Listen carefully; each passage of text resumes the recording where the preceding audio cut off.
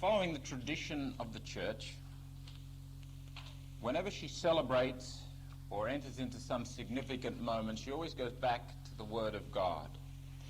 The Word of God, as the Council Fathers say, gathers the community together. This course we are about to embark on is a significant thing. I would like to begin this evening, as each evening, by going back to the Word of God, taking an appropriate reading, meditating on it for a moment, and using that, as it were, as the ground out of which the evening flows. This reading is taken from St. Paul's letter to the Philippians, chapter 2, verses 12 through 18. Therefore, my beloved, as you have always obeyed, so now, not only as in my presence, but much more in my absence, work out your own salvation with fear and trembling. For God is at work in you, both to will and to work for his good pleasure.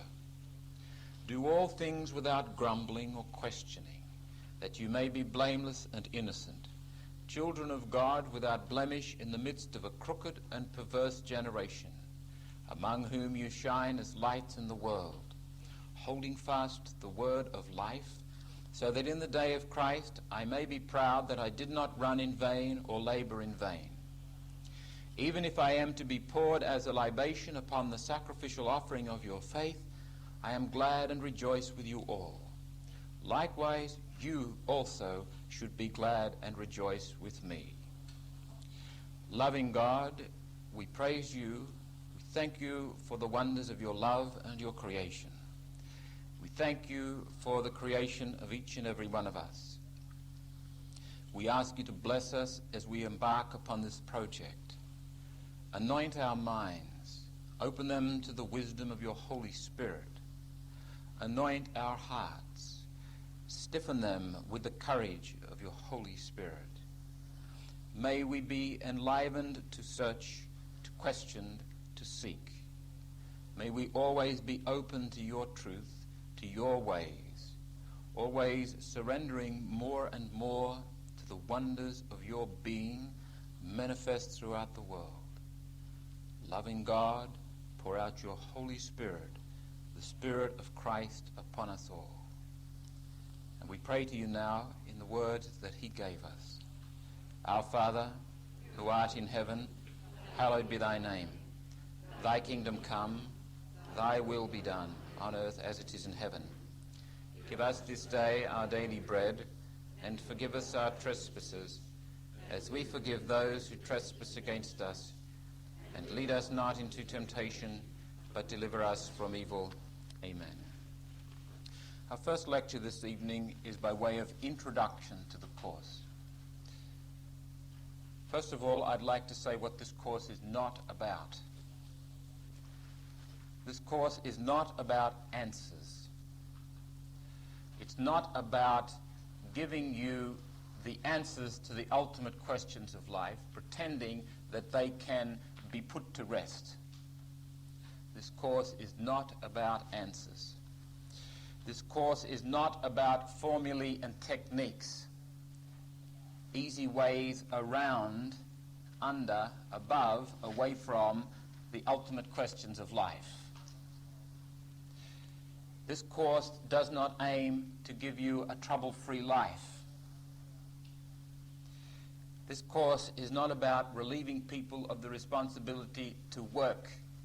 As St. Paul said in that reading we just took from Philippians, to work at your salvation with fear and trembling. We are not about relieving you of the responsibility to work at the project of your own life. What we are about is about the religious quest in the deepest sense of that word. And that is a work. That is a difficult, taxing, painstaking, subtle, complex, gradual work. I'd like to quote to you from the writings of Houston Smith, his book, The Religions of Man. On page 11, he says, "Religion alive confronts the individual with the most momentous option this world can present. It calls the soul to the highest adventure it can undertake, a proposed journey across the jungles, peaks, and deserts of the human spirit. The call is to confront reality, to master the self. Those who dare to hear and allow and follow this secret call soon learn the dangers and difficulties of its lonely journey. And here he quotes from the Vedanta, "A sharpened edge of a razor, hard to traverse. A difficult path is this, the poets declare." Science, as Justice Holmes was fond of saying, makes major contributions to minor needs. Religion, whether or not it comes up with anything, is at least at work on the things that matter most. When, then, a lone spirit succeeds in breaking through to major conquests here, he becomes more than a king, he becomes a world redeemer. His impact stretches for millennia, blessing the tangled course of human history. Who are the greatest benefactors of the living generation of mankind, asks Toynbee.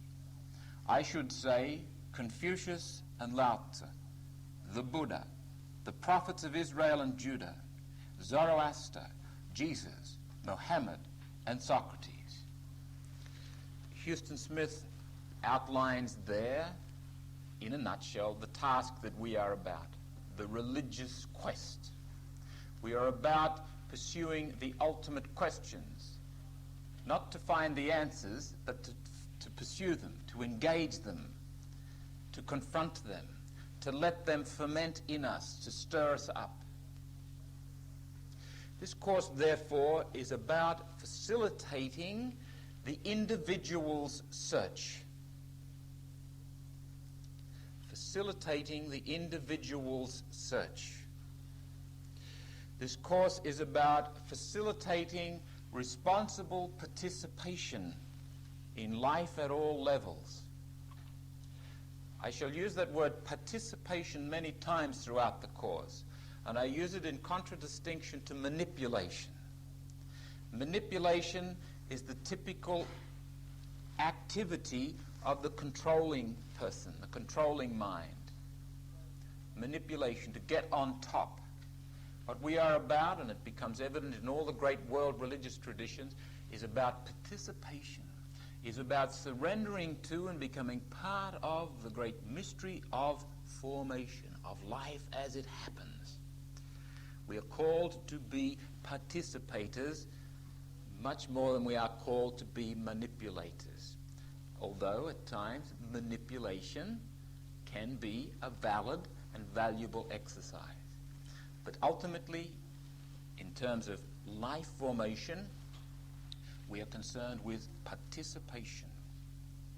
This course is about encouraging and orienting creative and imaginative work at the project of human and Christian formation. Now, I use the word formation, or life formation, human life formation, Christian life formation, rather than the word spirituality. The word spirituality has many overtones, has connotations and nuances so that it means many different things for many different people. For some people, spirituality is an allergy. It turns them off. It summons up views of people who get away from reality. That's what spirituality is about, according to some. Their gut reaction is allergic. For some people, they are so attracted to spirituality, and probably for the same reasons. It gets them away from reality. For other people, it's an involvement in reality, sort of, somehow, and it's to do something with prayer, isn't it? Or something like that. Spirituality, too, by the very name, seems to be talking about simply the spirit of the human person and nothing else. Well, nothing could be further from the truth. Spirituality, I suggest, is a valid name, but more often than not I will not use it. I'll use the word life formation, or more specifically Christian life formation, because we are concerned about life formation. Formation of the person, the human being, body, mind, and spirit. Not just saving our souls, but saving persons. There is an interesting moment in time that we are experiencing at the moment. A moment when many of the structures that stood us in good stead, that were credible, that helped us cope with life, have lost their credibility, no longer serve the purpose for which they were established. There is, I think, a very radical shift underneath that. There is a radical shift from a style of formation that was authoritarian and conformation towards an approach to formation that is more self-directive and co-formation. Let me just talk a little bit more about that, because I think it is an important movement that is beginning to happen, that is well underway. Different people are at different stages, can explain a lot of the heartache and distress in the church and society, can explain why a lot of people dash off and join cults like the Moonies and Hare Krishna, why they'll dash off and join Christian cults. In the United States, there's a tremendous boom of Christian groups that are extremely authoritarian. Extremely authoritarian. To be authoritarian, to be caught up in that kind of a life formation process, saves a lot of trouble. It can also be very, very efficient.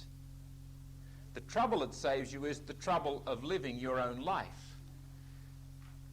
And what it begets is morally irresponsible people, morally immature people, people who don't have any in authority but live out of the out authority all the time.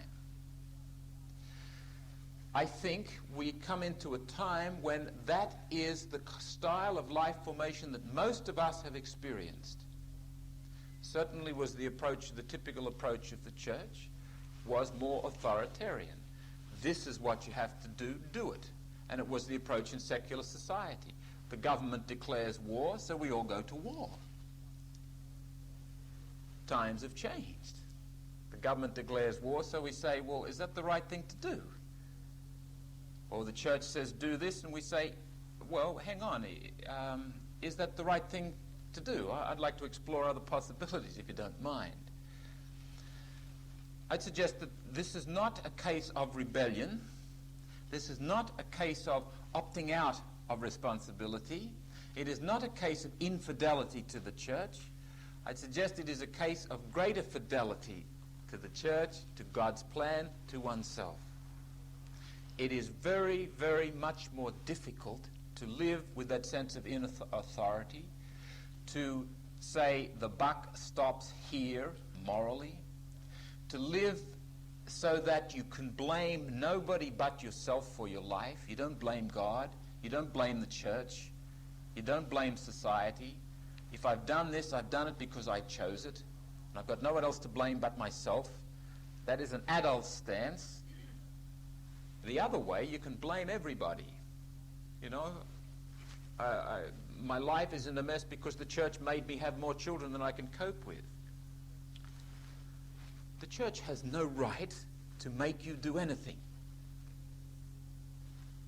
My apologies if that offends anybody, but has no right to make you do anything any more than any other person does. God doesn't make you do anything. God invites, God encourages, God rebukes, God scolds, but leaves you free. Yeah, there is some out there. That is the heart of the spiritual life. That is the heart of life formation. That is the heart of Christianity. The freely choosing good. This authoritarian mode, this conforming conformation mode, obedience comes down to doing as you're told. In this other mode, obedience comes down to choosing the good. That's the teaching of St. Thomas. That's the traditional teaching of St. Thomas. The virtue of obedience is not found in choosing, in doing what I'm told to do so much as it is found in choosing the good. There's no virtue in simply acting just in conformity, without freedom, without choice. There is this big shift. And if there's one thing we all dread in our heart of hearts, It's the gift of freedom. We are dead scared of being free because it means we are responsible. We are accountable. We can't shift the blame anywhere. And this, I would suggest, is why, in times of turmoil, authoritarian groups gather numbers. People look for certitude, security. People look for someone who will sort out the ambiguities, make things clear, will give them clear-cut teachings, will lay it out, what they're supposed to do and what they cannot do. There was a most extraordinary event happened in Madison Square Garden, 4 years ago now, 3 years ago, where the leader of the Moonies witnessed the marriage of some 5,000 of his followers, all of whom were given their spouses. You know, to imagine that in a day like today, not only in our day, but in the United States, where they love freedom so much. But what it does, it saves me the problem of making choices. Life is very, very difficult, very, very messy when you move this other direction. But whether we like it or not, that's the direction that the movement has been made. And it is in that context that we shall be talking about life formation in terms of encouraging, facilitating the development and the responsible use of freedom. And that is why, if I might go back to the very first point I made, this course is not about giving you answers.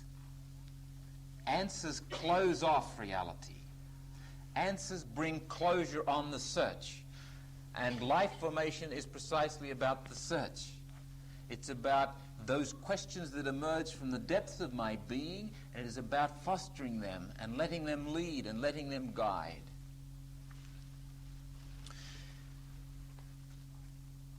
Both the church and society at large demand a new awakening, demand a new awareness of what is happening, demand a realistic and intelligent critique of what is going on. And in the science of Christian life formation that we are about, the basic, the primordial question that we'll come back to again and again and again, and I suggest you must live with this question, is what is happening? That's what life formation is about, being in tune with what is happening. In my relationship with this person, this man, this woman, what is happening? As distinct from what do I wish was happening? What would I like to be happening? But what is? The isness of it, the reality, the truth of it. In the church today, what is happening? In society today, what is happening? In my life today, here and now, in this concrete reality, what is happening? And in large measure, Christian life formation as a research project is about developing the methodology and the tools to allow that question, what is happening, to become operative in a practical, realistic way in my life. There is evidence that this new awakening is happening, both in society at large and in the church. There are people beginning to ask ultimate questions and do so in a way which says, I'm not prepared to have these questions fobbed off either with functionalistic answers, with pious platitudes, with dogmatic confrontations. I've got deep questions and I want someone to guide me. Don't cut me off with simplistic answers. Guide me. Help me to ask the questions. Help me to pursue the deepest longings of my heart. And interestingly enough, a lot of those questioning are very young. They are not satisfied to simply go to school, to simply go to tertiary education, get a job, settle down, marry, have children, and then have a middle-age crisis later on. Many young people are having the equivalent of a mid-age crisis very early on, somewhere between 18, 20, 22 years of age. It's an interesting thing in the process of life. When we are comfortable, we tend to take things for granted. We tend to move into a complacent mode of existence. We tend to become somewhat inert. Life has its critical moments when we, as it were, get tripped. Our nose comes up against the hard rock face of reality, and no longer can we take things for granted. It's like hanging a picture on the wall. You take your thumb for granted until you hit it with the hammer, and then it becomes figural. It becomes awfully important. So important that all your attention is on the thumb.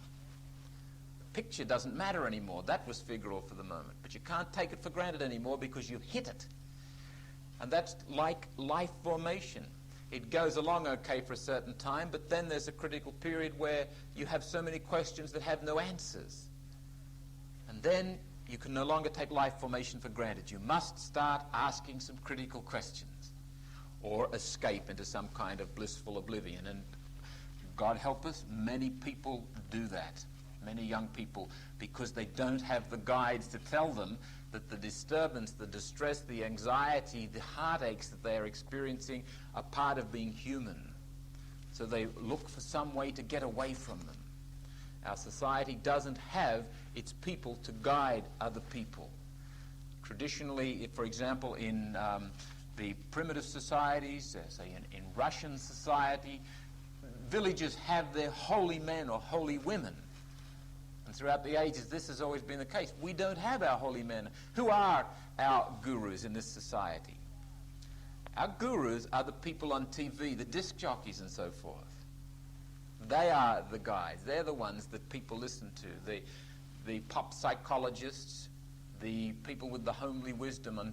But you don't get people who live in solitude and commune with the deepest mystery of life, who can speak out of that experience of purgation, of having come up against the darkness of life, can look you in the eye and look right through you and give you a word of wisdom that really cuts you to the heart. No, they will offer you some kind of a functionalistic solution, typically. Some way around rather than in. That we need a new awakening, and that it is beginning to happen, but particularly that we need a new awakening becomes evident to us when you begin to read some of the key thinkers of our time. I'd like to reflect on a few people who have written. The first one is Martin Luther King, Jr. In his book Strength to Love, published by Harper and Row in 1963, he writes, "The means by which we live have outdistanced the ends for which we live. Our scientific power has outrun our spiritual power." In other words, the transcendent dimension of life, that part of us that asks ultimate questions and seeks to follow them, has been somewhat shelved. It has remained immature, undeveloped. What has become highly developed in Western civilization is the functional. And we are light years ahead of ourselves, functionally. Interesting to note the debates now, particularly around medicine, over the ethics of certain medical practices. The potential for genetic engineering, the potential for transplants. How do we address these issues? I mean, technologically, we've got the equipment to do these things, but we find ourselves, and I think it's evidence of the awakening, we don't have spiritually, intellectually, the wherewithal, the structures to cope with the functional advancement. It was very interesting. A number of years ago, 1967, I believe it was, when Dr. Christian Barnard did the first heart transplant. World-breaking, pioneering thing. And he came here to Australia, and I was fortunate to be one of a small group of students who were invited to interview him. You might remember Gerald Stone's TV show. I've forgotten what it was called, This Day Tonight or something. It's a whole half an hour with Christian Barnard, and we sat around and asked him questions. And the question that I asked him, I still remember it so well because it stopped him in his tracks. I said, I was reading an article recently, and the author was a neurologist from the United States, and he said, in about 20 years' time, we will be able to transplant heads. Now, significantly, Christian Barnard had been talking about when is a person dead. I mean, you can't go and take the heart of a live person, surely. So The way for telling death is you use the brain wave. If they're brain dead, they're dead. So that raises problems. I said, well, supposing it is possible to transplant a head, would you do it, Dr. Barnard? And he paused for a moment and said, it's not possible. I said, but if it becomes possible, would you do it? And he said, no, I wouldn't. And recently, he's changed his mind. He said he would. So I've been told by neurologists since that it's really a long way down the track because there's so much surgery microsurgery would have to go on in terms of linking up nerve endings and so forth. Or you might be able to do it but leave the person completely paralyzed. But, however, in other words, there was a mini incident of a person being caught out. It was a little bit unfair, the question, but I use it as an example. Technology might be able to do this, but is the human spirit able to cope with it? And the same with the whole business of surrogate mothers, the business of looking at the early stages of the embryo and doing genetic engineering on it, discerning whether, sort of discerning through computer programs, etc., whether or not you're going to have this kind of a baby or whatever. Would you like blue eyes or brown eyes? Would you like a tall one or a short one, a strong one, or etc., intelligent or arty? These are the kinds of things technologically people are talking about that spiritually we can't cope with those kinds of things. Somehow or other there's a dislocation there. There is a need for a new awakening, a new and deeper sense of what we are about as human beings. It's not good enough for us to sit around and say technology is bad. All these advances should be stopped. Nor is it good enough for us to simply say that every advancement in science is progress for the human race. There are some very serious questions, and I don't think there are any simple answers. There certainly aren't. But part of the response has to be a reawakening of the deeper religious dimension of life where people become aware of the ultimate questions, the ultimate issues, face up to the deepest project of what it means to be a human being. In another book called Stride Towards Freedom, the Montgomery story, this was published in 1958, the same author, Martin Luther King Jr., says, "Those who passively accept evil are as much involved in it as those who help to perpetrate it." Again, there is a danger as we look at society and the turmoil and so forth that there's just too much trouble. I'm just going to withdraw into my own private little world and leave things alone. The whole project of Christian life formation involves getting into reality where you are, wherever that is, in whatever way God has gifted you. Not to withdraw, but to participate, to enter in, not to go around, to avoid, but to become part of. Otherwise, if you just sit on the sidelines, as Martin Luther King indicates, you're responsible for what's going on in terms of not getting involved. Another author who is interesting in his comments on contemporary society is Alexander Solzhenitsyn. In 1978, at his commencement address at Harvard University, it took me a while to work out why the Americans have their commencement ceremonies at the end of the year. When students have finished everything, they have their commencement ceremonies. Of course, it's their commencement in the workforce and going out in the world for the first time. But at the commencement address in 1978, Solzhenitsyn spoke about the spiritual exhaustion of the Western civilizations. Spiritual exhaustion. He writes, "How short a time ago the small world of modern Europe was easily seizing colonies all over the globe. It all seemed an overwhelming success. Western society expanded in a triumph of human independence and power. And all of a sudden, the 20th century brought the clear realization of this society's fragility." He goes on later in the same address, how did the West decline from its triumphal march to its present debility? Have there been fatal turns and losses of direction in its development? It does not seem so. The West kept advancing steadily in accordance with its proclaimed social intentions, hand in hand with a dazzling progress in technology. And all of a sudden it found itself in its present state of weakness. This means that the mistake must be at the root, at the very foundations of thought in modern times. I refer to the prevailing Western view of the world, which was born in the Renaissance and has found political expression since the Age of Enlightenment. And that mindset, or that worldview, Solzhenitsyn describes as rationalistic humanism or humanistic autonomy, the proclaimed and practiced autonomy of man from any higher force above him.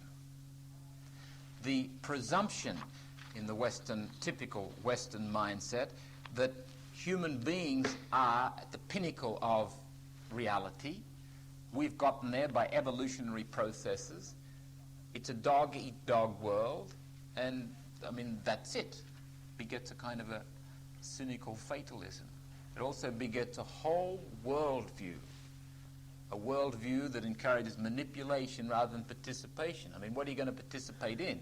The dog-eat-dog world. You would say, well, that's participation. That's not participation, that's manipulation. Solzhenitsyn is very definite in his condemnations of Western civilization and its underlying rationale.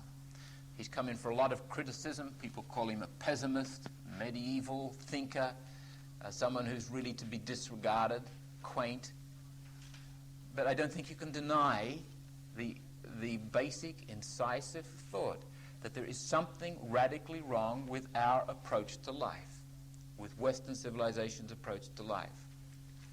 Another thinker, and it's very interesting to reflect on this fellow because in many ways he's poles apart from Solzhenitsyn, is Erich Fromm, who died a couple of years ago. A man who has as far as I'm aware, had no religious affiliations or sympathies at all. But in his book, To Have or To Be, he points out that there has to be a radical change in Western people's mindset if Western civilization is to go on. It's radically flawed. He writes on page 165 of that particular book, assuming the premise is right, that only a fundamental change in human character from a preponderance of the having mode, and here whereas Solzhenitsyn might have led into the distinction between participation and manipulation, for Fromm the major distinction is between having and being. If you like, there are three modes of existence that human beings must participate in to some extent. The being mode, the doing mode, and the having mode. We are all the time, one way or another, caught up in those three modes. If our emphasis is on the doing and or the having, we tend to underemphasize the being, and we tend to set up a whole line of consequences in our life formation. For example, Fromm would suggest that overemphasis, overprizing of the having mode leads to a kind of a consumerism that leads to injustice, leads to a whole process of social injustices, where people become intent on possessions. People measure their worth by possessions, by what they have or what they do not have. Father Pedro Arrupe, the former Jesuit Superior General, in a very moving address to religious in Canada a number of years ago, called for not only religious but for Christians to give some lead in this matter, that we must cease to be homo consumens, consuming people, and become homo serviens, serving people. That the consumerism, the having mode, dominates our approach to life formation. And we're all part of a society in which that dominates. Erich Fromm goes on. The question arises, is large-scale characterological change possible?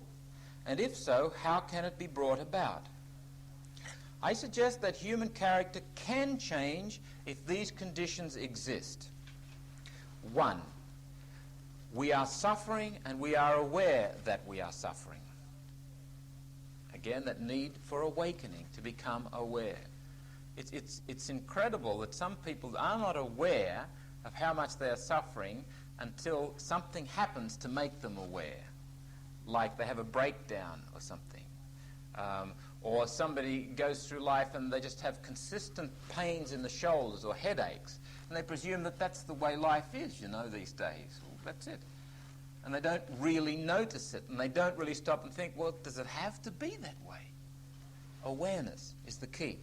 We are suffering and we are aware that we are. 2, we recognize the origins of our ill-being. We recognize its roots. Where is it coming? Why is it happening? 3, we recognize that there is a way of overcoming our ill-being. It's possible for things to be different. And here the whole question of imagination becomes very important. Some people don't have very good imaginations. They only see things in certain fixed ways.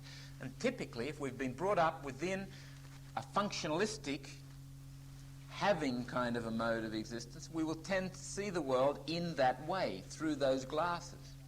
Very interesting little example, not of the having mode of existence, but in terms of getting stuck and not seeing other possibilities, happened to me this morning.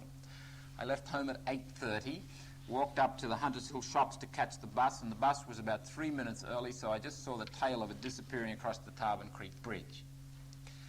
Now, I sat down there. It was about 10 to 9, and then, at about 20 to 9. Then at about 10 to 9, a Woolwich ferry bus came along. It would have been an ideal bus for me to catch, down to the ferry, catch the ferry right down here and go. I was thinking 5:18. That's the bus I've got to get, the 5:18. When's the next 5:18 coming? And the Woolwich ferry bus was, again, the tail was disappearing over the Tarban Creek Bridge, and I realized I could have caught that bus. I was fixated on 5:18. My imagination was locked in, so another possibility didn't arise. And that's a very, very tiny example, but blow that up into much bigger things like politically, economically. Are there other possibilities? We find it difficult to imagine them. What society needs now are people who can imagine other possibilities.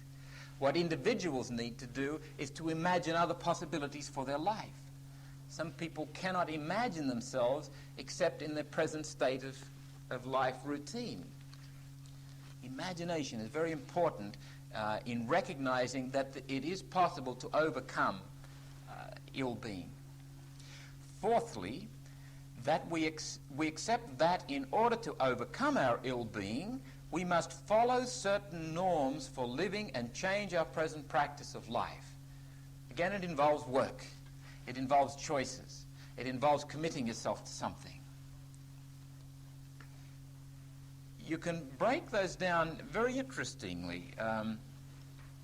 The 4 points, when I was thinking about them, they all hinge around awareness. First of all, awareness that. And that starts in the present tense. Awareness that. In other words, awareness of what is happening now. Awareness that.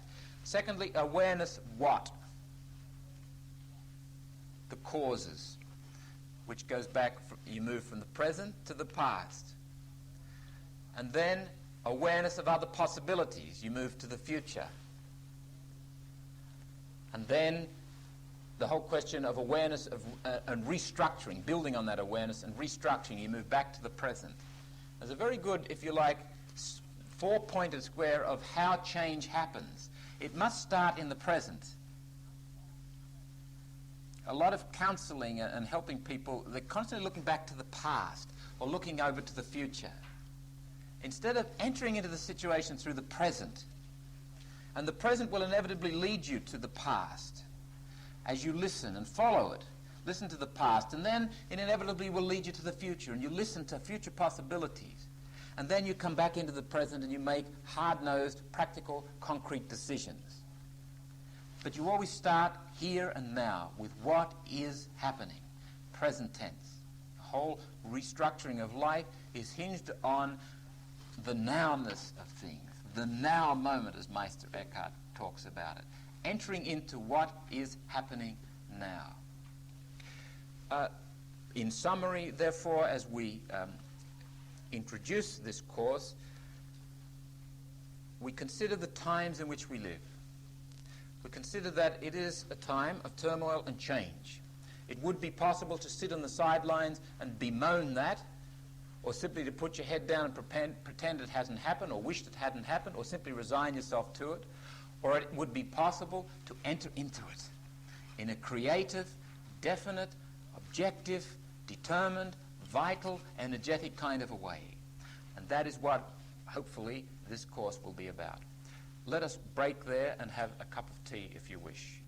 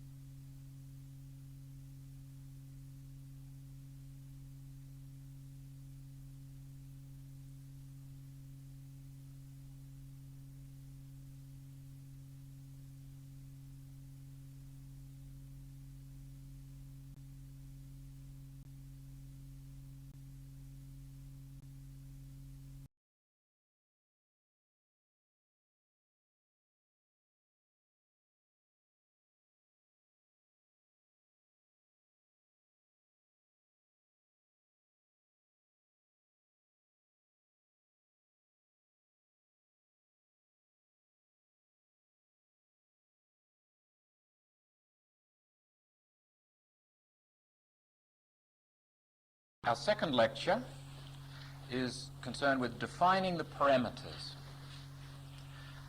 That is, where does this whole process, this course, go?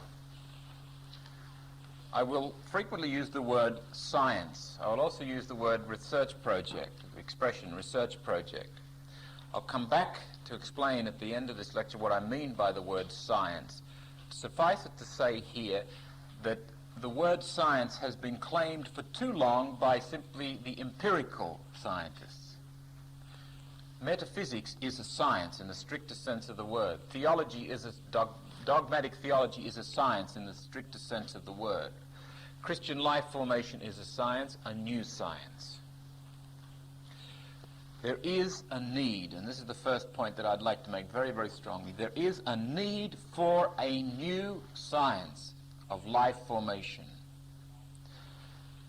spirituality, Christian life formation in particular.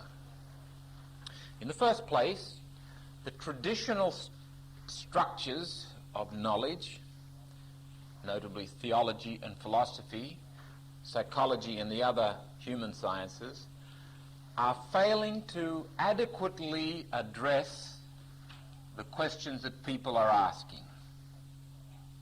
The ultimate questions, the questions about meaning and purpose, about how to live a sane, meaningful, purposeful human life.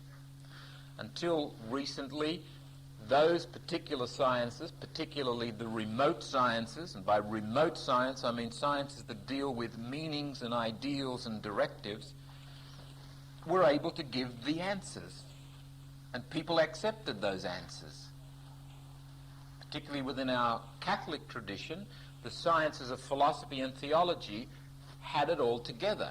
And if you wanted to know what the meaning of life was, what the purpose of life was, or how one could be happy, etc., you went to the remote scientists, typically the priests, theologians, philosophers.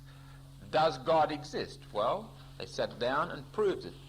And through the one or other of the proofs for the existence of God. And that seemed to satisfy people. In the 60s, you had a tremendous rush towards the proximate sciences. Sciences are proximate when they deal with the nitty-gritty here and now, concrete, practical situations. Sciences such as psychology, anthropology, sociology. There was tremendous vogue for these sciences in the 60s. The remote sciences, and I don't use the word remote in a negative sense, they are absolutely essential. They are valid in their own right, but they are not adequate to the ultimate questions of lived formation. Psychology offered some hope. People surged towards these classes, and particularly in the United States and universities, the classrooms where psychology lectures were being offered were chock-a-block in the 50s. People wanted to know the answers to life, and psychology seemed to have it all. But now people are beginning to, the psychological myth has run its course to a large extent. And people are beginning to say, look for responses from some other field. The failure of these traditional sciences and traditional structures requires us not simply to come up with some new bag of tricks, but it forces us to look at the whole question of life formation in a scientific way, to provide some place to stand intellectually while we address these ultimate questions. No longer can you stand simply within the field of theology, or simply within the field of psychology, or simply within the field of philosophy, or simply within the field of anthropology. Although all these sciences are still valid and we must listen to them, there has to be some other place to stand intellectually. Paul Ricoeur, the French social philosopher, has made an interesting and I believe insightful comment on three great thinkers of the last century coming into this century. He's called them the three masters of suspicion. And these three thinkers have influenced tremendously the way we think, have influenced the modern Western mindset, the way we consciously are present to the world. The three thinkers are Marx, who died in 1883, Nietzsche, who died in 1900, significantly at the turn of the century, Freud, who died, I think, in 1940. Masters of suspicion. Remember the analogy I used of putting up a picture. You hit your thumb, and all of a sudden your thumb, which you took for granted and didn't even spare a thought for it before, suddenly becomes very important, figural, stands out, literally. Now, these masters of suspicion began to ask questions and set afoot a debate which has really altered the way people approach life. Marx questioned effectively and very pointedly the whole economic and social system of his time. And still today, the world reverberates with Marx's questions. You may not agree with Marx's solutions to the questions he raised, but you've got to address the questions he raised. And you find, for example, coming out of South America now, the so-called liberation theology. There seems to me to be an enormous amount of good there. These people striving to bring theology down from simply being a remote science to address the lived situations of people. That you cannot theologize about God and about Christ while there's gross injustice happening there. It just doesn't make sense. And they are using many of the critical analyses of Marx, rightly or wrongly. I'm not competent to judge that. I'm not a theologian, nor am I a social philosopher. However, the questions are there. Marx, a master of suspicion, has put some grit in the shoe of society and will limp until we deal with these questions that he has raised. Another master of suspicion, Nietzsche. Nietzsche's magnificent fable of the madman who comes into the marketplace should be read by you all if you can get a hold of it. He describes this madman who comes with a lantern into the marketplace and asks the people, where is God? Asks about the existence of God. God is dead, he proclaims, and he smashes the lantern goes out. The churches are the graves of God. That was like in the 1860s he wrote that. In the 1960s, lo and behold, we have, out of nowhere, the God is dead debate. For people, just making a brief digression here, for people who don't think academic pursuits have any influence on the marketplace, they ought to consider that instance. Nietzsche's questioning eventually filtered down and found its way into our whole questioning about the perception of God and about the perception of religion. we typically tended to take God for granted. And then all of a sudden, Bishop Robinson comes out with his Honest to God book, and we start to wonder. And we start to question. And now you have, as a common occurrence in retreats and in religion classes and so forth, people being asked to write down their perception of God. Who is God for you? That would never have happened 100 years ago. We start to question the whole, not does God exist. The God is dead debate is not about the a philosophical question about the existence of God. It's about the meaning of God, the reality of God, whatever that is.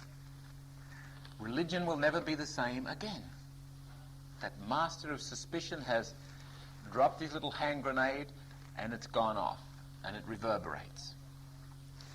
And the other great master of suspicion, Freud. There were a group of us talking recently about canonization procedures and saints. And there's some questioning about, say, Maria Goretti or Therese of Lisieux, and some of the historical exegesis on the documents associated with Therese of Lisieux shows some interesting cover-ups. Not that they've discovered that Therese of Lisieux was a bad person and should never have been canonized, quite the contrary. But they discover in what her real sanctity existed. Her sisters, some of whom were her siblings, covered up and painted her in a nice rosy picture, you know, the little flower, sort of someone above humanity, above the mess. No one ever spoke of her thoughts of suicide. No one ever spoke of her deep, dark, tormenting loss of a sense of God before she died. No one ever spoke of her tremendous courage in facing death with no sense of God, with the gut feeling that God doesn't even exist, that death is an abyss, an annihilation. What courage! I mean, there is sanctity. And when you see the pictures of Therese of Lisieux holding the crucifix and the gladiolis, is it?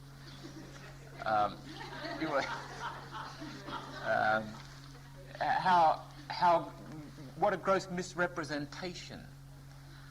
Now, far from putting Therese of Lisieux down, I'm hopefully indicating where her true sanctity lies. Now, the question arises, because of the suspicion that Freud has put into our minds and made us not only suspicious, sometimes even skeptical, even cynical, but simply aware of the complexity of human motivation, will we ever have the nerve to canonize anybody again? I hope so, because we need our guides, our saints, people we can look up to. But I hope canonization doesn't mean that we are naive enough to think that these people were not human, did not have their struggles. It would be interesting, and it might be a little exercise that you could do to, number one, reflect on a model of holiness. What is a holy person? And number two, describe what for you would be a canonizable person these days. One candidate I think of is a woman. Not too many women in proportion have been canonized over the years, mostly male and mostly celibate. A woman who died when she was 84, did nothing extraordinary. She got married when she was 22 and reared 6 kids and loved every minute of it. She had some painful times. She argued with her husband. She dropped a bowl of jelly over his head on more than one occasion. She got very anxious when the kids were coming in late. She sometimes burnt the meal because she wasn't feeling well. But she did her best to be a damn good housewife and mother, and that's all she was. And the church canonized her. That's one little flight of fancy I have. One day someone will be canonized just for being an ordinary person. A very ordinary person. And more evidence that things are changing, that our consciousness has changed. These masters of suspicion, Marx and Nietzsche and Freud and so forth, have fed into the system questions that make us see the world differently.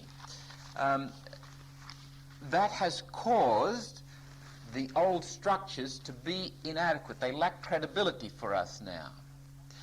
A quotation here from Peter Berger, the Lutheran sociologist in the United States, from his book Facing Up to Modernity, pages 227, 228. In 1961, and certainly all through the 1950s, there was, to be sure, a certain malaise in American Protestantism. It was limited to relatively small circles within the churches. The situation could not be more different today. Mainline Protestantism is marked by a widespread demoralization that has been called a general failure of nerve. Its expressions range from masochistic self-laceration to hysterical defensiveness. The Catholics, who back in 1961 still seemed to be sitting pretty on the Rock of Peter, are now looking for plausible lifeboats with the rest of us. Christians, like other people, are creatures of habit. And this next observation is an interesting one. I think that many in our churches today can be described as being in search of a culture with which to identify. Looking for some identifiable structure system of life that has credibility for them, to which they can commit themselves, within which they can feel a sense of belonging. We don't have it. That is part of the heartache and the distress of our time. And it means that we look like fools sometimes. We do things that are silly, irresponsible maybe, that history will look back and say it. But ours is the sad and exciting and anxious and distressing and wonderful and exhilarating time in which the old has faded away and what is with us is possibility rather than certainty. The Chinese, I believe, have a curse. May you be born in an exciting time. It's great, people say, aren't these times exciting? Exciting times mean anxiety, mean that a lot of people get crushed to death, mean transition, major shifts happen in power and so forth. Yes, it is exciting. The possibilities are fantastic for the church, for secular society, for the world. The possibilities for good and the possibilities for evil. And whether or not it goes one way or the other within the ambit of my life will depend in large measure on how I give myself over to what is happening, how I participate, how creatively, how vitally, how energetically I participate. Another reason why I say there is a need for a new science of life formation is that some of those structures that were part of the life formation system of the church were, I would argue, inherently deformative, as distinct from those structures which simply ran their course, that history has made obsolescent, I think, but served well in their time. I think there were structures, and I'm not talking about necessarily physical, obvious institutional structures, I will exemplify it in a moment. There were structures that were, even in their own time, bad. We can't excuse them by saying, well, they were okay then.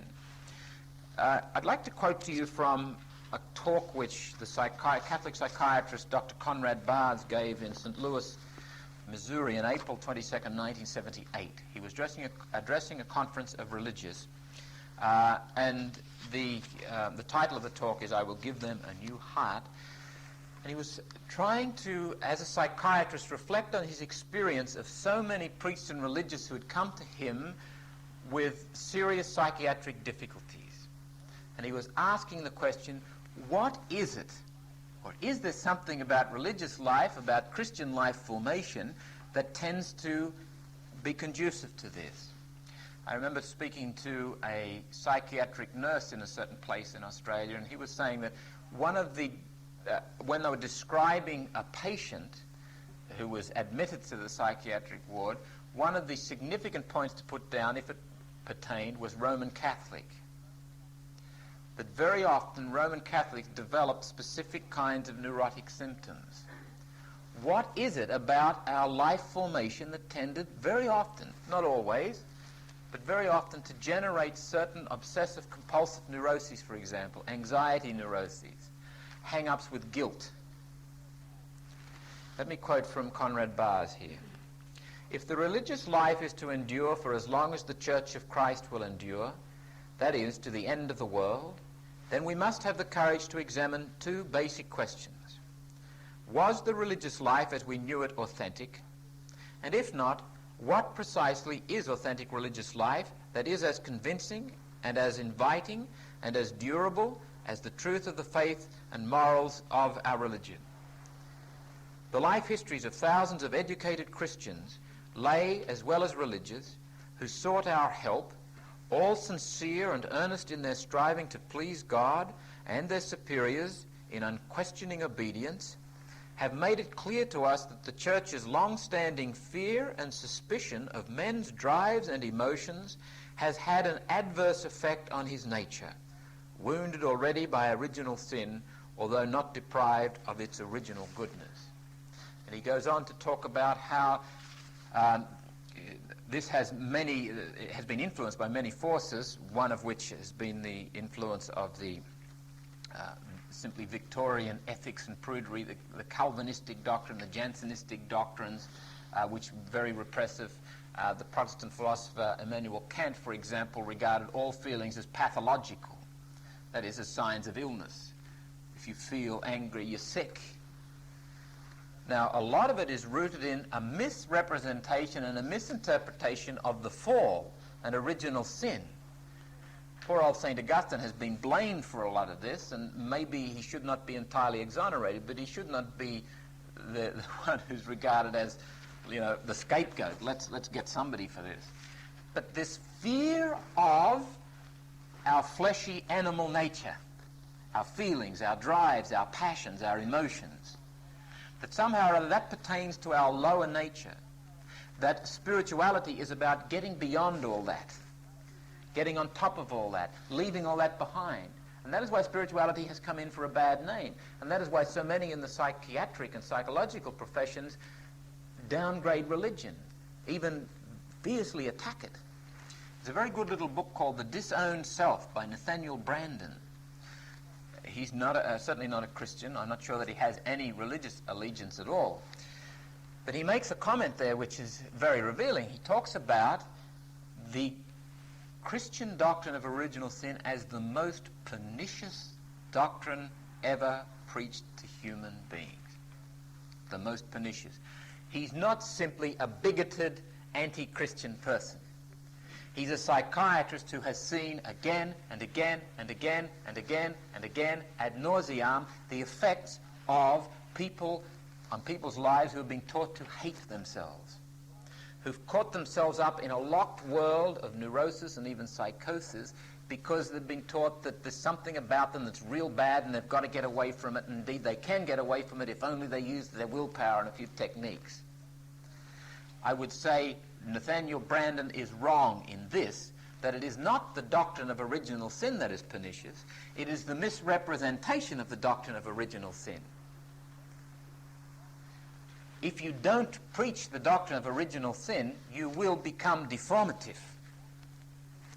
I think of all the doctrines of the Christian faith that is the most easy to accept, it's that of original sin.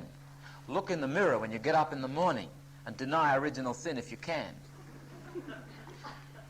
It's much easier, I think, to believe in original sin than it is to believe in a God of love. Original sin stares us in the face all the time. It's in your bones, that brokenness, that fallenness.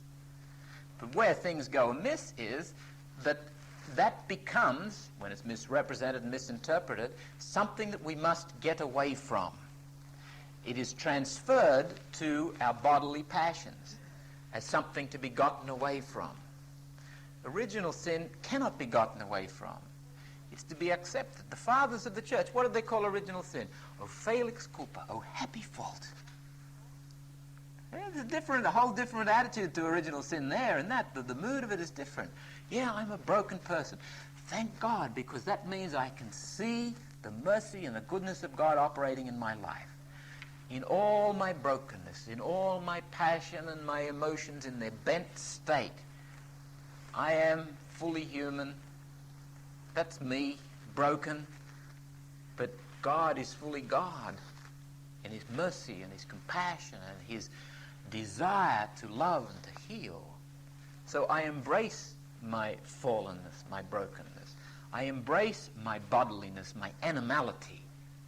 And incidentally, going back to Freud, I think one of Freud's great contributions to the world was bringing people back to the factuality of their animality. Freud rubbed our noses in it and we hate him for it. Poor man will go through history hated for reminding us of our animality, for reminding us that we cannot get beyond our limitations. And that, incidentally, is one of the central challenges, struggles of Christian life formation. Coming to terms with, owning, and learning to love yourself as a broken person, as a limited individual. We all strive to be heroic, to go beyond the limits. It's in our bones. We'll talk about transcendence, and ironically, it is part of the transcendence. We all want to get above the brokenness, above the mess, set our lives in order.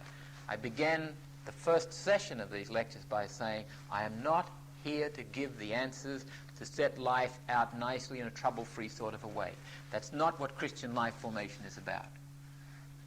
Practically speaking, in the deepest sense, it is about coming to terms with the fact that I can't get it together, that I never will, that I can never really get rid of my brokenness. Getting back then to this question of the need for a science, and we'll have to move on, I would encourage you also to read a book by Pierre Solignac, S-O-L-I-G-N-A-C, called The Christian Neurosis.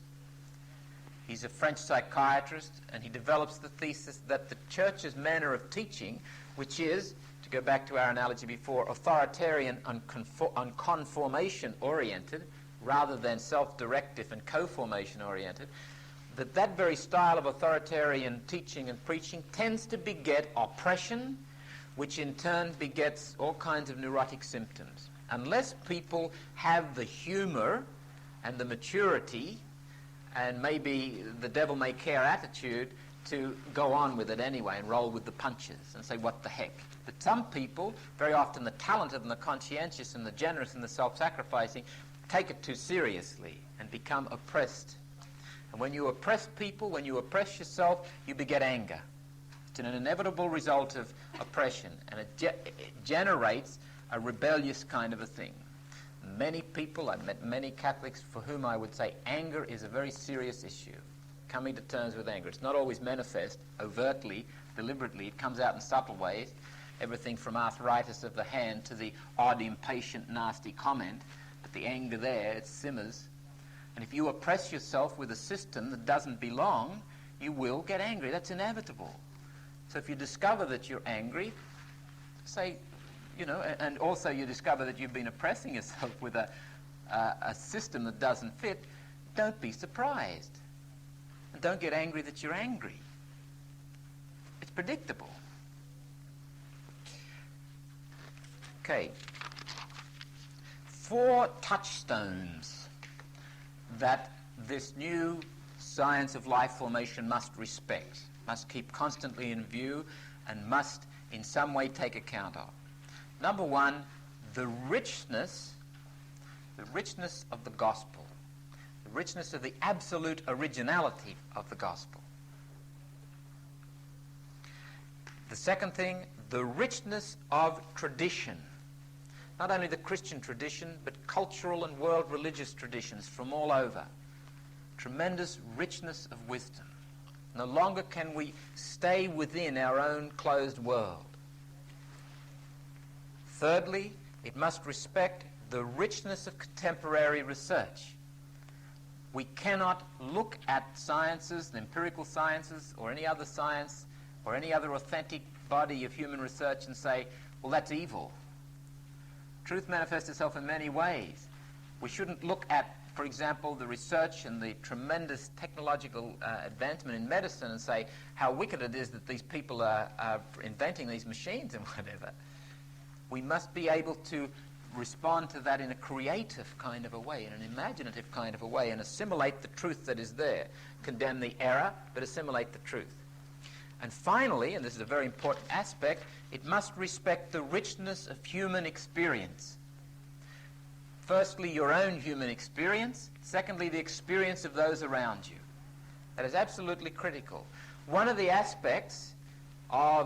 consequences of an oppressive mode of teaching based on a misrepresentation of the fall that says we have a lower nature that is bad and must be gotten rid of, put down, risen above, one of the consequences of that is we learn to mistrust our experience. We learn to deny our experience. There is a whole reversal, a whole new skill has to be learned in listening to our experience. Not in the sense that my experience becomes the guiding light for my life, and if I feel like doing something, I do it. I mean, that was the naive mythology of the 60s, and we have, I hope, grown somewhat beyond that. What I'm saying is listen to your experience. Your experience of life is as authentic and as valid and as valuable as anybody else's experience of life. Ground yourself in your experience by listening to it. In the whole project of Christian life formation, where do you begin? In your experience. Where you are. What is happening there? So this whole new research project must respect experience. Okay.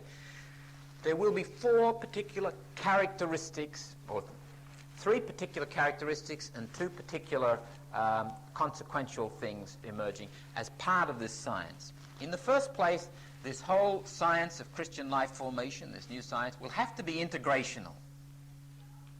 That is, it will have to be able to integrate, assimilate the findings of any science pertinent to human formation, whether it's music or medicine, philosophy or psychology, literature or art, whatever. Anybody who has researched anything that is pertinent to human life formation must be accessible, must be able to be assimilated. Now here we've got to distinguish between integration and eclecticism. Eclecticism going under the name of integration. Courses set up that pretend to be integrational. And what it amounts to is side-by-side teaching. Give a little bit of scripture, a little bit of psychology, a little bit of this, and a little bit of that, and what you end up is a potpourri. There's no genuine integration happens. Integration happens when there is a scientific infrastructure there to promote the integration. You don't get integration automatically by feeding people a whole lot of different insights. Very often you just get confusion and a dislocation and a floating kind of a thing. And here, this whole integrational process is painstaking, sometimes is dry, always it is gradual and subtle. Secondly, the second characteristic of this science is it will be concerned with foundational elements, foundational principles, either absolute or relative. Absolute foundational principles are those, absolute foundational principles of life formation, are those that apply across the board to all human beings in all places at all times. Now obviously there are not a great number of those, or at least not a great number that are known to us. Relative foundational principles are those that apply to some human beings under certain circumstances. Now here can I make a distinction that is grounded in that distinction between special spiritualities and foundational spirituality. Traditionally in the church we've not made the distinction. We have, I would suggest, over the last 400 years in the West anyway, been subjected to special spiritualities as if they were foundational, as if they applied to all people. For example, with all due respects to the Jesuits, I think Jesuit spirituality has tended to be imposed wholesale on the church, particularly on religious life, through religious on the laity. And might I add, a misinterpretation in some measure of St. Ignatius at that. Jesuit spirituality is an authentic, valuable, rich, special spirituality that does not apply to all Christians, that is not valid and valuable for all Christians, any more than the Mara spirituality, the Franciscan spirituality, or the Carmelite spirituality is. These are special spiritualities, and you do violence to people if you impose it upon them. In recent times, for example, the 30-day retreat has become, amongst many religious, the thing to do. If you haven't done a 30-day retreat, you've not quite entered the whole realm of the spiritual giants, the front runners. I did a 30-day retreat in California, and Father Hodek, who is the chairperson of the Jesuit Theological Faculty at Berkeley University, gave some of the lectures. He has directed more than 200 people on 30-day retreats, and his comment was very interesting, namely that he thinks there's a debate about the purpose of the 30-day retreat. Is it a forum for decision-making, or is it a forum of prayer, a school of prayer? He comes down on the side of it's a school of prayer. It teaches people to pray. And he said, as a matter of fact, if people have advanced or developed beyond the kind of prayer that is taught in the first week of the exercises, they shouldn't do them. That's not Whelan, that's Hodek, who I regard and is regarded as a highly specialized person in the exercises. And it stands to reason. One of the wonderful things that is happening now, we're beginning to discover that there are special spiritualities, and there are all kinds of possibilities. But it is important, when we're working in this whole new area of research, to discover what matters. Special spiritualities endure because they have foundational principles in them. They have nuanced them in a certain way so that they appeal to certain temperaments and so forth. But they have foundational principles in them, and if they didn't have those foundational principles, they wouldn't endure. It is the foundational principles that we are most concerned with, whether they be absolute or relative. Thirdly, this science must be, and again I emphasize this, experiential. It is not a priori, it is a posteriori, to use the classical categories. That is, you don't go from theory to practice, you go from experience to theory. You start in experience, and this is the primary mode of integration, incidentally, whereby people depth their experience, are enabled to listen to their experience and hear what is happening in them. And it's a fascinating thing when you start to depth human experience, that far from generating individualism and isolation and withdrawal and selfishness, what it generates is communion, because people begin to discover in the depths of their being universality. As Carl Rogers was fond of saying, what is most personal is most universal. Fascinating thing. So that if you get people in a group honestly listening to their experience, apropos of some particular thing, so long as the reaction is similar, you'll find a certain commonality. Even if their manner of experiencing it was different, you'll find foundational principles begin to emerge. And can I say a practical point with regard to actually doing this course? It is better if you can get with somebody and talk about what's happening, what you are experiencing. And don't get into debates or arguments. Simply get with someone who can listen to you and encourage, and then you listen and encourage. And that way, people's experiences purge each other, support each other, enlighten each other. There is input on the basis of information. You do reading, and your experience is constantly being validated by the experiences of others. And this is where the objectivity comes in. So you don't simply withdraw and isolate yourself. Test your experience. Put it in dialogue with a whole lot of other sources, like the reading, like the information in these lectures, like other people's experiences, like the teachings of the church, like the Bible, etc.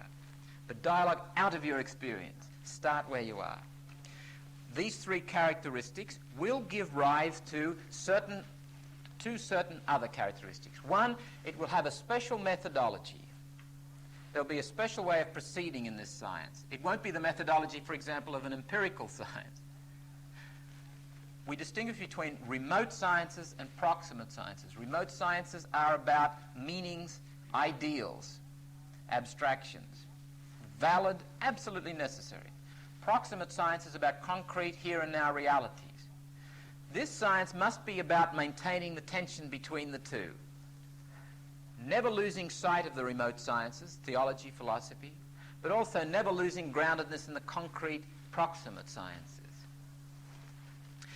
And finally, and disappointingly, but necessarily, this science must have its own language.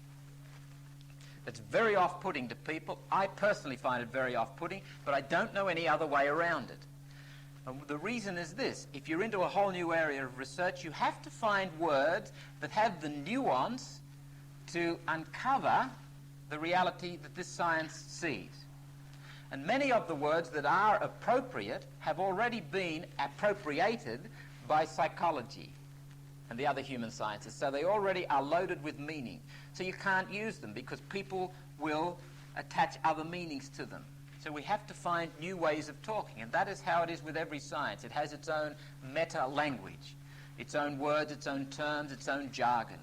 It's unfortunate, it's horrible, it often sounds elitist, it's all those kinds of things. If anybody can come up with a way around that one, I'd love to talk to them. I will try to avoid jargon as much as possible. I will try to avoid using words that are too technical or whatever, but sometimes it is just not possible. Finally, reflection on the word science. What do we mean by calling this a science? A science is any distinct research characterized by its own specific aims, developed through objectively verifiable methodology, and giving rise to a coherent and expanding body of knowledge. Distinct research characterized by its own specific aims. And the specifying goal of this science is human experience insofar as it is formational. We take human experience and we say, what is happening here? What are the forming dynamics? So that we can begin to participate in a creative way, so that the dynamics don't deform, but are creative and form. It will be developed through objectively verifiable methodology. It can't be simply purely subjective. It has to be objectively verifiable. And it gives rise to a whole new coherent and expanding body of knowledge, which we can call the science of foundational human formation, the science of formative spirituality, the science of foundational human and Christian formation. And I'm not going to run a competition, but if anyone can come up with a good name for this whole new area of research, you're most welcome.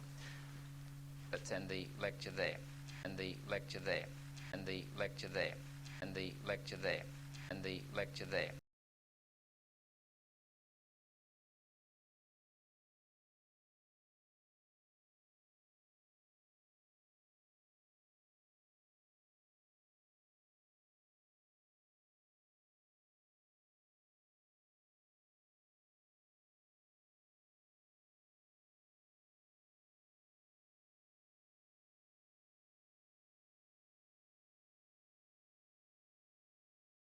Us with your creating, your loving and wise spirit.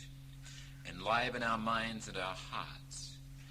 Quicken our hearts to perceive, to hear, to listen with sensitivity. Quicken our minds to see, to grasp the truth, to be able to affirm what you affirm, to see what you see in your creation. Allow us to become participators, appreciative people of what you have made in this cosmos, in our lives, in all the circumstances within which your Holy Spirit works. Let us pray to the Father in the words that Jesus has given us. Our Father, who art in heaven, hallowed be thy name. Thy kingdom come. Thy will be done on earth as it is in heaven. Give us this day our daily bread, and forgive us our trespasses, as we forgive those who trespass against us. And lead us not into temptation, but deliver us from evil. Amen. Tonight's topic, first of all, is the mystery of formation. The mystery of formation. First point I would like to make in our reflections on that is that as you look around you in the world in which we live, there is an evident fact. What we see is a constant process of interrelated giving and receiving of form. There is a constant changing, a constant giving and receiving of shape, of form, not only physical form, but spiritual form, psychological form. People, events, and things are constantly changing shape, no matter how subtly, no matter how imperceptibly. It is happening. It is part of life. Life is constantly in process. You can see it at the level of material things. For example, a plant. A plant grows from the seed, or the seedling begins to unfold and develop. In that process, there is a giving and receiving of form. The plant is changing shape, and so are the things around it. The sunshine, the air, the water, the chemicals. It is a constant process. And you can see the effect a plant can have more subtly, not only materially, physically. If, for example, this room, which has no plants in it, were to be hung like a greenhouse, someone was to hang pot plants from all the ceiling, there were huge pot plants along the walls, it would change not only the physical shape of this room, but the psychological shape of it. You would feel different when you came into it.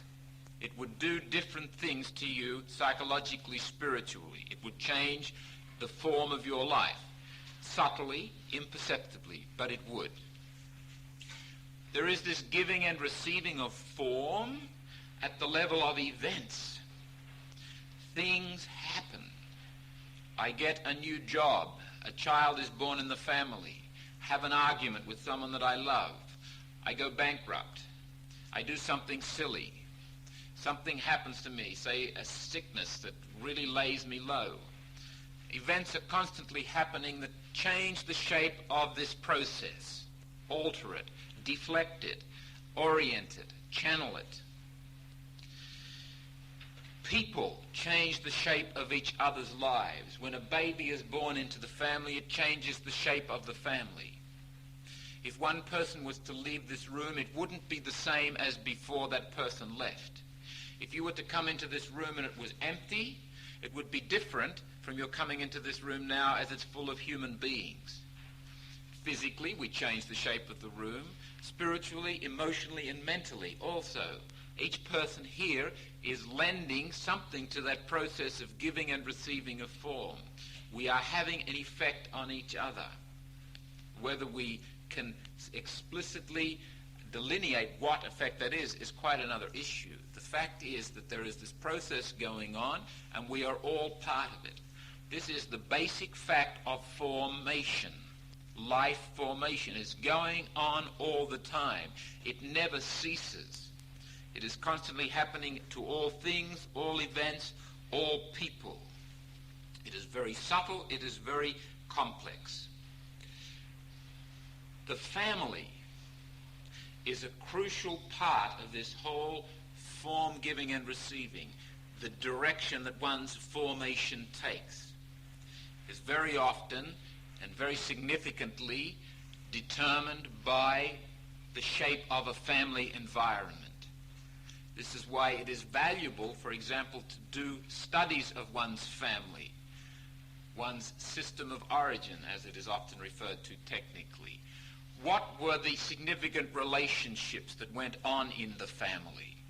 What was the environment within which I was born? Was there tension? Was there peace and equilibrium? Was there anxiety? Was I the 13th of 13 children, or was I the first of one child? Were we living in the city? Were we living in the country? Significant questions, all of which lended shape to your life. If you want to understand where you have come from in formation and participate more creatively, I would suggest the more you can find out about yourself and what has helped to shape your life, the better. The family, or the substitute for the family, if it may have been an orphanage, for example, is highly significant in that formation process, in understanding the stuff you have to deal with in your life. The second consequence of understanding this, or one of the consequences, is a very simple one, and it sounds trite to say it, but it is important.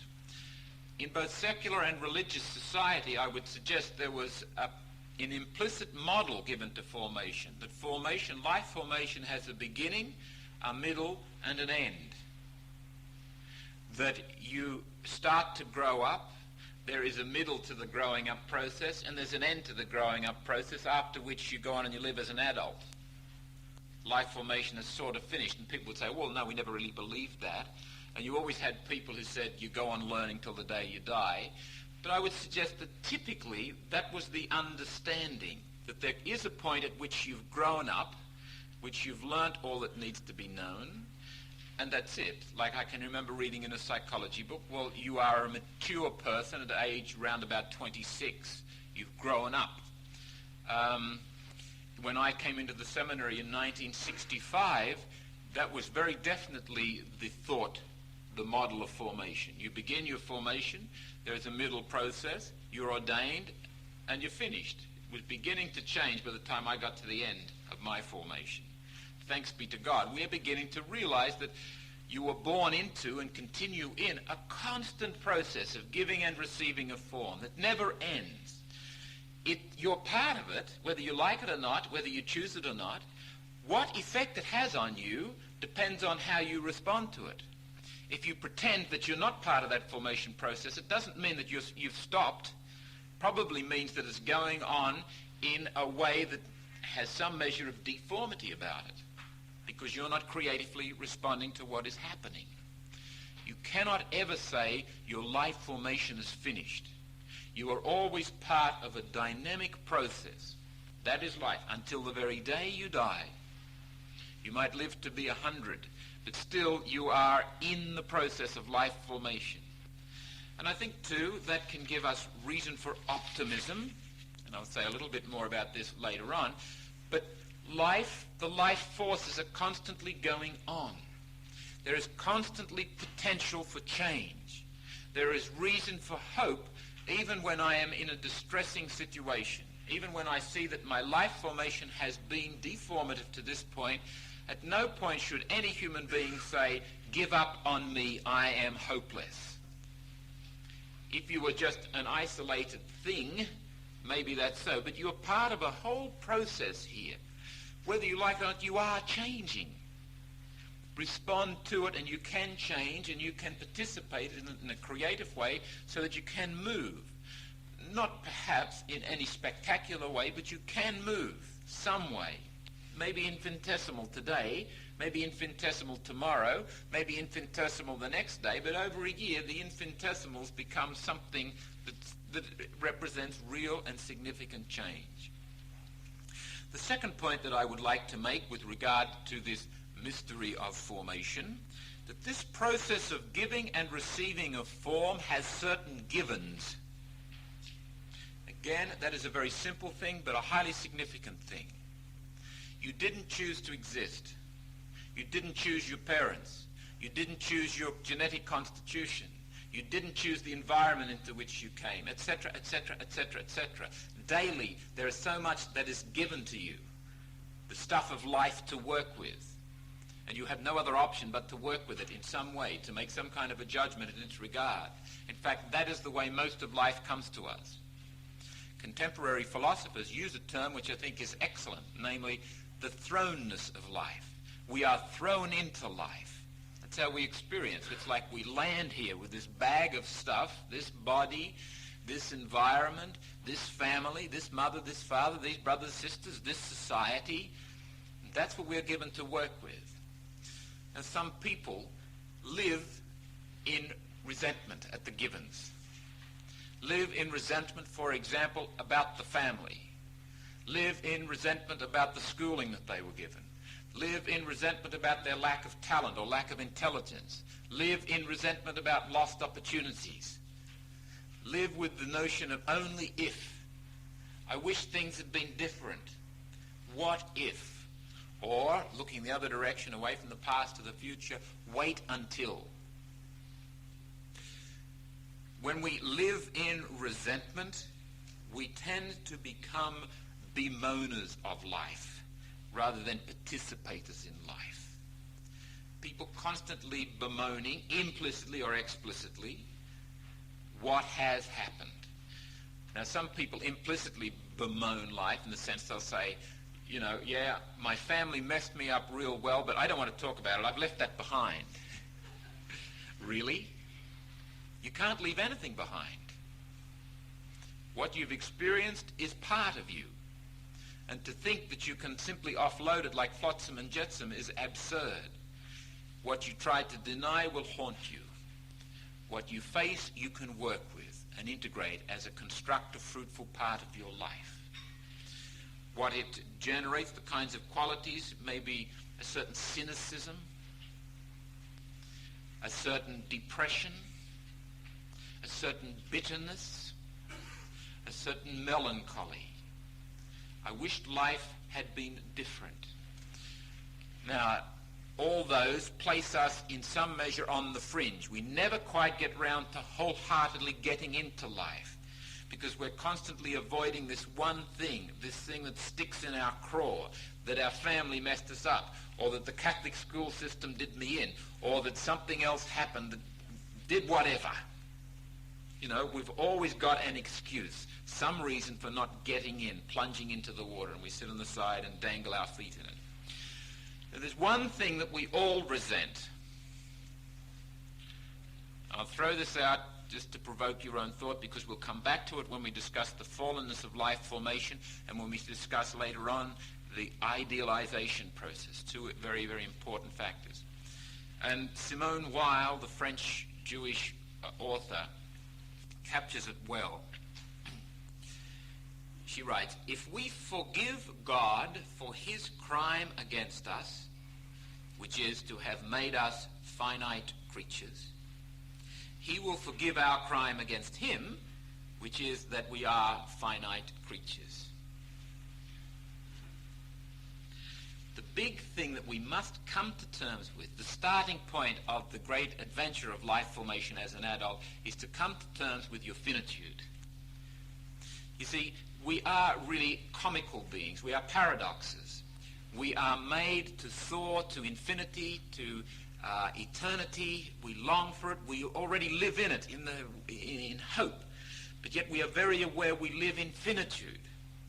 Soren Kierkegaard talks of the image of we are like Pegasus, the winged horse, hitched up with an old nag to a milk cart. And the winged horse wants to fly, but the old nag just plods along the streets, clippity-clop, and that's the way it is. And there's a tension there, and that tension is in our guts, and we wished it wasn't there. We long, as some psychologists say, to be heroes. We all long to rise above the mess, the finitude, the limitations. It is something we must come to terms with. Simone Weil is very provocative in the way she writes it. Forgiving God for his crime against us, which is to have made us finite creatures. It is provocative. Let it stew in your guts. Let it remind you of something, because there is in all of us the tendency to resent finitude, to wish that things had been different, to wish that we were home, and it is part of a genuine, healthy longing. We will come back to that in later lectures. The third point, this giving and receiving of form ultimately is beyond our comprehension. That it happens is evident. Constant energy, constant exchange of form, constant formation going on. How it happens, well, there is some insight given us from psychology, from biology, from anthropology, from physics, chemistry, etc., etc., etc. All the human sciences lend some infinitesimal insight into how all this form giving and receiving goes on. But ultimately, we must say, I don't know how it all fits together. Why it goes on is even more perplexing. Why this universe? Why do I exist? Why do we exist? Why the trees out there? Why? Some people avoid that question, but it is a question, and it is imponderable. There's no way you can answer that. This mystery, we rightfully call it mystery, of formation, just goes on. and it is our lot. We are condemned to it, if you like to look at it that way, that we can get some insight into how it happens, where we are terribly ignorant of why it happens. We must stand before it with some measure of awe, some measure of humility that says, okay, it goes on, let's get into it. Let's participate in it. Let's not be sideliners. There is a practical point with regard to this, and I began to raise it there a moment ago, in terms of getting stuck in your own problems. One of the difficulties you'll find if you're involved in helping people is that, and if you reflect on your own experience, such as experiences of anxiety and depression and so forth, and hopelessness and despair, what happens is the world closes in. We experience a sense of closing off of possibilities. We become caught up in our own processes. If we see ourselves as part of and against the horizon of a much greater reality, a much deeper mystery of formation, there is more chance of us getting beyond the tiny, isolated world that we create for ourselves in our problems. The problem of despair, or the problem of anxiety, or the problem of depression becomes relativized. It doesn't get solved. It's not thrown out the window and dispensed with, but it's a beginning. It's a chink. It opens up the imagination. And one of the things that really holds people down is lack of imagination, the ability to imagine that things can be different. This transcendent perspective, the ability to see oneself against a transcendent horizon rather than locked into the isolated horizon of the ego. The ability to relativize oneself and one's world. If you look at it, there is only one absolute, and that is the absolute. Everything that human beings make, or think, or do is relative. And it is good to remember that, so that we don't get stuck in human structures as if they were absolutes. For example, within the church, the problem arises when church structures are seen, instead of relative means to an end, they become ends in themselves. For example, the Latin Mass was a magnificent structure at a certain time in history. But if you've ever been to a Latin Mass recently, you'll get that sense of it doesn't meet the current need. It doesn't speak to the consciousness. It's not credible today for most people. Therefore, we must look around for other structures. We let those go by the by, and that's life. Everything is negotiable except God. And if you want to call God another name, that's fine. But there is this still point, this reality with a capital R that is non-negotiable, that you come up against.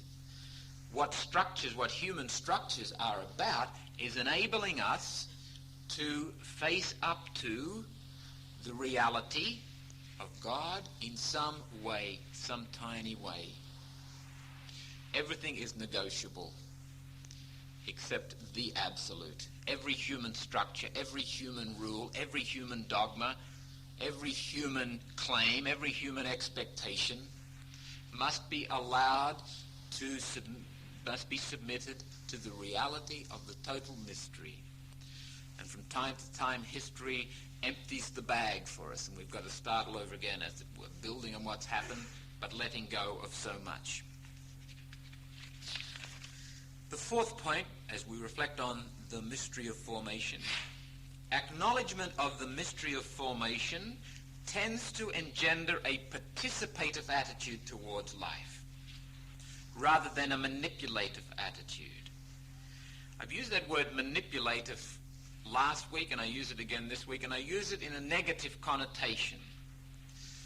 For example, genetic engineering. I would not call that manipulative. I would call it creative participation. It's a question of uncovering the reality that is there and working with the forces that are there. There is nothing wrong with genetic engineering. There may be a lot wrong with the way it's used. So that it is a question of creative participation in the mystery. Anything that is there in the mystery is available to us human beings to work with.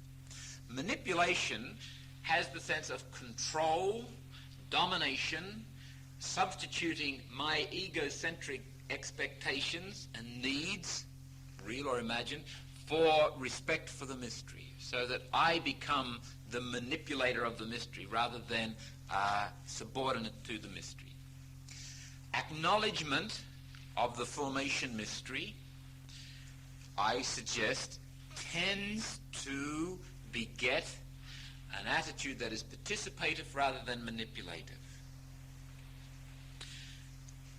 I see or experience myself as a relative part of a cohesive whole. Now, when I experience myself in that way, as distinct from simply saying, oh yes, there is this formation mystery, and then I go about life as if there weren't, and I become a very manipulative person, if in my guts I really experience life in terms of a total mystery of formation that's going on, the logic of that experience is that I become a participator in it.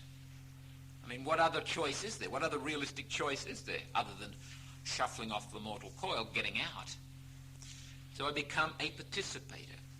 I become a participator in a total movement of formation that existed long before I did, that will go on existing long after I do, that in this present moment is far, far beyond the embrace of my tiny mind or my tiny imagination, far beyond the scope of my ambitions or my aspirations.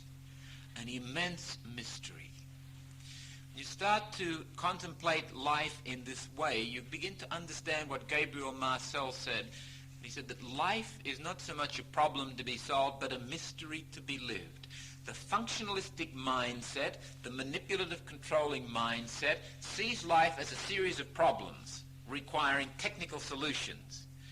That applies to human beings as well as events and things. And then life becomes a problem to be solved. That may be okay to some extent. In fact, if a person is very talented technically, they can get by very well, thank you very much, and be extremely successful and gain a lot of mastery. Except when they come up against something like death. That generally upsets the apple cart a little bit for the functionalistic mind. And I would say any worldview or anything pretending to be a philosophy of life that does not take into account all the facts of life, such as death, such as sickness, such as weakness, such as the incomprehensible and apparently absurd aspects of life, anything that doesn't take those into account is an inadequate worldview, is a radically flawed worldview. The functionalistic worldview, which tends to permeate our society, I would say is radically flawed because it cannot take into account the fact of death. The functionalistic mind just closes off when death comes. And I know of some people who won't even talk about death. They'll use other names, but not death. It's too much of an affront. The participative attitude tends to be humble rather than arrogant. The word arrogant comes from the notion of someone who arrogates, to claim for oneself, to ask for oneself, that which doesn't belong to oneself. The arrogant person claims a power, a position, a right that is not theirs. The arrogant person, and I would suggest that the functionalistic stance is an arrogant one because it claims a mastery and a supremacy that is inappropriate. The participating person humbly submits, suffers life as it is able to submit to the facts, the given, the truth, and not just in resignation, endure, teeth-gritting, grinding sort of a way, but with a measure of love and graciousness, that this is the way life is. And it's all part of a mystery. I don't know how or why, but it is all part of a mystery. You ask me, why do little children die of leukemia? Why does a mother of a family die of cancer? I don't know. And if you're in that situation, I'm certainly not going to try to comfort you by saying, but God will make it all right in the end. It's all part of a nice little mystery that doesn't go down with people. In the actual pastoral situation, all you can do is be silent before the scandal of it, because suffering is a scandal. Why does it happen? How is it good? I don't know. There's an interesting fact. There's a constant paradoxical element to life.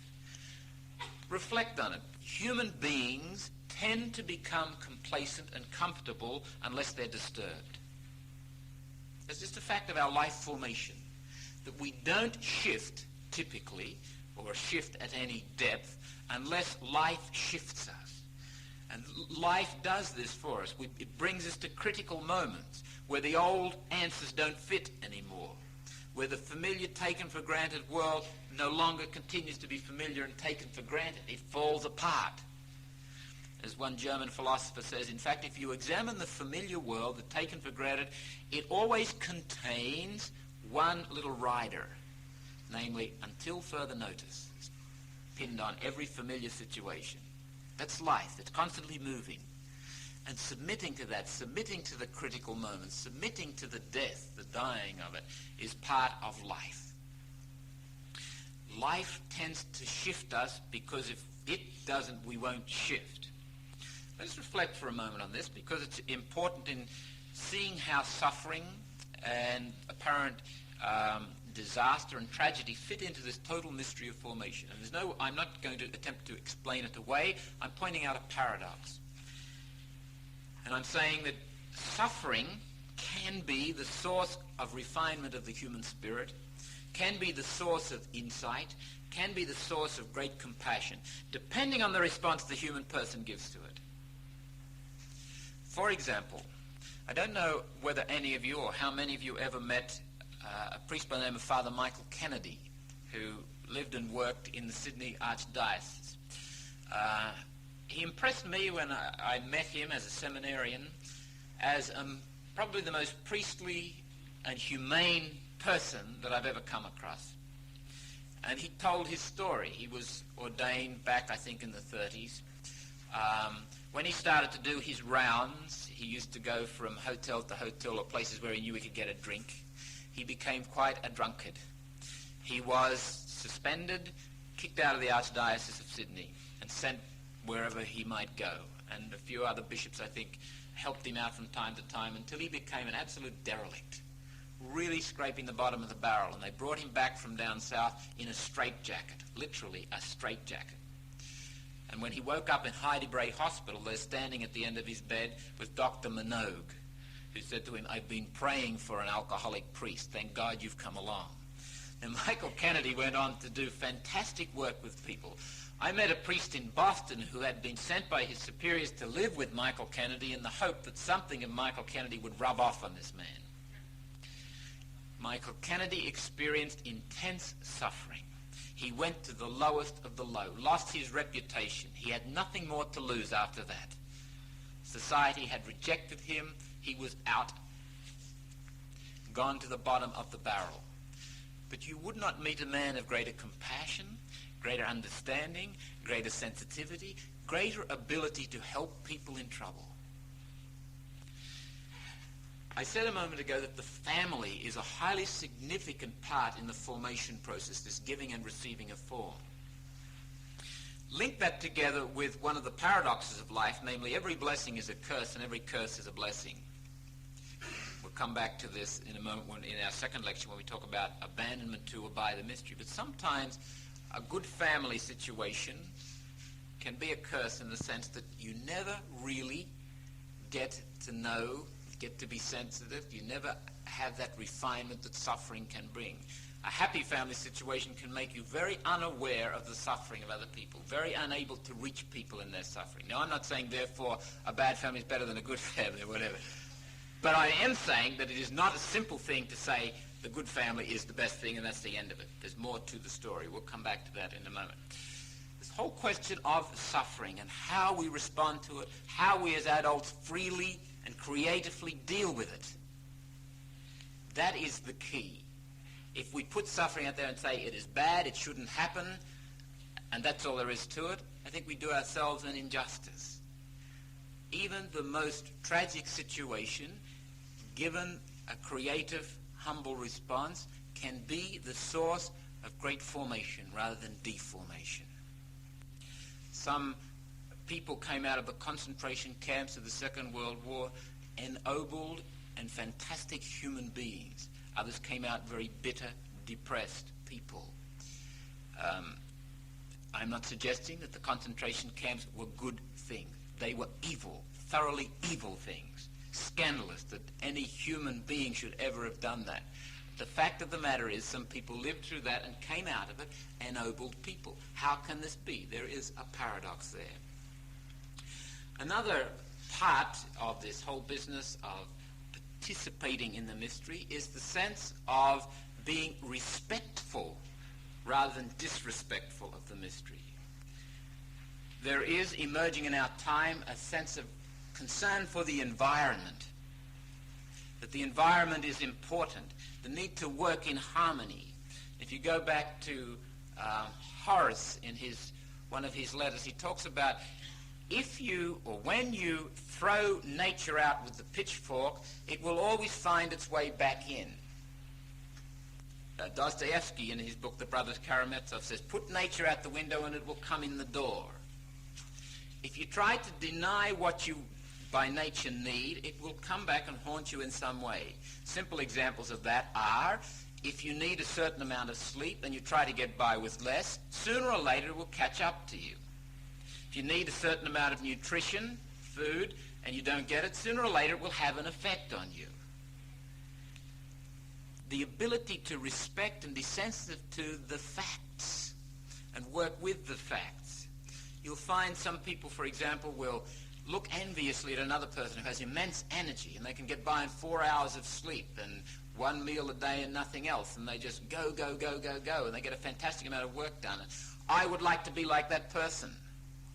But that may not be the fact of my genetic, chemical, hormonal constitution, and I might have a nervous breakdown after 6 days of that. That's the fact. That's what I need to look at. That's what I need to respect. Humbly and courageously work with the fact of who I am. Looking at the whole question of denying that there is such a formation mystery, I would say leads to two things. First of all, it leads to a use of language. You can no longer speak of cosmos, you must speak of chaos. You can't talk of the cosmos because cosmos means order. Cosmos means a formation mystery where there is an interrelated giving and receiving of form. Interrelated, cohesive. You must talk about the chaos. I mean, that doesn't settle easily with the human mind because one of the most outstanding things as you look at it is that it is not chaotic. The second thing is that you must take control. You must take control of life. Nietzsche said, if you don't find what is great in God, you won't find it anywhere. You'll either have to make it yourself or deny it. It's to deny that formation mystery, and within the Christian context for us, it is a question of a personal God, and we'll talk about that in a moment. But if you deny that formation mystery, that ultimate reality beyond myself, you're just left as an isolated ego working with other isolated egos, not related, not interrelated, chance involvements, chance blips on the screen of life, and you must fashion it. You must get life by the throat. And part of the logic of this, and it's important to examine the logic of it, the logic of the theory of it very often is contradicted by the logic of the behavior of people who don't believe in the formation mystery. If I deny the formation mystery, if I just affirm myself, it comes back to me, we are just, it's all willy-nilly, it's chance that I came into existence, the whole thing is chance, one day I'll be annihilated, and that's the end of it. Consider the question of morality. In what are my moral evaluations grounded? Why do I call this good and that bad? Interesting conversation with Frederick Copleston, the English philosopher. In 1948, he had a debate with Bertrand Russell on the existence of God. It was recorded on the radio. And he said, he asked, this was 1948, remember, a few years after the concentration camps of the Second World War, and he asked Bertrand Russell what he thought of what Hitler had done to the Jewish people. And Bertrand Russell said, absolutely evil. There's no way that a human person can condone that. Now, Copleston said, but you can't say that, can you? Because you can't say that anything's absolutely evil. I mean, really, you're thrown back onto yourself because you don't believe in God or any ultimate reality. And Bertrand Russell said, that's right, I can't say it, but I mustn't I? And that's the logic of it. If people start to argue about the existence of God, be very, very, very leery of getting into the argument with them. Because my experience is that, number one, it's seldom about God anyway. Very often it's about a perception or impression of God that they have gotten, quite falsely, or they're trying to work out something. And if you back yourself, let them back you into a corner where you're defending the existence of God, thinking that you're going to do something great and perhaps convince them that God exists, whatever that's going to prove, I don't know, you'll just end up in an exchange of words, and if they're more intelligent and more clever with words than you, they'll win. What I would suggest you do if someone is honestly asking these kinds of questions is ask them questions. Ask them to examine the basis of their morality. Ask them, why do they judge this good and that bad? And you must get back to some kind of ultimate reality, because if you do away with the ultimate reality, you get down to self. And if I judge something to be good and something to be bad, well, you might judge it to be the other way round, and then someone else might come along, and you get all these people. How does it all fit together, and why should it fit together anyway? What's your ultimate criterion for judging what is good and what is bad? The logic of that kind of a situation is rather absurd. It has no logic to it. We are forced to accept some ultimate reality, some mystery of formation, some guiding reality that is there beyond me, that exists before I ever existed, that will go on existing after I exist, that is much greater, much more immense than my mind or my imagination can embrace, or that my ambitions or my aspirations can encompass. Let's pause there, and I'll invite any comments or questions or reflections before we break for coffee.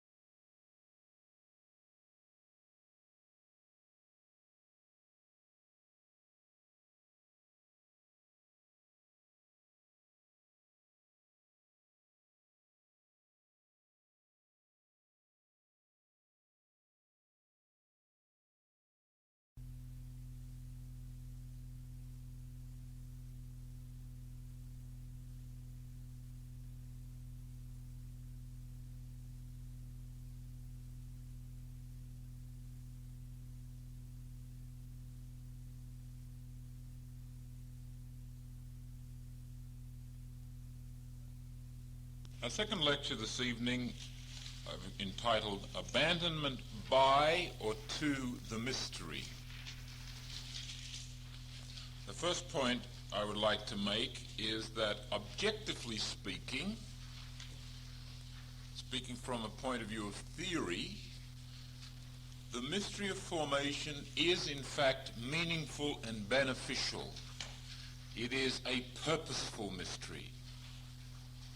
It is not just a mystery that happens to be there, but obviously from what we've been saying, the logical conclusion, the next thing that needs to be explicitated is that it is meaningful, purposeful, beneficial.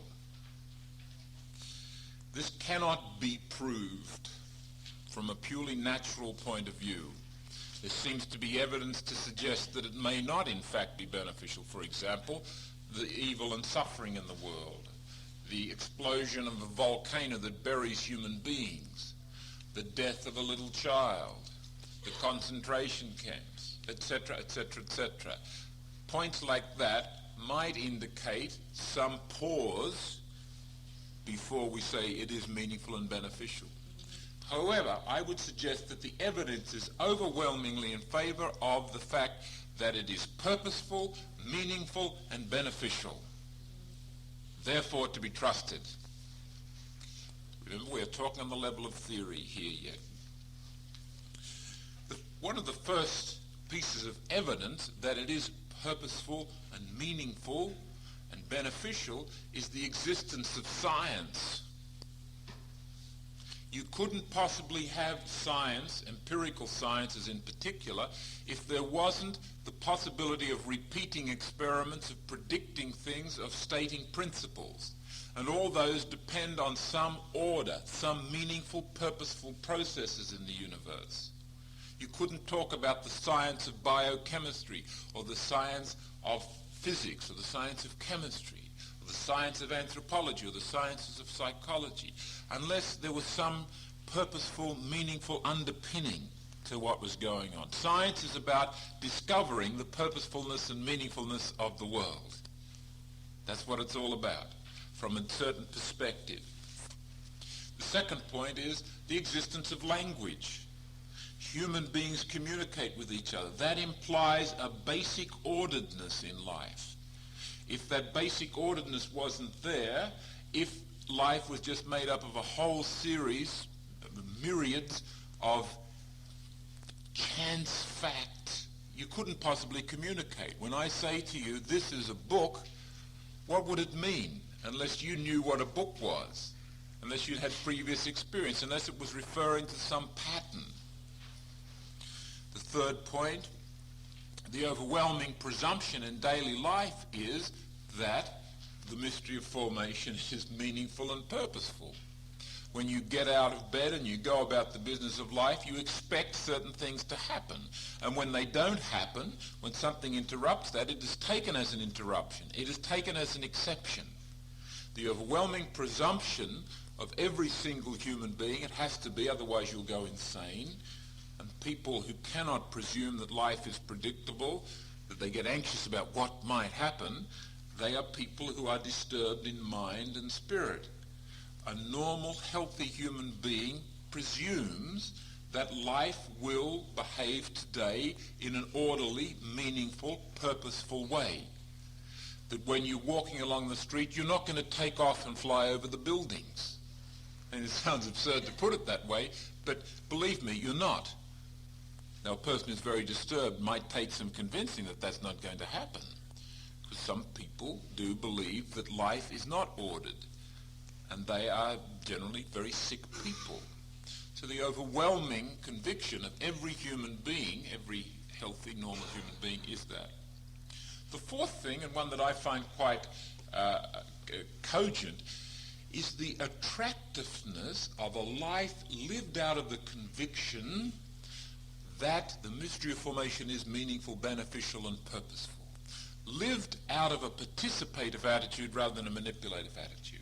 I talk of lives such as that of Mother Teresa, such as Dag Hammarskjöld, such as Mahatma Gandhi, such as Damien the leper, such as Martin Luther King, such as many people you and I know, ordinary folk, who are not about conquering other people, not about using other people, not about mastering or abusing the environment, the people, events and things of them, but are about participating in life and enhancing life and fostering life.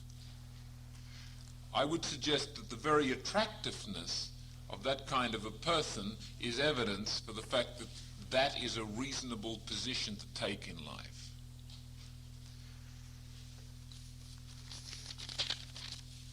The Judeo-Christian tradition, secondly, absolutely and definitely and unmistakably and unapologetically affirms the purposefulness and the meaningfulness and the beneficialness of creation. It says, without apology, this world exists because God wanted it to exist. God created it for his own loving and wise purposes. The Bible begins with the book of Genesis, chapter 1, verse 1, verses 1 and 2. Creation is seen in terms of bringing order out of chaos. That's what God does. Brings order out of chaos. There was this abyss, this formless void, and God brought order out of it. And God doesn't have accidents. God works deliberately and wisely and lovingly. God created you because he wanted you. You exist because God wanted you to exist. You might have been an accident on the part of your parents. You're not an accident on the part of Almighty God. That is the fact. At the center of this formation mystery, providing the energy for this formation mystery, is a loving personal God, a saving God. That is the Judaic Christian standpoint. Look at Psalm 32 verse 5. The earth is full of the goodness of God. Look at Isaiah chapter 45 verse 18. Yes, thus says Yahweh, creator of the heavens, who is God, who formed the earth and made it, who set it firm, created it no chaos, but a place to be lived in. In Wisdom chapter 11 verse 24 and following verses, yes, you love all that exists. You hold nothing of what you have made in abhorrence. For had you hated anything, you would not have formed it. And how, had you not willed it, could a thing persist? How be conserved if not called forth by you? You spare all things, because all things are yours, Lord, lover of life, you whose imperishable spirit is in all. Beautiful affirmation of creation. And in John's Gospel, chapter 3, verse 16, John writes, God so loved the world that he gave his only Son. Jesus himself says in that same Gospel, chapter 10, I think it's verse 10, I have come that you might have life and have it to the full. The whole incarnation is about entering into creation and redeeming it, not condemning it, not obliterating it, not taking a backward step as if God repented of what he had done in making the world, but sacralizing it. Nothing any longer is outside the scope of Christ. And it was pointed out to me at half time between our lectures.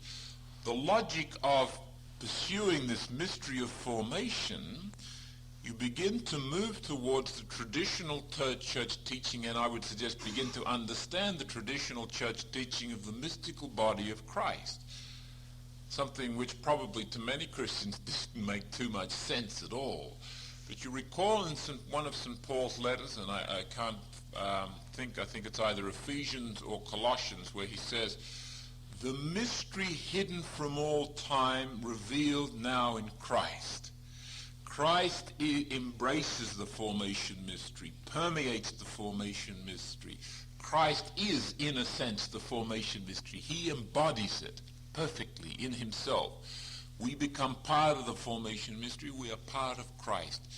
That is a mystical view. That is a deep and very rich Christian view.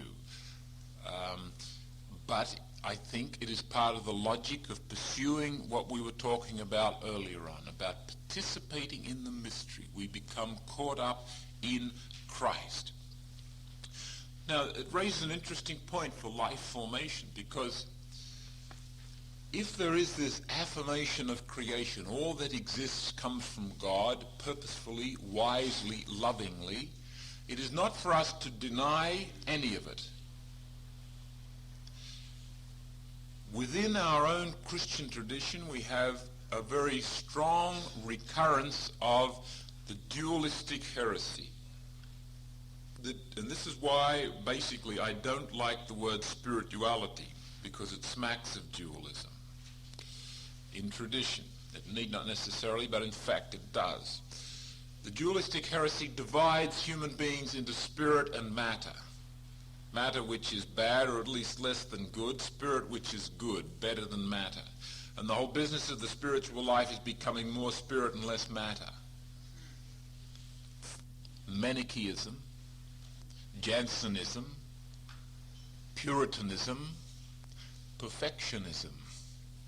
Trying to get above the finitude, the messiness, that is so blatantly manifest in our bodiliness. Christian life formation is not about getting out of our bodies, getting away from our bodies, but rather integrating everything that we are. We are bodily beings. That's part of us. To integrate that, to assimilate that, is an absolute necessity. Again, going back to the point we made, if you try to force nature out the window, it will come in the door. If you try to repress the body, get rid of the body, pretend that the body doesn't exist, or fight against the body, it will haunt you in some way or other. It will come back to you as a burden. The body will become for you a burden. And that is, tragically enough, the case with so many people that I have come across. Their bodies are burdens to them. And it comes out because there is this implicit teaching, and it may never have been taught explicitly, but it comes out in attitudes and so forth. For example, anger is bad. Sexuality is bad. Well, it's good in certain circumstances, but really it's not real good. You know? It's a sort of a pushing down away of the bodily things. It's better if you can get beyond these things because they are messy. And one of the most influential thinkers on the modern mind is Descartes, who died in the middle of the 17th century. And you've got Cartesian dualism. Descartes spoke of the human person as being basically located in the pineal gland and is within you like a pilot in a boat. We talk about the soul in the body. We had the expression saving souls. We're not in the business of saving souls, we're in the business of saving people. Total human person in all their bodily messiness as well as everything else that might be there. It is a besetting sin of the ambitiously, conscientiously religious person to fall into some kind of dualism, because the body holds us up. The body reminds us of our finitude. It stands as an obstacle in our flight towards heroism and perfection. It reminds us that we can never be perfect in any absolute sense, that we can never be the heroes that we long to be. That which has parts will fall apart. Your body has parts. It is constantly falling apart. Interesting to read Monica Furlong's book on Merton, Thomas Merton. I think it's an excellent book, and unfortunately it is going out of print. And one explanation I heard from a bookseller was that the people who published it originally thought that it really didn't do justice to Merton. Therefore, it shouldn't be reprinted. I think it did the man great justice. And what it traces is this movement of Merton. You remember Merton was something of a rake before he became converted, but when he became converted, he went overboard the other way and became a body-denying, world-hating individual. And some of his earliest writings are absolutely atrocious, terrible to read. And Monica Furlong traces magnificently the shift in Merton, so that at the end of his life there was a lot of ambiguity and conflict in Thomas Merton. And he writes to Rosemary Radford Reuter, the Catholic feminist theologian, and she writes back and basically gets stuck into him on some issues and tells him he ought to grow up, that the reason he stays in the monastery is because he's too damn scared to get out. And he writes back and he says, that's an interesting comment. I'd like to pursue that further with you. And I'm sure he was genuine, because I think at the end of his life, Merton was doing that for which human beings are made, namely search. I spoke to a man who was in fact present at Merton's death, anointed Thomas Merton when he did die, Archbishop Rembert Weakland. And he was interesting talking about Merton. That last talk he gave in the morning, he was very nervous. It seemed like his talk really didn't make too much sense, and Weakland wrote in his notebook, he says, Thomas is out of it. This is not him, there's something wrong.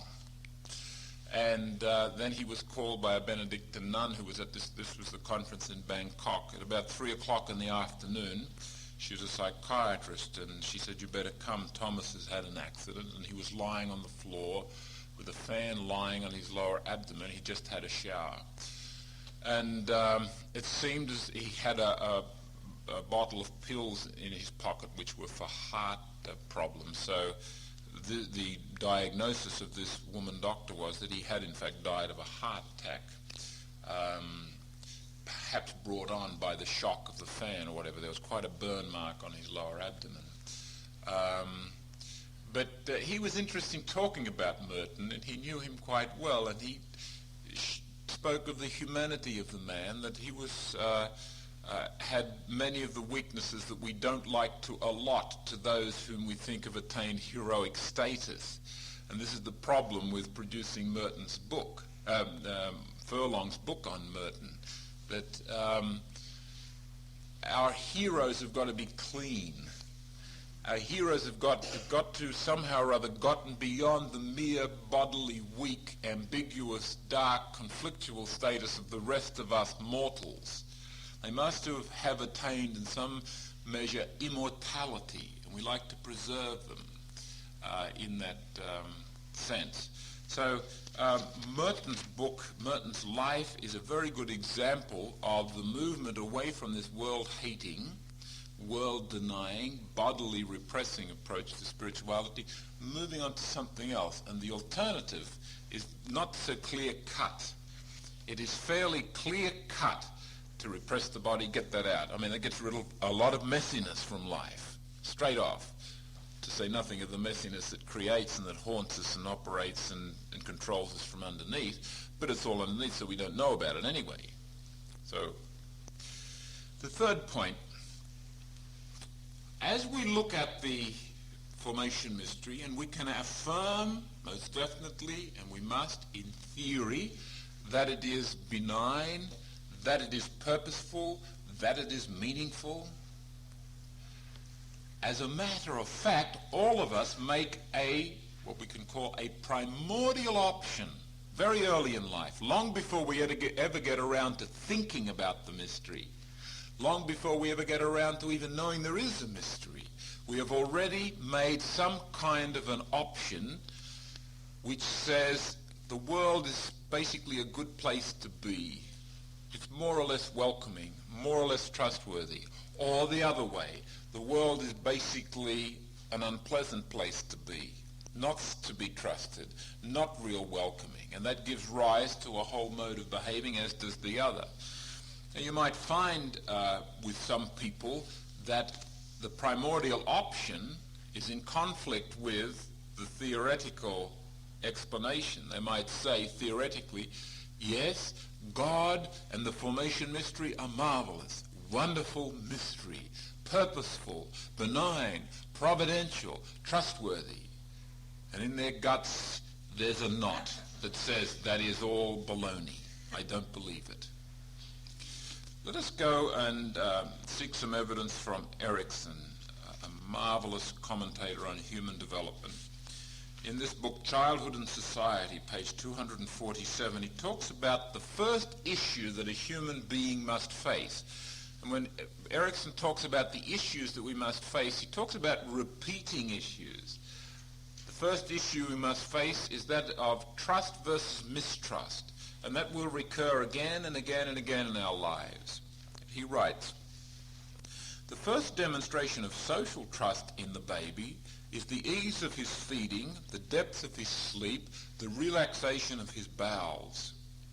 The experience of a mutual regulation of his increasingly receptive capacities with the maternal techniques of provision gradually helps him to balance the discomfort caused by the immaturity of homeostasis with which he was born. In his gradually increasing waking hours, he finds that more and more adventures of the senses arouse a feeling of familiarity, of having coincided with a feeling of inner goodness. Forms of comfort and people associated with them become as familiar as the gnawing discomfort of the bowels. The infant's first social achievement, then, is his willingness to let the mother out of sight without undue anxiety or rage, because she has become an inner certainty as well as an outer predictability. Such consistency, continuity, and sameness of experience, Erickson comes back to those qualities: consistency, continuity, and sameness of experience. Provide a rudimentary sense of ego identity which depends, I think, on the recognition that there is an inner population of remembered and anticipated sensations and images which are firmly correlated with the outer population of familiar and predictable things and people. And he goes on to say something which is rather significant. There are, therefore, within certain limits previously defined as the musts of childcare, few frustrations in either this or the following stages which the growing child cannot endure if the frustration leads to the ever-renewed experience of greater sameness and stronger continuity of development toward a final integration of the individual life cycle with some meaningful, wider belongingness. Very few frustrations a child can't tolerate, provided there is an overriding pattern, an overriding manifestation of the purposefulness and the meaningfulness and the consistency of the formation mystery ministered through the parents. Where there is constant inconsistency and unpredictability that generates a sense this whole mystery is not to be trusted. That is, my parents can't be trusted. That puts the child in a double bind, of course, because the parents are the link with existence. You can't deny them. Very interesting to reflect on that whole process of the formation of a primordial option. The movement in the life that tends to experience life as more or less trustworthy, and it's never clear-cut black and white, more or less not trustworthy. More or less, I can say of the mystery of life, of the whole process of giving and receiving a form, yes, I can abandon myself to that. I can become a participator in it. We're talking about gut options here, pre-reflective, pre-rational. Or I have a sense I've been abandoned by the mystery and I've got to fight for survival. I can remember talking to a nun who worked with orphaned children, wards of the state in New York City. These were abandoned babies, like a matter of days, sometimes weeks old. And she said that they were in huge dormitories, one little crib after another. And the nurses had to change their gowns, masks, cap and gloves every time they fed a baby. They had to be utterly clinically clean. They gave those children everything they needed. So they would go to baby A with a set of gloves and so forth on and feed the baby, then come away, strip off all that gear, put on a whole new gown, gloves, mask, etc., and feed the next baby. And I said, what was the prognosis for these children? She said, terminal. Typically, they died. Now, that kind of experience has been borne out many different times. Back in the 13th century, Frederick II in Italy tried to find out which was the primitive language of the human race. Was it Greek or was it Latin? We could have told him it was English, actually. However, he went through with the experiment. And what he did was, got some orphaned children, some infants, and put them in a creche, and gave the nurses instructions, don't speak to them. Feed them, nurture them, do everything, but don't make any communicative symbolic signs to them, and we'll just see which language they start to speak, quite spontaneously. And they all died. We are strange creatures. If it comes too early to us that the mystery is really not with us, we don't belong, we don't have the inner resources, the ability to develop tactics and strategies to cope with that, the chances are we'll fade literally out of existence. And the work done by René Spitz and Bowlby on children, the hospitalism syndrome in children, the failure to thrive is of this kind too, where there is that sense of lack of communication of that you belong, lack of an invitation to participate, so that the child is left struggling on its own without interconnectedness in the whole process. Fascinating, tragic, awesome to consider it. There comes a point in your life where even if you are left on your own, you can somehow or other struggle by because you have developed the inner resources, but not without difficulty. Now, getting back to our point, this primordial option, it may be that an individual person has the faith, notionally, theoretically, that the mystery is providential, is caring, comes from a personal God who intends everything wisely and lovingly. But in my guts, I have to say I am very anxious about tomorrow, that I am very depressed about certain things, that I am very frightened what will happen, that I really cannot abandon myself to that mystery. Now, if people don't make some fairly important distinctions here, they can become very guilty and disturbed. Last week, I stated a rule which I think is absolutely important in Christian life formation. Always start where you are. Don't deny anything. Don't pretend that something is different from what it really is. And very often, a spirituality, a life approach to life formation that says, okay, you're supposed to believe that God is good and looks after you, and if you're feeling anxious, that means you haven't got faith. So try a little harder, pray about it, which can make the person doubly anxious. On the other side of the coin, a person whose gut option quite easily takes them towards trust and a welcoming kind of approach to the world. They feel welcomed and at home. They fall naturally into the process of abandonment to divine providence. They can become quite complacent, quite comfortable in the notion, yeah, I trust God, when really it's a natural kind of a movement in their life. And the other person who gets very anxious, whose primordial option is towards the opposite, look at them and with envy and say, oh, how can you be so relaxed and at peace? You must be a holy person. Not at all. One of the most pernicious things that's beginning to emerge today is the linking of wholeness and holiness. Jung, for example, taught that God cannot exist in a disturbed spirit, in a sick mind or a sick heart. I think that is pernicious. Some of the most holy people, some of the most godly, Christ-like people are very disturbed people. And it may be that a person can be very whole, emotionally, mentally, but not really be holy. And it may be that a person can be very anxious and very fearful, but be very holy. The key is working courageously and truthfully with what you are, where you are.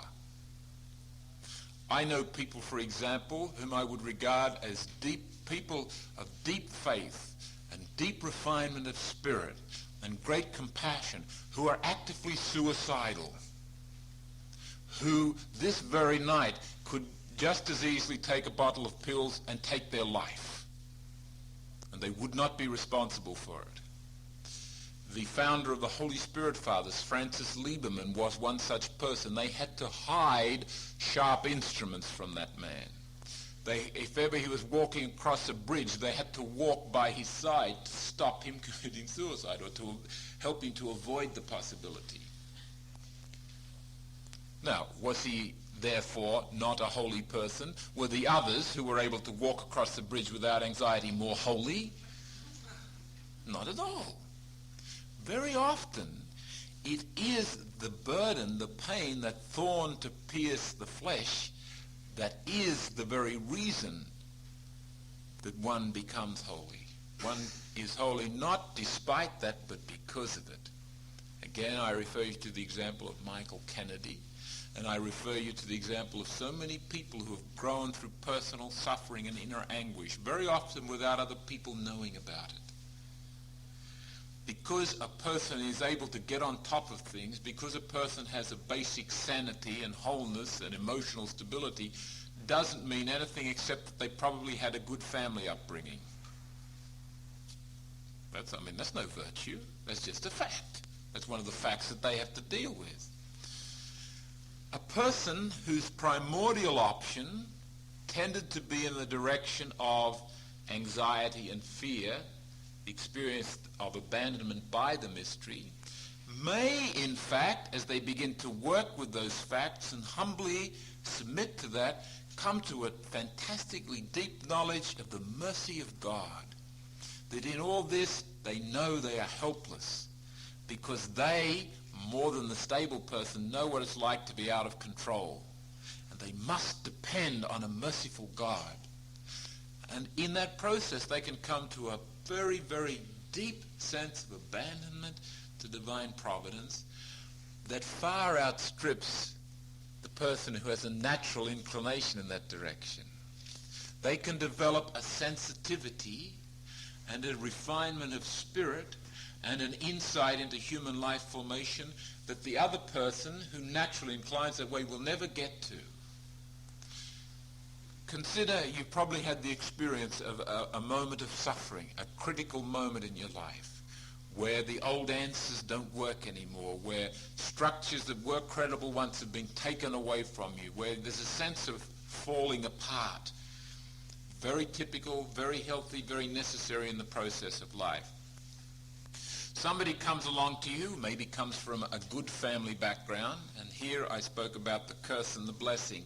The blessing of a good family is in a sense a curse. The curse of a bad family is in a sense a blessing, because it can give you a sensitivity that that other person may not have. Supposing you are in a situation of falling apart, of tragedy, that something really drastic has happened in your life, where you feel just ripped apart. And then somebody comes along who has a basic emotional stability. They've never experienced this kind of a thing and probably never will. They're very well-meaning and very generous, and they say, look, I know just how you feel. And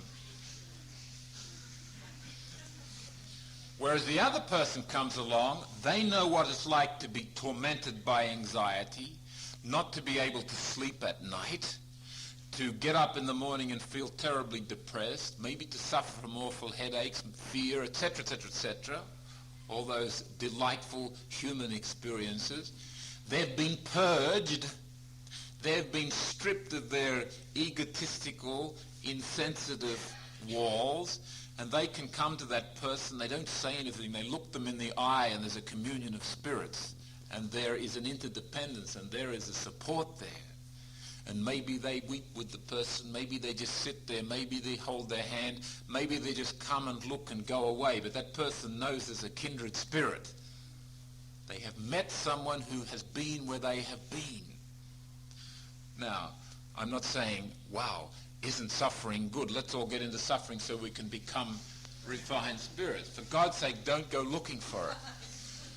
And let me add to that a practical point. We are at the moment in the season of Lent. Traditionally in the church, and I think it arises out of an inadequate notion of spirituality actually, there is the tendency, make up some mortification for yourself and do it during the 40 days of Lent.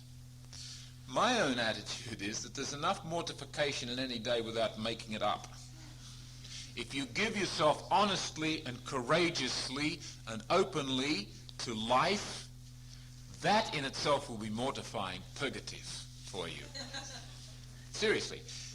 The other, supposing you decide that this Lent you're going to do without tea, without sugar in your coffee, and you actually achieve it, and you feel real good about it. I mean, what have you really achieved? Perhaps what you have achieved is an avoidance of facing some deeper issues. That has given you a kind of a complacency and a comfort that I'm really doing something, and other things are going by the by. Maybe a good Lenten practice, sacrifice, might be to keep a log of every day and listen carefully to what's happening in your life and submit to the facts. seek out ruthlessly and honestly the facts. What are the truthful facts of my life, and face them.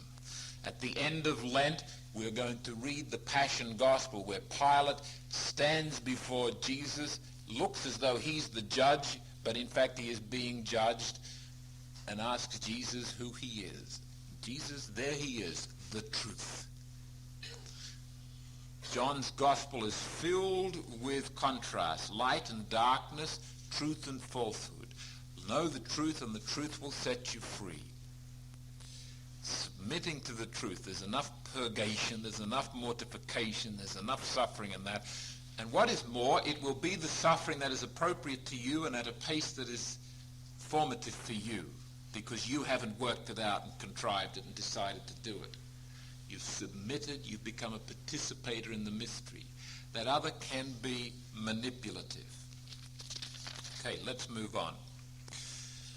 I would, therefore, make a distinction between a primordial option and a secondary option in life.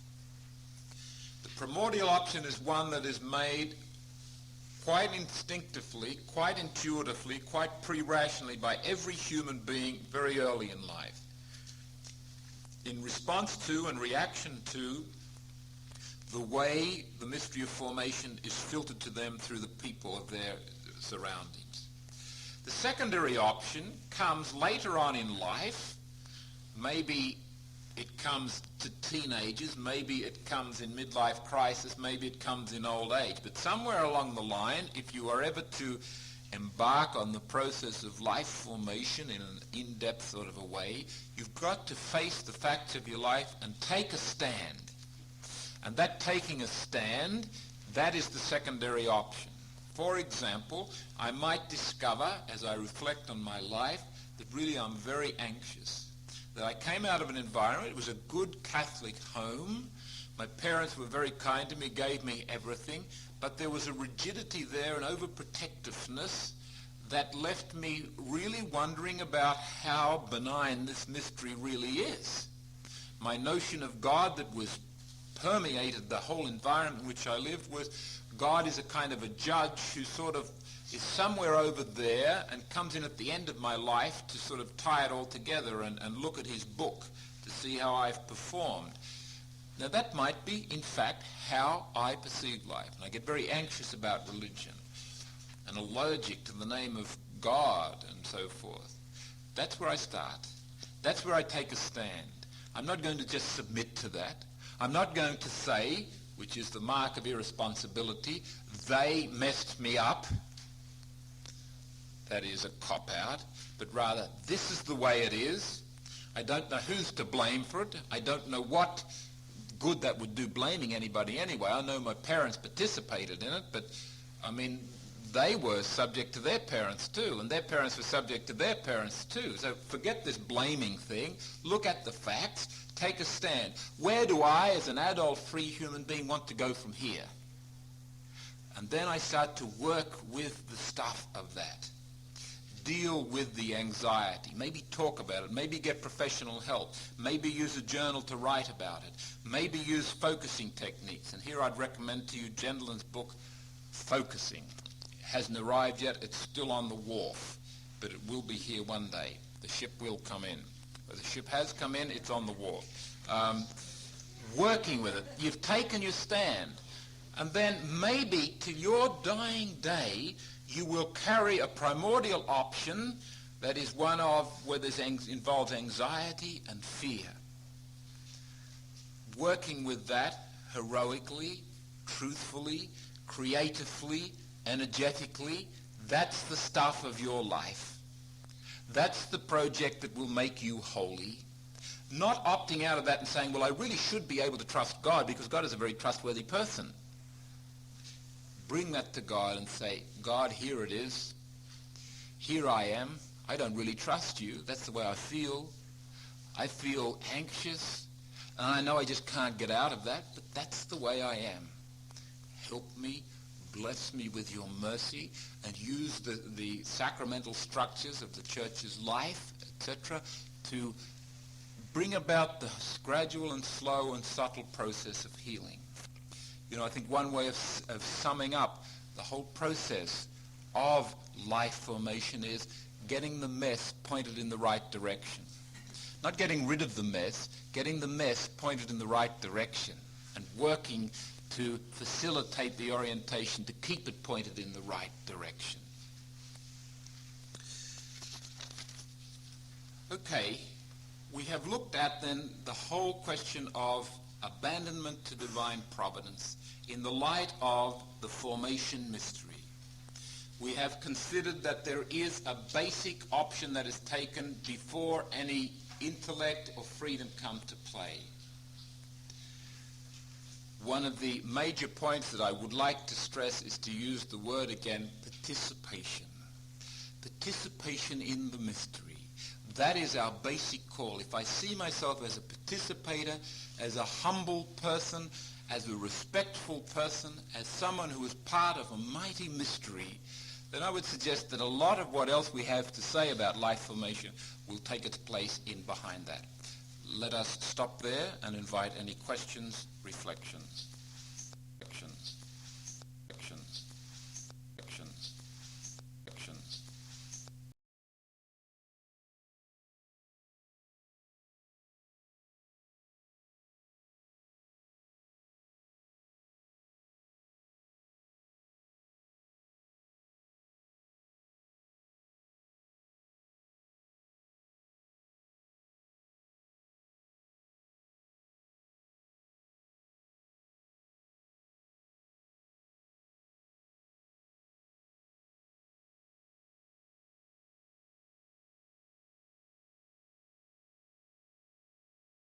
Begin with a meditation from St. Luke's Gospel, chapter 41, chapter 2, verses 41 through 52.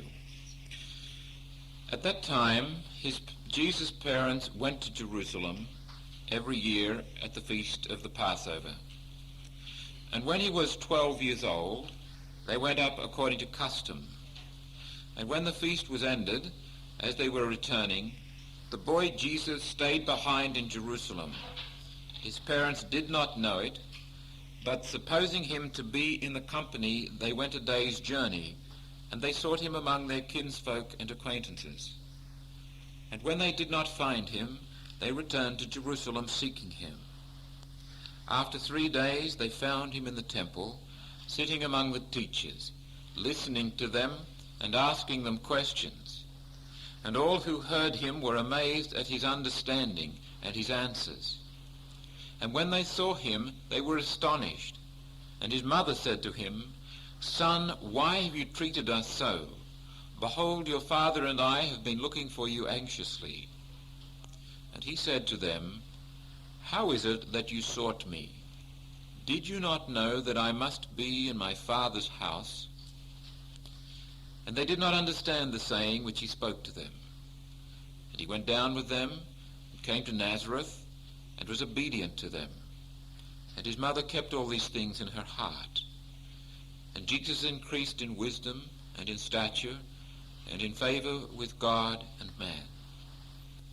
Loving God, we ask you to bless our work this night. Open our minds and our hearts. Quicken our minds and our hearts. Pour out your Spirit, the Spirit of Jesus the Christ, into us, a spirit of wisdom, a spirit of compassion. May we become more malleable, more flexible, more able to participate in the great mystery of your love, the great mystery of your forming wisdom, your forming compassion, your forming mercy. Lord, help us to be part of your plan as creatively, as energetically, as imaginatively as we can. We pray to you, Lord, for the coming of the kingdom in the words that Jesus has given us. Our Father, who art in heaven, hallowed be thy name. Thy kingdom come, thy will be done on earth as it is in heaven. Give us this day our daily bread, and forgive us our trespasses, as we forgive those who trespass against us. And lead us not into temptation, but deliver us from evil. Amen. a passage from St. Luke's Gospel. It gives us a good starting point for tonight's meditations, lectures. The first one is on formability and directionability, the second on the human spirit. Jesus was formed like any other human being. Jesus was subject to the culture and customs of his time. Jesus was taught the meaning of fatherhood by his own father, Joseph. Jesus learnt the meaning of motherhood from his own mother, Mary. Jesus went down to Nazareth and was subject to them. Let us reflect for a few moments on the fairly simple but practical notions of formability and directionability. Let us make an absolute foundational statement, a principle that applies across the board to all human beings in all circumstances at all times. We can say that all human life is always formable. All human life is always formable. That is, able to receive form. It's a very simple statement. There's nothing grandiose about that. But the practical consequences of having that firmly embedded in one's consciousness are rather extensive. If we really believe that all human life is always formable, able to receive form, and in fact, in view of the total mystery, the energy, the way things actually move at all times, that form is being actualized all the time, at no point in our life can we ever say we are beyond repair. At no point in our lives can we ever say we've finished growing, there's no more change. At no point in our lives can we ever say, I'm too old, too messed up to ever change. The most distressed, the most decrepit, the most whatever person you think you are still able to be formed. You are still formable. That is a fact of life, a foundational fact of life. It is a fact of life that can give us hope. If we let it sink into our minds, we may have a sense of lack of energy and lack of willpower to change ourselves. That is not the point. Remember the basic fact. Because you are part of the mystery, because of your identity as being caught up in this mystery, you are a unique and communal expression of that mystery. You are always able to be formed. That is a logical development of the formation mystery. That is an outstanding, unavoidable fact of human existence. This changing is going on all the time, as we've kept on mentioning, and I keep on saying that to maintain that notion of process, that human life is always caught up in an energetic movement. We have to fight against a tendency, I suspect, that's typical of the Western mindset, that reduces things to static concepts.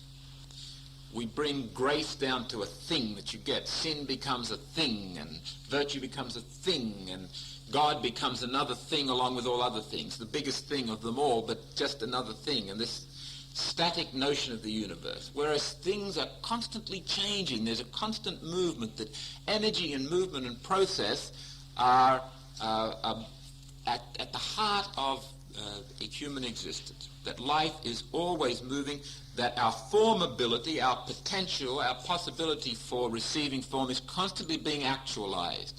We are always receiving form. It should give us hope. It should give us a challenge to participate in a creative sort of a way. A point emerges by way of practical warning. There is always the tendency amongst human beings to impose expectations on life.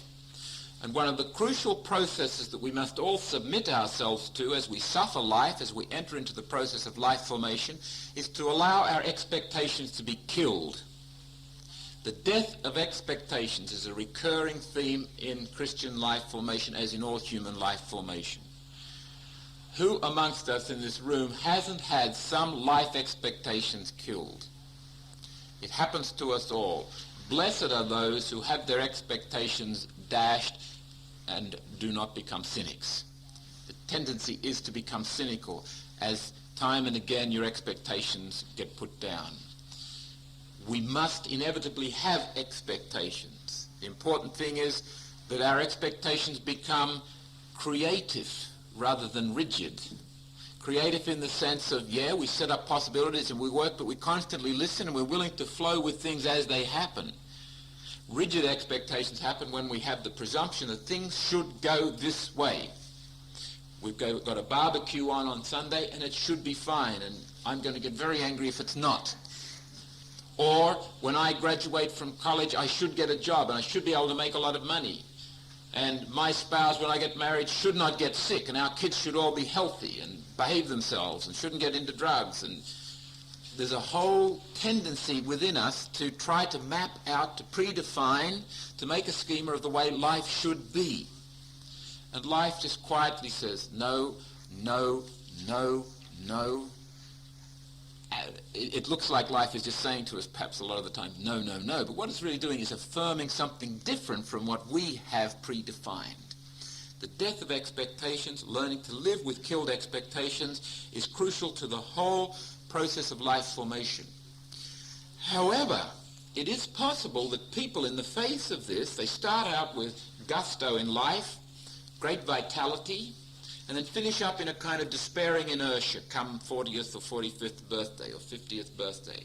And for me, the great symbol of despairing inertia in Australia can be found in most of our workers or RSL clubs most nights of the week. It looks something like this. There's a group around a table with half-empty glasses of beer or whatever. There's a poker machine nearby with a hanky hanging on the handle or someone else hanging on the handle. They take it in turns to put $1 through and then sit down and just look bleary-eyed at each other and drink their beer. Almost no intelligent, coherent, adult conversation taking place. People have just sort of settled down and come to terms with the fact that life is really, no good much anyway, and you're over the fun part of it when you're young, and you just survive. You get by now. The whole question of aging. Father Frank Lopez, one of our own Maris priests, has done an outstanding research on aging, the aging process. And a simple point that he makes is a valid one, and it relates to this. People age as they live. You're already aging when you're born. And people, we must get out of that idea that aging starts when you're about 70 or 80. As you live, as you enter into the mini-deaths of life, as you submit to the mystery of life, so you grow old. And in my own perception, I would say that the people who grow old gracefully are those who keep their minds alive, in particular. Those who read and search and think and reflect on life. People who throw in the towel, who get into this state of kind of a despairing inertia early on, very often stop thinking, stop struggling, stop questioning, stop using their imaginations, and they get into a rut. And the only difference between a rut and a grave is the depth. Basically, you're dead long before they bury you. This becomes a special issue for people who begin the journey of life formation with particular ambition, conscientiousness, and generosity. Typically, priests and religious. Not only those, but typically those. Get to a stage where, and I've seen so many amongst the clergy like this, get to be 45, 50, 55 years of age, and they've settled back into a routine, and there's not too much energy, vitality, enthusiasm, imagination, creativity about their ministry anymore. And typically when the young buck comes into the parish, the new curate or whatever, he gets all the jobs, his enthusiasm will wane after a while when he grows up and finds out what it's all about, kind of a thing.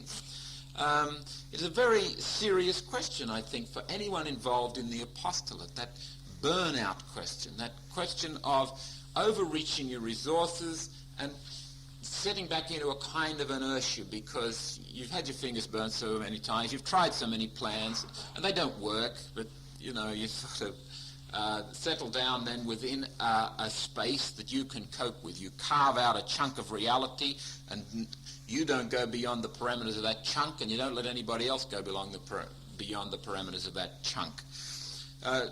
Such a person loses, number one, the conviction of formability. Really implicit in that is a sense of, I can't be formed anymore. You give up on change. You give up on the processes of the mystery. Not the sense that I've got to go on changing, and that's very often why the burnout happens, because I carry the burden. Instead of approaching things in the sense of communion with Christ and participating in this mystery and flowing with it, you approach it as Atlas and the great myth, and you carry the world on your shoulders and people, and that gets pretty tiring after a while. And the natural tendency is to throw the world off and just, go your own way. You lose the conviction of formability, and not only that, but you lose after a while even the very ability to participate in the mystery in a creative kind of a way. And you become something of a deadly presence with people. I would say traditional spirituality, and in particular traditional formation in the seminaries, taught us, clerics, Whelan included, to be form givers, not so much form receivers. The whole business of the apostolate is to participate in the process. So that any apostle, I don't care who they are, whether they're priests or bishop or pope or whatever, the job is to come down and participate with people, stand alongside people. We were trained to come with a certain form, a format of life, and impose it. And if people, events and things didn't fit, that meant they were beyond the pale. This was particularly evident in many missionary endeavors, that we brought not only a religious form, but a cultural form and a social form, and the people to whom we came rather arrogantly and violently, and I'm not talking about violence necessarily in the sense of guns and clubs and stuff, but violently in the sense of moral violence, cultural violence, religious violence, forced people to fit that. There's some fascinating stories about missionaries going to these places and trying to impose a form. And this morning one of the sisters told a story when she was in New Guinea. A member of her community hung her corset on the line, and it promptly disappeared. It appeared again the following Sunday, being worn by one of the local men. You bring in clothing. They don't have the clothing habits that we have, but then you say, well, in order to be modest, you've got to wear clothes, and impose it on them. A very interesting notion of mission is developing in the church today, that missionaries go as much to be ministered to as to minister. That the process is to stand with those people in the mystery, become identified in as much as it is possible, have an empathy for their culture, their way of perceiving the world, work together with them to facilitate the mystery in their place, in their way, at their time, at their pace. And we don't come with the arrogance that we have the answers. Whether it be a cultural arrogance, Western civilization is the superior civilization of all time and they need it. Or our Roman Catholic approach to religion is the superior way to do it and they need it. And you've come in and you just impose it.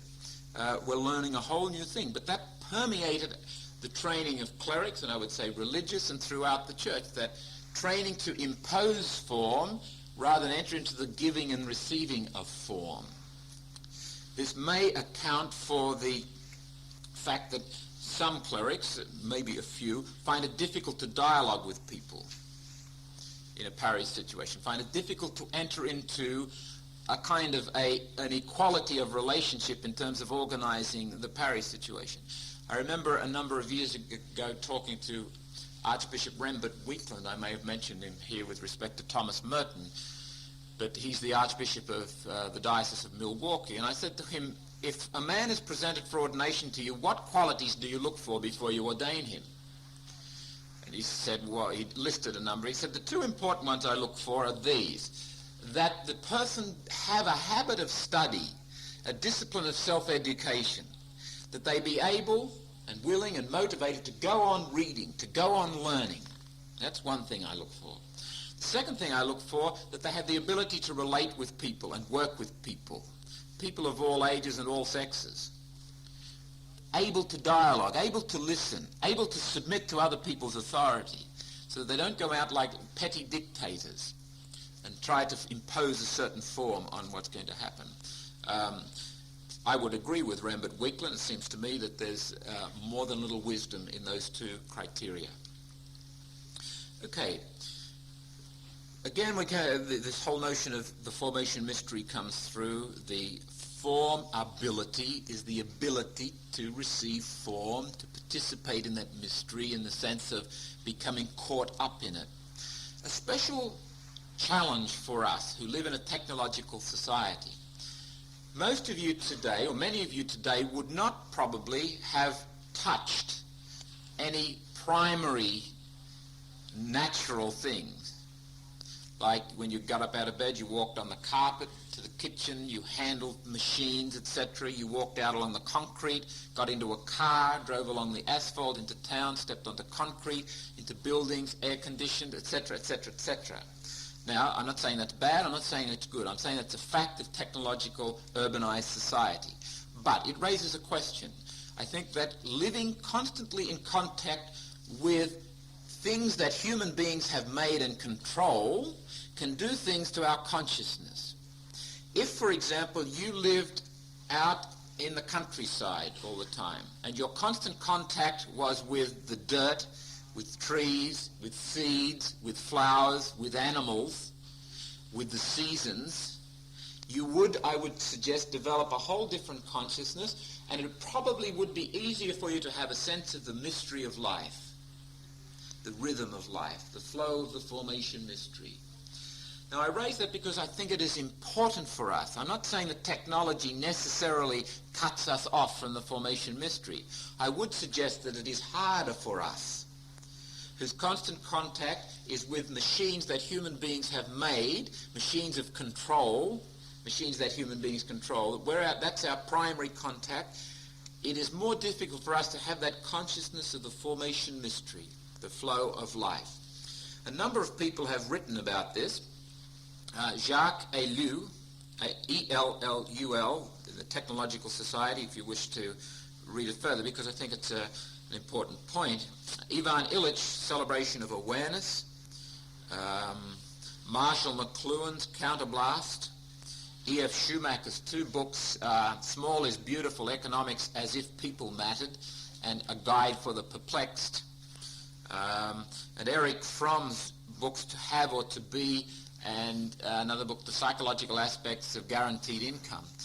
In the last one, he talks about the processes whereby Homo sapiens has been transformed into Homo consumens. That what distinguished us from the brute animals traditionally was sapiens, wisdom. What distinguishes us from the brute animals today is more likely our acquisitiveness, what we own, what we possess, what we consume. Pedro Arrupe, the former Superior General of the Jesuits, suggests that the shift needs to take place, that Homo consumens must become Homo servens, serving humanity. Consider it. Homo consumens, the very posture, the very mood of that denomination, consuming, gathering in what is mine, what I possess. It's a closing off process. And insofar as you want to claim what I possess, you are a threat. Homo servens is a moving out process, is an opening up process, is a moving towards people process. And if you want to share what I have, that's not a threat to me, that's a pleasure to me, because that's what I want to happen.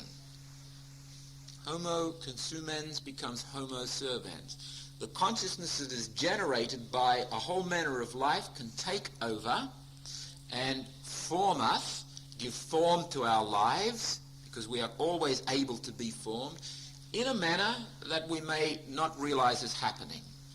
I raise this question, and we'll come back to it when we deal with the whole issue of social presence, and but it's worth reflecting on. The world in which you live, the fact that you are constantly coming in contact with machines rather than trees and dirt and stuff. Okay, moving to the second point now. Simple point, a foundational principle that applies to all human beings in all times and all places. we can say that all human life formation is subject to implicit and explicit directives. By directive, I mean any meaning structure that gives impetus and orientation to life. All human life formation is subject to implicit and explicit directives, that is, meaning structures that give impetus and orientation to life. E.g., examples of directives. To love is good. Love your neighbor. To hate is evil. Be kind. Don't get angry. Little boys don't cry. Girls play with dolls. It is good to go to university. Save the pennies and the pounds and look after themselves. Be tidy. Etc., etc., etc., etc., etc., etc. Life is full of those kinds of directives. They give impetus and orientation to our life.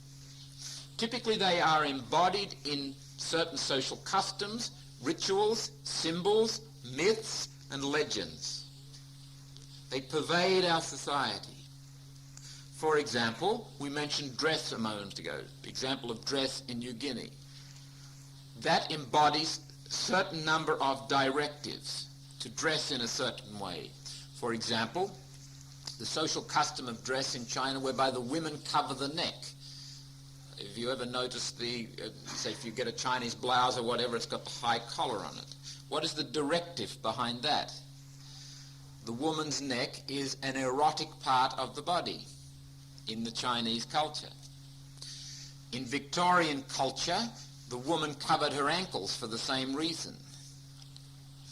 They even covered the legs of tables, do you notice, in Victorian, with tablecloths. Dressed the tables. Customs. That we dress in a certain way here tonight. That we dress. That embodies certain directives. Directives, for example, of modesty. Maybe directives of very subjective ones, like how I want people to think of me. Legends. The legend of the man from Snowy River. The legend of Australia too. They're already part of our folk mythology here in Australia. The legend of Don Bradman. All those legends contain directives that give impetus and orientation to the lives, at least of some people. The mythology of the bronzed Aussie macho lifesaver. An interesting thing in the 60s when they started to do medical tests on conscripts for the army, they found out that the mythology of the bronzed Aussie macho male was an illusion. That so many of us were very unhealthy, unmacho, very unable to cope with doing a few push-ups or chin-ups or running anywhere. But that persists. You know, the Iron Man. It's a mythology, a symbol in our culture that has certain directives about what it means to be a man and, by inference, what it means to be a woman. Worth reflecting on. I find it fascinating that in Australian society, which is, I think, has the highest rate of urbanisation of any society in the world, and one of the highest rates of mechanisation of any societies in the world, that one of our most enduring images is of the pioneering couple, man and woman, who are primary producers, people on the land. And I don't know why that is. There's maybe a certain nostalgia. And it's similar in the United States. John Wayne, for example, the late John Wayne, embodied something for the American people. The West still endures as a great symbol and gives direction to American life. Saints in the church are great ones to embody directives, to give impetus and orientation, and we ought to be very, very careful of that. Consider this. From the beginning of the 10th century to the end of Pope Paul VI's reign, there were 426 canonizations. Get a figure in your head, a percentage. How many of those were men and how many were women? 82% were men, the rest were women. What percentage were clerics? 81% were clerics. and I'm taking those figures from Pierre Deleuze, The Social Function of the Canonization of Saints in Models of Holiness, Concilium, number 129, 1979, Seabury Press. What does that say about that? A saint is a model of holiness. What does that say about the directives that are coming down to people in terms of how you live? Closely associated with that is the model of the monastery. The monastery as a basis for holiness, as a basis, as a model for the holy life. Now, it obviously is. But from the end of the time of the martyrs, and the first 4 centuries, up until the beginning of the 4th century, martyrdom remained the number one way to live out your faith to the fullest. To identify with Christ was to submit, and you became a confessor. You were put in jail for your faith, or you paid the supreme price. And martyrdom dominated the horizon of our spirituality. Louis Bouillet says it would be hard to overestimate the influence of martyrdom. Come the Edict of Milan in the first part of the 4th century, what happens?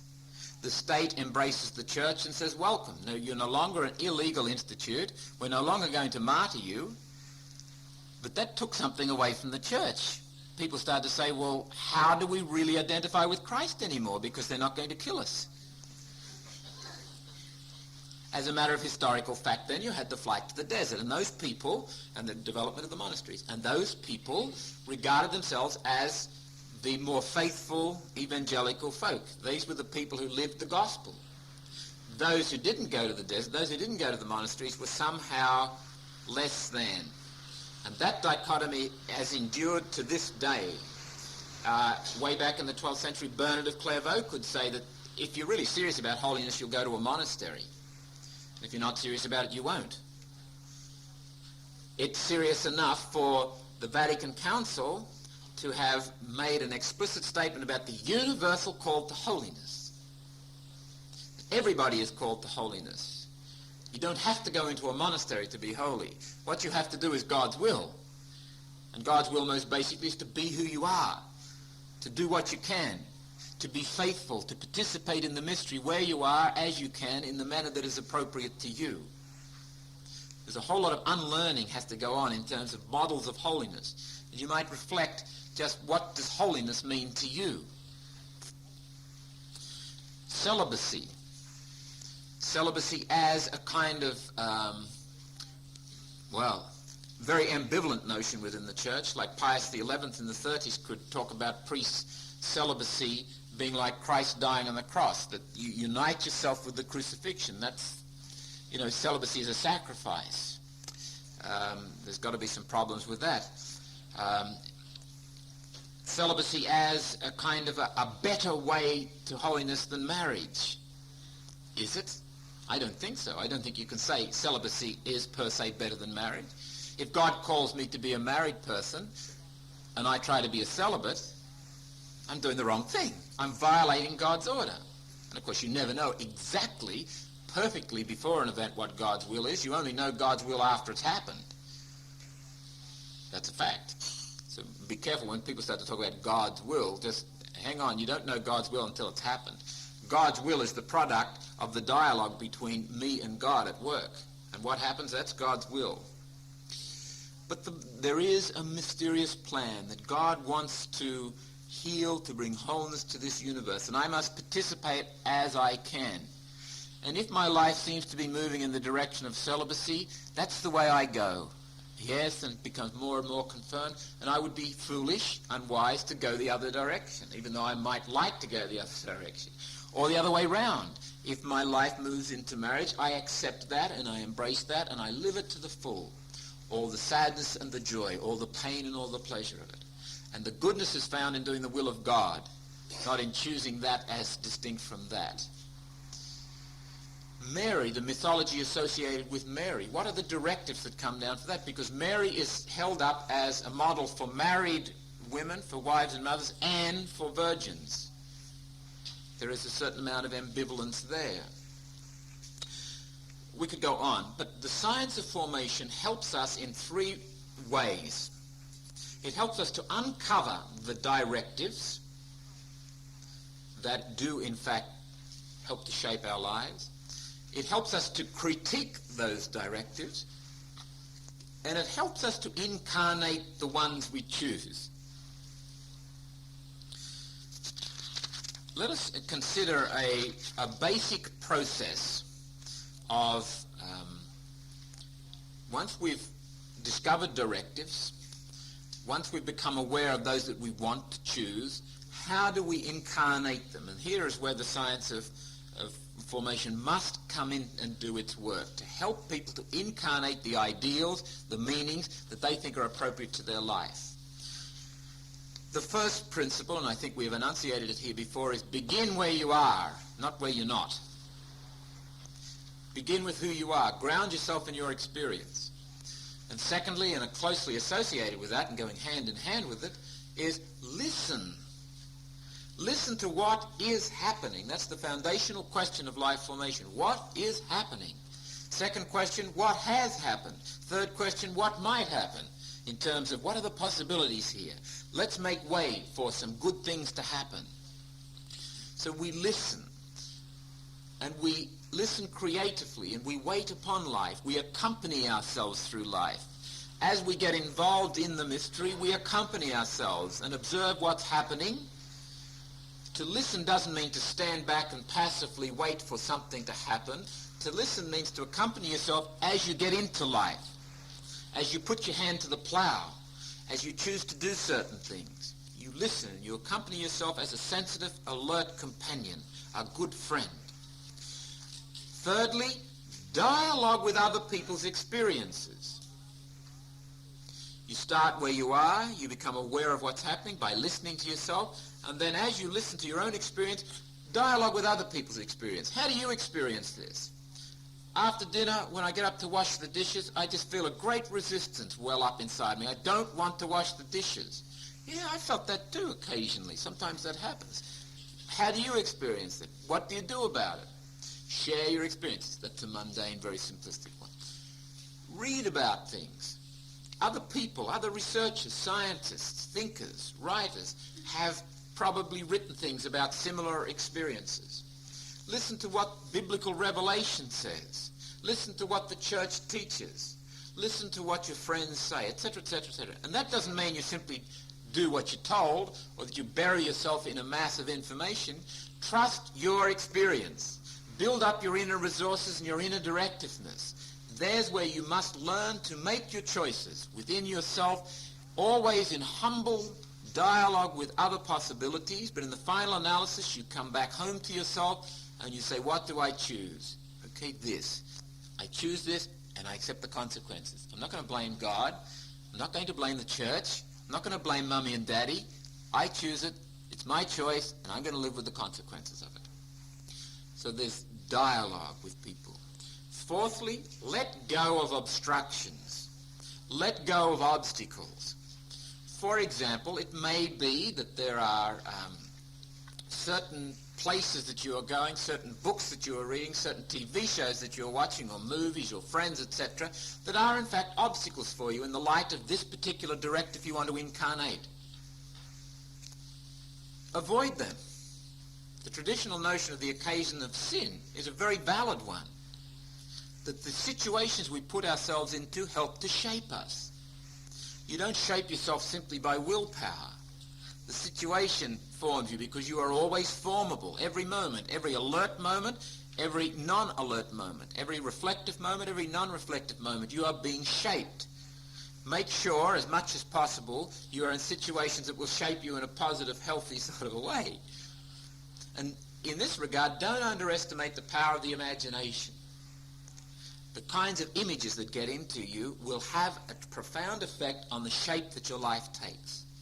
Kind of images from TV shows, images from books, images from films, etc. Very important. Fifthly, commit yourselves to what seems to matter. You know, there are some things that you might do, but you're not going to die for them. There are some things that you would say were really important, highly significant, really matter. Sort out the things that matter and commit yourself to those. And when I say commit yourself to them, meditate on them, think about them, read about them, talk about them, ask other people about them, so that you're constantly fertilizing that plant that is the certain directive. For example, if it is loving relationship in a marriage situation, it's not going to just happen automatically. You have to work at it. If you want to incarnate the directive, I would really like to love my spouse in a practical, ongoing, enriching way. Okay, I read about it. I think about it. I meditate on the sacred scriptures. I read church teaching. I listen to other people's experiences, and all the time looking for ways and means, listening, accompanying myself to foster, to build this process. Two key words come to mind as you go about this process: facilitation and emergence.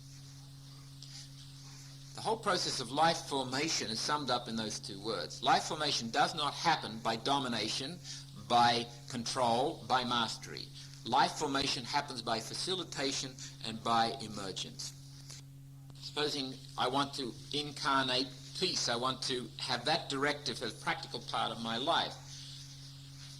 Running ahead of yourself and trying to make it happen can be counterproductive, e.g. the peace movement in Great Britain before the war. Look at love. The whole notion of love is a highly subtle and complex thing. If you try willfully and self-consciously to incarnate love and become a loving person, you can finish up like the individual that C.S. Lewis describes, that lady who runs around doing things for others all the time, and you can tell the others by their hunted look. It's love sort of by conquest. Love emerges slowly. Love in relationship is a subtle, complex, painstaking thing. It must be worked at, developed slowly.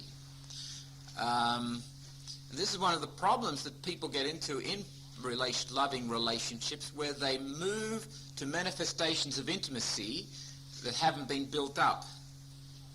Manifestations, say, physical intimacy, where the true loving intimacy hasn't yet developed, so that the whole loving relationship can be sidetracked into those physical manifestations of intimacy that aren't underpinned by the deeper spiritual communion of human beings. And when that runs out, when that physical runs out, there's nothing left. So love must we move slow. We set up structures. We work together. We do things together. Or we read, we meditate, we accompany ourselves about the business of dealing with people, and we keep an eye on ourselves. And when we find ourselves doing that which is counter to love, we reflect on it and ask ourselves, what happened there? What's happening here? And we reflect on it. The sacrament of reconciliation can be a very beautiful part of this whole process of metanoia, submitting to the merciful God that I am broken, but I am concerned, I am intent upon being faithful. Something like patience. Patience with little children, or patience in the classroom, or patience with someone who gets on my nerves at work. Again, there's no point in willfully being patient, because you can't do it. Willful building up of virtue, or willful imposition of virtue, is really, to use Van Kaan's expression, building a paper volcano. It's going to go off one day. And one of the sad parts about it is you might be willfully patient with someone at work, and then you get home and your family cops it. You know? So one has to be patient with oneself in growing in patience. One has to be gentle. Foster that companionship, so that you catch yourself about the business. And here comes that person again. Yeah? Oh God, that feeling in my stomach. Yeah, I can feel it. And even in that disposition, you've probably forestalled an outburst. You just keep an eye on yourself. Maybe write about it in your journal. Just gently work to foster it. See, facilitation it is, not mastery and control, but facilitation. The goodness is in you. Trust it. Foster it, nurture it, wait upon yourself like the farmer waits upon the seed or the young plant. Wait upon yourself like the mother waits upon the young child, the feverish child. Wait upon yourself like the mathematician waits upon the puzzle. Wait upon yourself as the metaphysician waits upon the metaphysical problem, etc. That you set up the maximum possibilities for something to happen, and then you wait. That whole business of waiting is an interesting one. There are two kinds of waiting. There's waiting for and waiting upon. Waiting for is hanging around. I wait for a phone call. Waiting upon is a creative participation that facilitates and encourages and fosters, but still waits. There's a world of difference. There are times when we simply wait for a bus. But while we wait for a bus, we can wait upon ourselves. What's happening here? Just listen to what's happening. Listen to our bodies. Listen to the situation. Observe. Be a participant in it. A waiting upon.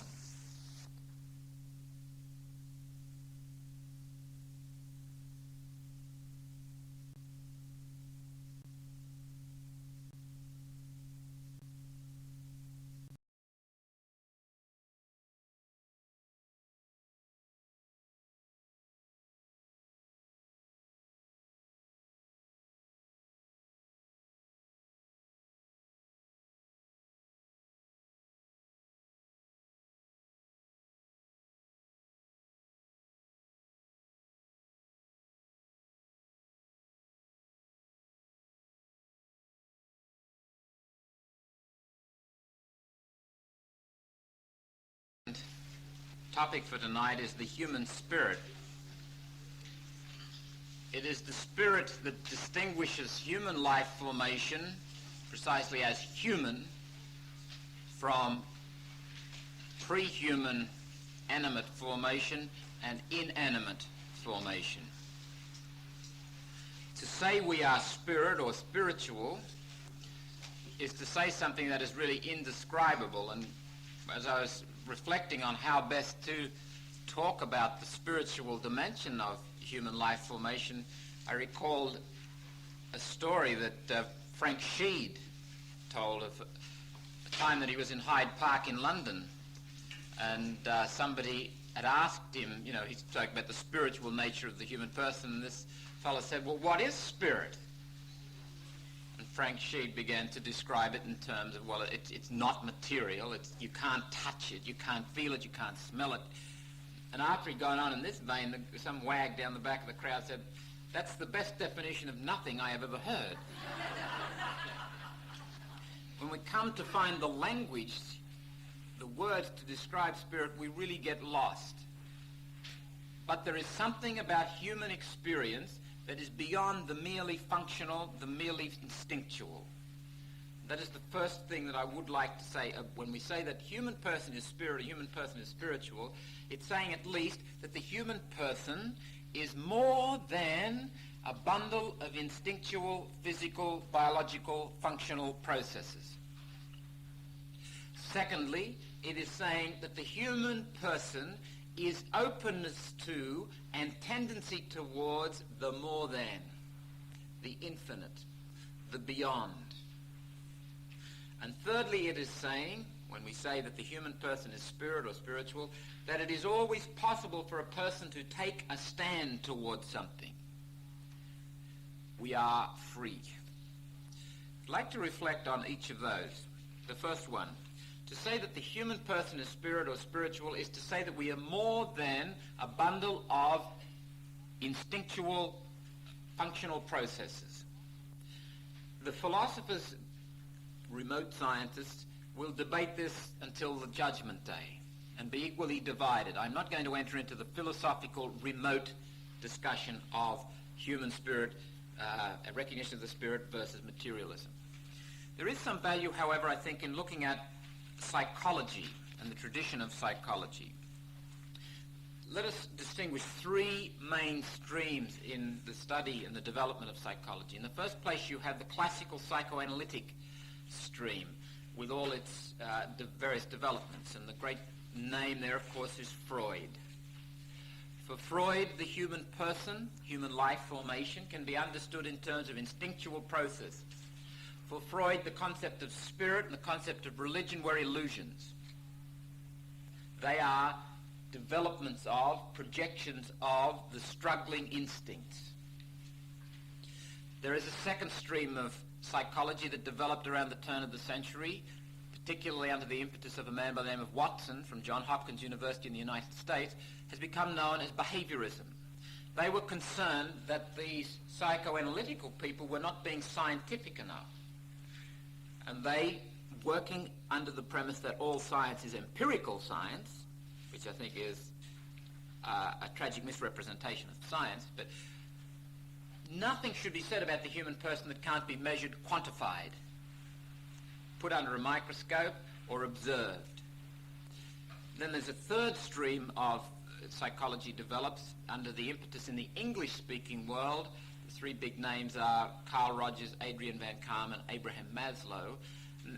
In the European world from which it came, you've got Ludwig Binswanger would be one of them, and Carl Jung to some extent would be another one. But they're saying that there's a lot more to human life formation than either the psychoanalytical school or the behavioristic school can talk about. So you have what has become known as the third force, the humanistic development. Let's go back and consider Freud for a moment. Freud is a fascinating genius of a man who changed his thoughts and ideas. Now, Ludwig Binswanger says, if you look at Freud's writings, you will never find that he uses instincts and spirit together as two alternatives, like instincts and also spirit. He does say instincts and spirit, which is a result of instincts, an expression of instinct. But there's never any suggestion in Freud's writings that Freud recognizes as a distinct category in human behavior the spirit. I'd like to read to you here a record of a conversation by Binswanger, who worked 20 years with Freud. They're talking about the great idea that that motivated Freud to understand the human psyche. Binswanger writes, using as a concrete clinical example a very severe case of obsessional neurosis that had greatly preoccupied both of us, I raised the question as to how we were to understand the failure of such patients to take the last decisive step of psychoanalytic insight which the physician expects of them, and instead persisted in their misery in defiance of all efforts and technical progress made so far. As a contribution toward answering this question, I suggested that such a failure might be understood as a result of something that could only be called a deficiency of spirit. That is, an inability on the part of the patient to raise himself to the level of spiritual communication with the physician. Only on the basis of such communication, I said, could they gain insight into the unconscious instinctual drive in question and be enabled to take the last decisive step towards self-recovery. I could hardly believe my ears when I heard him, Freud, say, yes, spirit is everything. I presumed that by spirit, Freud meant something like intelligence. But then he continued, mankind has always known that he possesses spirit. I had to show it that there are also instincts. But men are always unsatisfied. They cannot wait. They always want something whole and ready-made. But one has to begin somewhere and only very slowly move forward. It's a very interesting statement from Binswanger apropos of a conversation with Freud.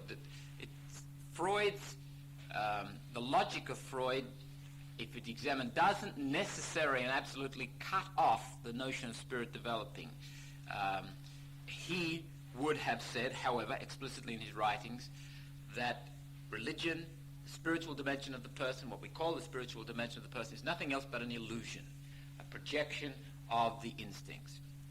Therefore, when we look at life formation, we cannot stand within that perspective. It is inadequate. And any life philosophy or any worldview that ignores a given fact of human existence must be regarded as inadequate. From within the context that we're trying to build up here in this course, we can go to somebody like Freud and learn an immense amount.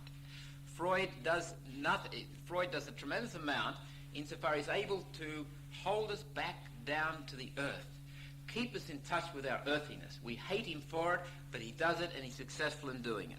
The earthiness, the brokenness, the animality of human existence. But it's a limited perspective, not an adequate one for human life formation. The behavioristic notion. Let me quote from Watson, who died in 1958. In his book Behaviorism, written in 1930, he writes, personality is the sum of activities that can be discovered by actual observation of behavior over a long enough time to give reliable information. So you are simply the sum total of observable things about you. Now that ignores a very basic fact, namely, from whence cometh those observable behavioral things? The human person is a symbolizing animal. From whence comes language, for example? The behavioristic notion is very limited. It is not a good place to stand to gain a perspective on life formation as such. However, it makes some outstanding contributions. Some behavioristic methods work. I have a friend who knows B.F. Skinner's daughter, for example. And Skinner reared his daughter in the Skinner's box. The Skinner's box is not a cardboard container anyway. It's the whole notion of setting up a set of behavior controlling rules and regulations so that a certain kind of a person develops. And she says that Skinner's daughter is a very mature, well-adjusted human being. Big disappointment to those who would want it to have failed. That's a fact. But the perspective of behaviorism is limited. It doesn't include the notion of spirit. It doesn't include that notion of mystery about the human person. The third group, particularly well represented by Abraham Maslow, in a conversation with Mary Harrington Hall in Psychology Today in July 1968, Maslow says, "Our first baby changed me as a psychologist. It made the behaviorism I had been so enthusiastic about look so foolish. I couldn't stomach it anymore. It was impossible. I looked at this tiny, mysterious thing and felt so stupid. I was stunned by the mystery and by the sense of not really being in control. I'd say that anyone who had a baby could not really be a behaviorist." Abraham Maslow is very interesting because he still is unable to get beyond a mere humanistic perspective. He talks about peak experiences so that the phenomenon of religion and the spirit are reduced, again, to psychological explainable phenomena. Fascinating, in his journal, which was published a few years ago, Abraham Maslow records, he was a very honest, searching man. He records perplexity that his friend Adrian Van Kaam is a religious man. He can't understand how so intelligent a person could believe in that stuff. He's perplexed by it. In terms of Van Kaam's own academic history, until the early 60s, he was one of the outstanding figures in psychology in the United States, particularly phenomenological psychology.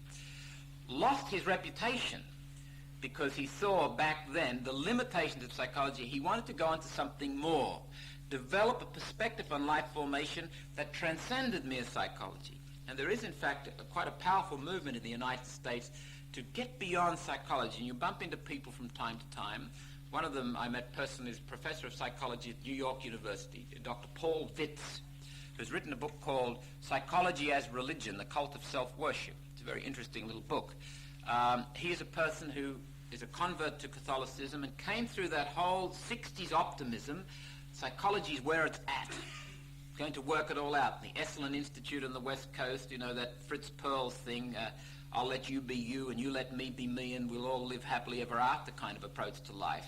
Psychology is inadequate, is radically flawed in terms of providing a worldview because it cannot bring in the whole spiritual dimension. And this raises the question of the distinction between therapy and spiritual direction, counseling and spiritual direction, spiritual guidance, where, in a sense, where the counselor, the therapist, can only go so far. The spiritual director must take up and lead the person on. One way of looking at it is the job of the psychologist, the psychiatrist, to make a person feel at home in the world. It is the job of the spiritual director to remind the person that they're not at home and help them to live with that. So, looking at the three particular schools, none of them provide an adequate place to stand. Let me say something about Carl Jung. Jung was a genius, and for about 6 years he worked closely with Freud, was a very close friend, and then spoiled his record with Freud by writing some material which went against Freud. And I think one of the great contributions of Jung was that he opened up this whole transcendent dimension. Jung had a fascination with what he observed, the facts of human behavior, that people dream dreams, that people deal with symbols, they have myths and they have legends. What do these say? Jung was asking the question, what's happening here? And he went down to northern Africa, the Sudan, Tunisia, observed primitive tribal peoples, went to Pueblo in America, New Mexico, and observed the Pueblo Indians there, studied the Eastern tradition, especially the I Ching, and was trying to get behind this aspect of human behavior, which is quite significant in all peoples, this symbolizing aspect, this aspect that gets caught up with religion and ritual and worship and dreaming and fantasy and fairy tales. What does that say about the human person? Freud says, it says that instincts are very powerful things, aren't they? Very interesting. And Jung said, Sigmund, that's not enough. There's a heck of a lot happening here that your instincts can't embrace. And the behaviorists say, well, it's just stimulus response, reward and punishment. That's what it's all about. And we have to say, well, really that's terribly inadequate explanation of this massive persisting phenomenon in people. And Jung developed that and formed his whole insight around it. However, the Jungian perspective, which has, interestingly enough, gained vogue today, I think it has gained vogue because it introduces people to their soul, introduces people in understandable secular dialogue, secular language, to the dimension of the spirit and the transcendent. And it's fantastic from that point of view. It is limited as offering an ongoing perspective for two reasons, and I think it is to be feared if you stay within that perspective. Stand outside the perspective, go and do the Myers-Briggs if you haven't already done it. It's fascinating, psychological typology. Do the journal workshop. Read Jung's Undiscovered Self, A Modern Man in Search of a Soul. These are interesting books. Here is a man who's a genius, a searcher, and a researcher. There are two things that concern me about Jung's point of view, and I think we might have mentioned these last week. Number one, the notion that God is part of the collective unconscious, a sort of an archetype. That makes God a subjective fact in inverted commas. As far as I'm concerned, God existed before any collective consciousness came into being. God is a fact of reality, beyond any archetypes, beyond any creation of the human unconscious. The second point, and I think it is of more practical importance to note this one, the notion that God doesn't dwell in the sick mind. And you have today, I think closely associated with that and probably rooted in that, the notion that you've got to become whole if you want to be holy, that wholeness and holiness are inseparable. And I think that is pernicious. Some people can be very whole, emotionally or mentally, but not real holy. Some people can be very distressed, emotionally, mentally, but be very holy. I can think at the moment of a person who has a very deep-seated anxiety neurosis. Emotionally, mentally very distressed. But a person of immense honesty, immense courage, immense sensitivity and compassion. If you shift the attention to wholeness and in order to be holy, then it shifts the attention to me and what I must do with my life, how I must get myself together. If you say, well, yeah, I'm not discounting wholeness, let's try to work with the harmony of things as best we can. But holiness is really submitting to God, and the focus is on God, the merciful God, the God of compassion, the God of faithfulness, the God who heals. And I submit to God in all my brokenness, in all my messiness, in all my lack of wholeness. So I am not saying it's bad to be whole. I'm not saying necessarily it's good to be whole. What I'm trying to do is separate the concepts of wholeness and holiness. To put them together as necessary concomitants, I think, is dangerous. It invokes guilt, it invokes frustration. And I've seen this particularly emerge, for example, in charismatic prayer groups where people are told the reason you're not healed is because you don't have faith. You've got to be, you will be whole if you're holy, sort of a thing. The two don't necessarily go together. Okay, looking at the second point about spirit, to say that the human person is spirit or is spiritual is to say that the human person is an openness to and tendency towards the more than, the beyond, the infinite, the transcendent dimension. We'll talk more about the transcendent dimension in a later lecture. I think it's in lecture 10. Suffice it to say here that human beings are more or less characterized by a certain longing, certain aspirations, certain hopes, a tendency towards moving on, to going beyond the finite material here and now, to seeking, as it were, another home. That there's a restlessness here.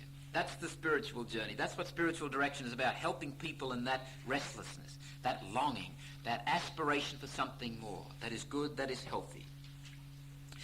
That possibility is part of our lives. The possible characterizes the actual here and now. One of Freud's contemporaries, an ex-Jesuit, Franz Brentano, a philosopher, introduced a very interesting notion about human beings. It's the notion of intentionality, that human beings are always intending towards, that your consciousness is always consciousness of. It's never just consciousness. You're always out there. Human beings are always out there. Existence means to stand out. Ex stare, to stand out.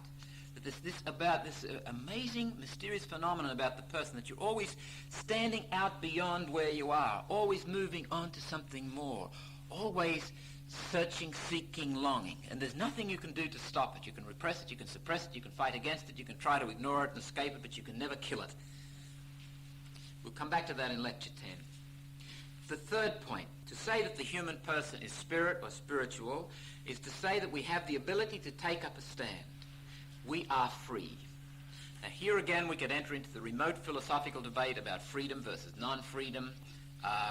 We won't even go into the psychological debate. Just consider the experience and try to get beyond the static concept, as if freedom was something that you had, and people say, well, you could jump out of a plane and you wouldn't be free to, fly in the air or whatever, and I've heard people say that you can't jump off a cliff because you're not free. That means you're not free. The static concept that if there are limitations, therefore there's no freedom. The phenomenon of history, let's approach it through human experience. Throughout history there's an interesting strain develops, that freedom brings anxiety, so that freedom won inevitably leads to freedom given back. We are dead scared of freedom. We don't like to be free. Soren Kierkegaard, in his concept of anxiety, writes, "This anxiety may be likened to dizziness. He whose eye chances to look down into the yawning abyss becomes dizzy. Anxiety is the dizziness of freedom." We're talking early on about where does the final decision rest. In a model of formation that looks at that works on an authoritarian conforming basis, you never experience that dizziness of freedom, because there is always, they made me do it. I'm doing it because the church tells me to do it. I mean, I've got no other option if I'm a faithful Catholic, have I now?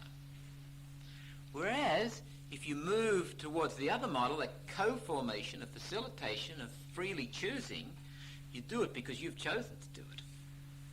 And you're to blame. You're the one that is accountable. You're the one who is responsible.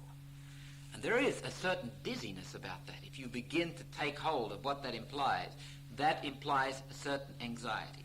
And thus Sartre could say in Being and Nothingness, page 129, to be free is to be condemned to be free. There is something a little bit, at least, horrifying about freedom, if you know what freedom is. As distinct from the airy-fairy idealistic notions, give me freedom, or, let's be free, which very often means let me do what I want to do, but then you pick up the pieces when I'm finished making a mess of it. True freedom means responding to life in a creative, imaginative sort of a way, being responsible, able to respond, as distinct from simply reacting, as the behaviorists would indicate. Jacques Ellul, in his book The Ethics of Freedom, page 91, writes, "Whenever man has made a beginning of liberty, he has taken fright, retreated, renounced his freedom, and sighed with relief at being able to put his destiny finally in the hands of someone else. In his vanity and boasting, man pretends that he wants to be free. Once a little freedom is offered him, however, he starts back at the sight of the void which he must now fill, the meaning he must now provide, the responsibility he must now carry. Again, I refer you to the brothers Karamazov and the Grand Inquisitor. Fascinating story that, where Jesus merges into this group of simple people where this girl, I can't recall whether she'd actually died or was very ill, and he anyway heals her. And then the cardinal appears and silence descends on the group. And he wants to know who this stranger is that's come into the group and meddling with things and upsetting the status quo. And he takes him up and questions him and keeps at him. And Jesus says absolutely nothing. And the gist of what the cardinal says, it's packed with irony. He says, why did you have to come back? You did enough damage when you were here before introducing people to freedom. We've spent 2,000 years or 1,500 years getting it in order. Now, getting people back in submission, because what they really want is authority, not freedom. And here you come back again and try to introduce freedom. And so the Grand Inquisitor goes off and burns Jesus at the stake one more time. This whole notion of trying to bring people into submission. And basically, what these authors are saying is that the mass of people want that. You say, well, no, what we want is freedom. Yeah, in talk, but when it comes to the crunch, who wants to be really accountable for his or her life? It's nice to have someone else do it. Interesting thing I've heard people comment on, those who come from totalitarian societies into Western democracies find it very difficult to cope. In a totalitarian society, everything is done for you. You get everything done. When in a Western-style democracy, I mean, you can finish up in the streets if you don't do things for yourself, if you're not a bit more self-directed.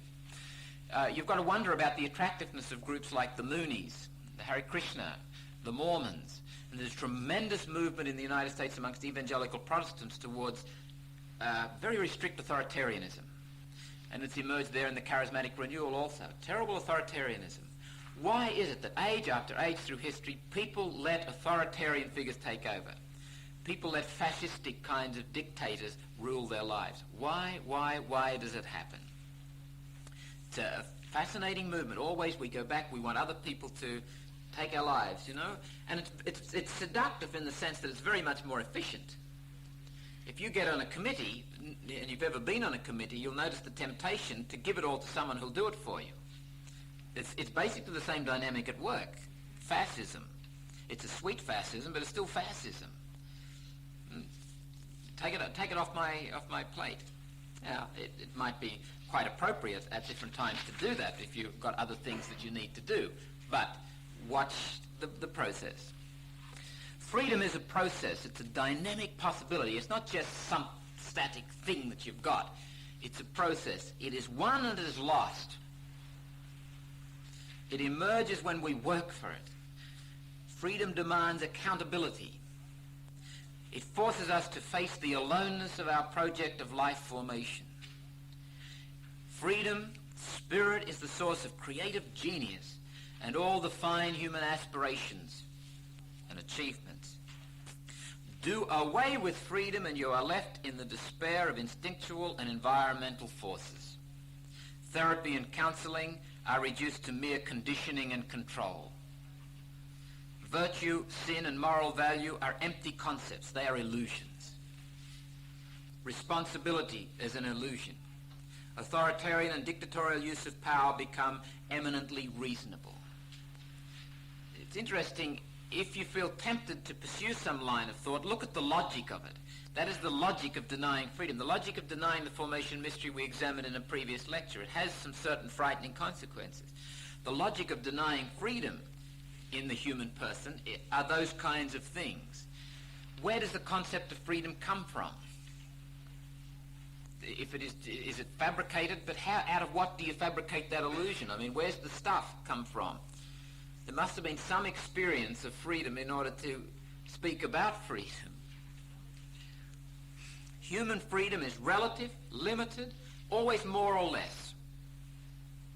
We have at any given point, only a margin of freedom, which can be lost if we don't work at it. It is the tension with the given. It is in tensions with the givens of life. It's interesting to see how the cry of freedom always touches a harmonious chord in the hearts of people, except in the hearts of those who are slave drivers and domineering fascistic kinds of people. They don't want freedom because they get their sense of meaning and purpose in life out of dominating people. But the cry of freedom always rings true. It fits. Yes, that's what we are made for. And interestingly enough, in the tradition of the church, you find, for example, in the writings of Bernard of Clairvaux, freedom is zeroed in on as the heart of humanity. That's what makes a human being a human being. And for some of the early fathers, freedom, that was the outstanding sign of the image and likeness of God. I would encourage you to read chapter 17 of Gaudium et Spes, where the Council Fathers of the Second Vatican Council talk about freedom as the preeminent sign of humanity. To work at one's freedom, to try to win freedom, to maintain freedom. It is something that the human heart longs for but is frightened of. It is something that is our responsibility to build up within ourselves. If there is no freedom, there is no morality. If there is no freedom, there's no trying. There's no responsibility. Life becomes a matter of simply submitting to the forces. But experience revolts against that. That's not the way it is. I have to take responsibility for my life. So the human spirit is the source of transcendence. It is the source of freedom. The human spirit cries for the more than. The human spirit enables us to take a stand. Even when all other possibilities are removed from us, I can take a stand, take up an attitude towards my limited situation. The human spirit says that the human person, human life formation, is more than simply a process of instinctual, environmental factors. The human spirit says that the human person is ultimately indomitable. That the human person in life formation is made for great things and can aspire to great things and can achieve wonderful, fine, great things. Let us pause there and throw it open for comment or question. Being free is surely wonderful. It's the journey of accepting the fact that you're free. Yes. It isn't being free. You are potentially free, but you're right. It's taking hold of that and fostering it and nurturing the freedom so that you become increasingly, the freedom becomes actualized increasingly. Yes. And, the expressions of freedom, people say, well, society limits your freedom. Well, yes and no. I'd rather say society limits the expressions of freedom. There's a very interesting case, for example. Someone brought this up in this morning's discussion. The black activist leader in South Africa, I think the man's name is Mandela, who recently was given the option to leave jail, provided he went to one of the specified places. And the irony of that was, in order to maintain his freedom, he stayed in jail. He would have lost his freedom had he left jail and done what the government wanted. So,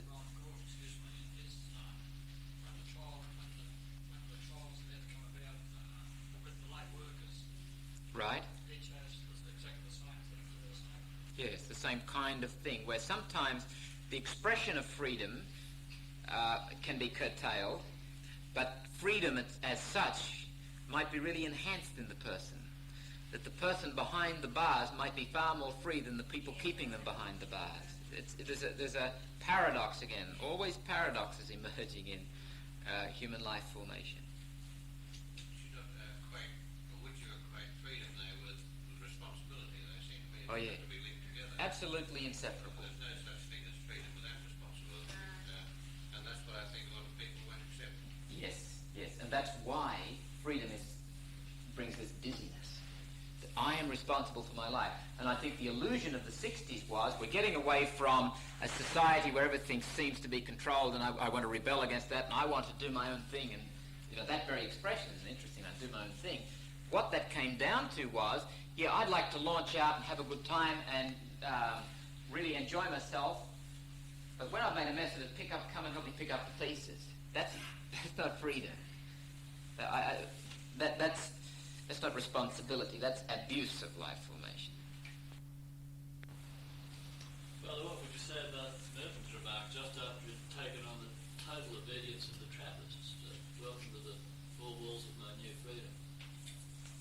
I'm not familiar with that comment. When did he make it? And what were the yeah. So they wrote it on the covers of books, Uh, and he described it just after he'd taken orders. Just off the top of my head, to me that sounds like the development of the paradox. See, sometimes the vow of obedience is seen as an abandonment of freedom. And if it is seen in that way, what it becomes is a school of irresponsibility. Yeah, I take your point, but I'm just... Complete relegation of one's ability to choose, isn't that right? No, the essence of obedience, the word is an interesting one to look at the etymology of it. The Hebrew word, the Greek word, the Dutch word, the German word, the English word, they all have one root: to listen. The Hebrew word for obedience is Shema. The great Shema, I think it's in Deuteronomy chapter 6, it's the prayer that the faithful Jewish person says every day. Hear, O Israel, Shema. And it's a difficult thing for people translating the Old Testament to work out whether Shema means obey or hear. But the whole notion is to listen intelligently. The Greek word hupakuo in common Greek means to listen. It's the kind of word that was used of the doorman. He listens to the knock and says, "Who's there?" And somebody says, "It's Joe Blow." And he says, he listens, and will I let Joe Blow in or not? It's not just a question of opening up. It's an active, effective listening. Ob audira are the roots of the English word, to listen to. So it's the whole question of participating again in an alert kind of a way. For that reason, I would say obedience is the basic virtue. The basic virtue. So to consecrate oneself in obedience is to give witness to that value, is to commit oneself to set up a structure of life where I will give witness to listening and try to be as professional and as effective a listener as I can, which is a far cry from the notion, which was fairly traditional, that obedience means becoming part of an efficient workforce with someone in control and you just don't do what you want to do and do as you're told to do. It may involve sometimes doing what you don't feel like doing, but the superior and the one obeying enter into a dialogue. We are both participators in the mystery. It's like the same kind of shift that happened, as we mentioned earlier on, the missionary. Instead of the missionary going and sort of giving form, the missionary goes to be a fellow participator with those to whom he or she ministers. The superior comes to a community, and this is why people nowadays don't want to be superiors of communities. It's a very, very difficult task, because you've got to be a fellow participator with all the members. Provincials no longer, generally, as far as I'm aware, call up people and say, go there or go here, do that. The typical thing now is the provincial calls you up, "We've got you in mind for such and such. What do you reckon?" Now, it can be, a knowing laugh from down the back there, that can be, it might mean a loss of nerve. It might mean chaos, and it does sometimes. But I think basically what it means is that people are really searching. And you had, for example, a lot of square pegs in round holes in religious life. Let's face it, people who were excellent at music and they went and taught metalwork or something, for humility's sake. And people who wanted to be religious and finished up being teachers because that went with hand in glove with being a religious. And now they've got a chance to say, well, look, I dearly love the congregation, I love the spirit of this place, and I want to be, but please don't put me in a classroom with those kindergarten kids again, I'll go mad. So let's talk about it. So, that's part of obedience, which is very foreign to the mind that says obedience is conformity. It's very messy.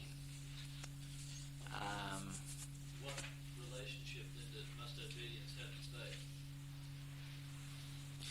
The listening is done against a backdrop of faith, against a backdrop of belief in the providential caring mystery, that there is something to listen to. See, a person who has no faith in the mystery can't engage in obedience, because what do they listen to? Ultimately, we listen for the work. We trust the Holy Spirit is at work. My Spirit and the Holy Spirit are at work here. I'm not just listening to my own emotions. You're not just listening to your emotions. We're listening to the situation, trusting that God is at work here. The Holy Spirit can work, and it's not a pseudo-supernaturalism which says, we sit around and we wait for a prophetic word to come, that God will sort of zap somebody, but rather, it happens in the normal human way. What seems to be the best here? Yeah, well, let's fit this. And like I was saying, God's will is known after it happens. And God's will is the product of me and God working together. That's the whole business of creation. God says, I create fellow creators, human beings who work with me. Let's get about redeeming the world together. God's will is not some predetermined thing that must happen, and we've got to somehow or other find it. There's this whole question of participating in a mystery that's happening. Within that context, obedience becomes immensely generative of freedom. In the other context, where obedience is seen as conformity, there is a total care situation develops. And you'll meet religious 50 years of age, 60 years of age, 70 years of age who are quite immature morally and emotionally. They can't make decisions for themselves because they've been so imbued with the notion of mother knows best or father knows best or brother knows best kind of a thing. They've lost their ability to be self-directive, or they never learnt the ability to be self-directive.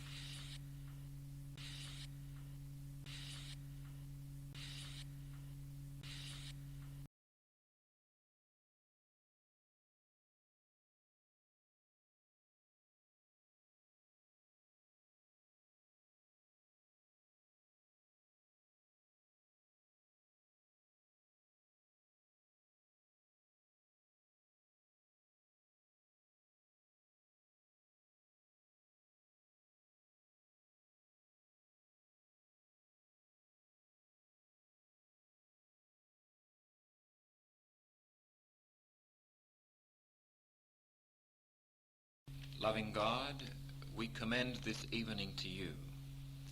Bless our work. Enliven our minds and our hearts.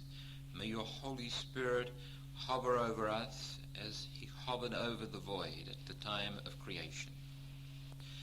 Give us the wisdom to see our fallenness. Give us the courage to embrace it. May we never disown the fact that we are needy, that we are broken, that we have need of Christ the Saviour. And in the words that he gave us, we pray for the coming of the kingdom. Our Father, who art in heaven, hallowed be thy name. Thy kingdom come, thy will be done on earth as it is in heaven. Give us this day our daily bread, and forgive us our trespasses, as we forgive those who trespass against us. And lead us not into temptation, but deliver us from evil. Amen. Tonight's topic is the fallenness of life formation. Before we move on to that, I'd like to mention something that is related to it, but emerges from last week's lecture. It is with respect to the development of directives in our lives, those meaning structures which give impetus and orientation to the way we live. They always emerge, as a matter of fact, in encounters with the world, encounters with people, events, and things. Directives are not born into us. Directives are not simply imposed upon us. They come out of a two-way experience. Encounter is an interesting word. En, meaning in. It's a way of being towards, being with, being close to, being involved with. And counter, being, is a way of being over against, separate, independent. Our development of directives is always developed in that context. At no point in my life can I realistically say, as an adult, that directives were imposed upon me, say by my family, and I have no option but to do them. You'll find people who remain till their dying days possessed by their parents. A neurotic mother or a neurotic father can really possess their children and hold them in bondage even long after the neurotic mother or neurotic father has died. And people say, well, I just can't help it. That's the way I feel towards my mother. You can help it. You can do something about it. You can take a stand against those directives. You may never get to the point where you remove that chill that comes down your spine every time you mention the neurotic mother's name, or you may never get beyond the anxiety that the neurotic parent begets in you, but you can change those directives in terms of the hold that they have on you in your ongoing encounters with people, events, and things. No directives are final for the adult. There is always the possibility of choice. Okay, so that's with reference to last week. With particular reference to this week, we were talking about the fallenness of life formation. Our directives are developed in broken circumstances, fallen circumstances, namely the family. Every family, if you look around, is broken. There is no such thing as an ideal family, except in a very relative sense. Every family bears the marks of the fallenness of the human beings who constitute it. Every mother, every father bears the marks of fallenness. Every child does. We live in an age where some people, in terms of their psychological understanding, begin to see the effect parents have had on them, and then become very angry at the parents and blame the parents. Parents can become very guilty at what they've done to their poor children. Where have I failed? If you're human, you're going to fail somewhere, in some measure, sometime. That's part of the deal. That's part of the contract of being human. That's part of the fallenness of human life formation. The Dutch psychiatrist Vandenberg has something which I think is very sobering, very enlightening to say about being parents. He says it specifically of mothers, but I think it applies to fathers, and in fact applies to anyone who has charge of the education and the formation of children. He says there is no mother so perfect that she does not give her child enough material for a full-blown neurosis. And there is no mother so imperfect that she does not give her child enough material for a hymn of praise. When you reflect on your parents, you might say they are marvelous people. Great. But you might also say they had some faults and failings. Don't isolate the negative side of your parents. There is the potential there, no matter how bad mother or father were, in terms not morally, but emotionally, they have given you the possibility of a hymn of praise. Not only a full-blown neurosis, but a hymn of praise. They might go hand in hand. You might in fact have a full-blown neurosis thanks to mother. But you might also have, if you look a little closely, the possibility of a hymn of praise thanks to mother also. That all emphasizes the freedom of the person and the work that must be done in dealing with life as it is. And we can state a foundational principle, moving now more properly onto what we are to consider tonight. The foundational principle is this, that all human formation is fallen formation. All human formation is imperfect. All human formation is always less than it can be. It is always less than it can be. Human formation is fallen. I think we mentioned it before. That really is the easiest thing to believe in church teachings. There is no doctrine, there is no teaching about life, church, whatever, more easy to believe than that. It is most obvious. If you only reflect on your own experience, you can see that that brokenness, that imperfection, that less than is present in your life and the lives of everyone around you. Despite our most loving, our most generous, our most self-sacrificing intentions, we continually hurt people. We continually mess up relationships. The legend of the fall, which we read in the sacred scriptures, one of the most outstanding features of that is the rupture that is wrought in human relationships. Relationships between human beings, relationships between humans and God, and relationships within the one human being. That is markedly present throughout the world, in all times, in all places, in all peoples. That we don't spontaneously and easily and harmoniously relate with one another. We are constantly doing things deliberately and indeliberately, implicitly and explicitly, consciously and unconsciously, to alienate ourselves from each other. We can't even get on well with ourselves all the time. We're fallen human beings. That's part of what it means to be a human being. The French social philosopher Paul Ricoeur has written a book called Fallible Man, Philosophy of the Will.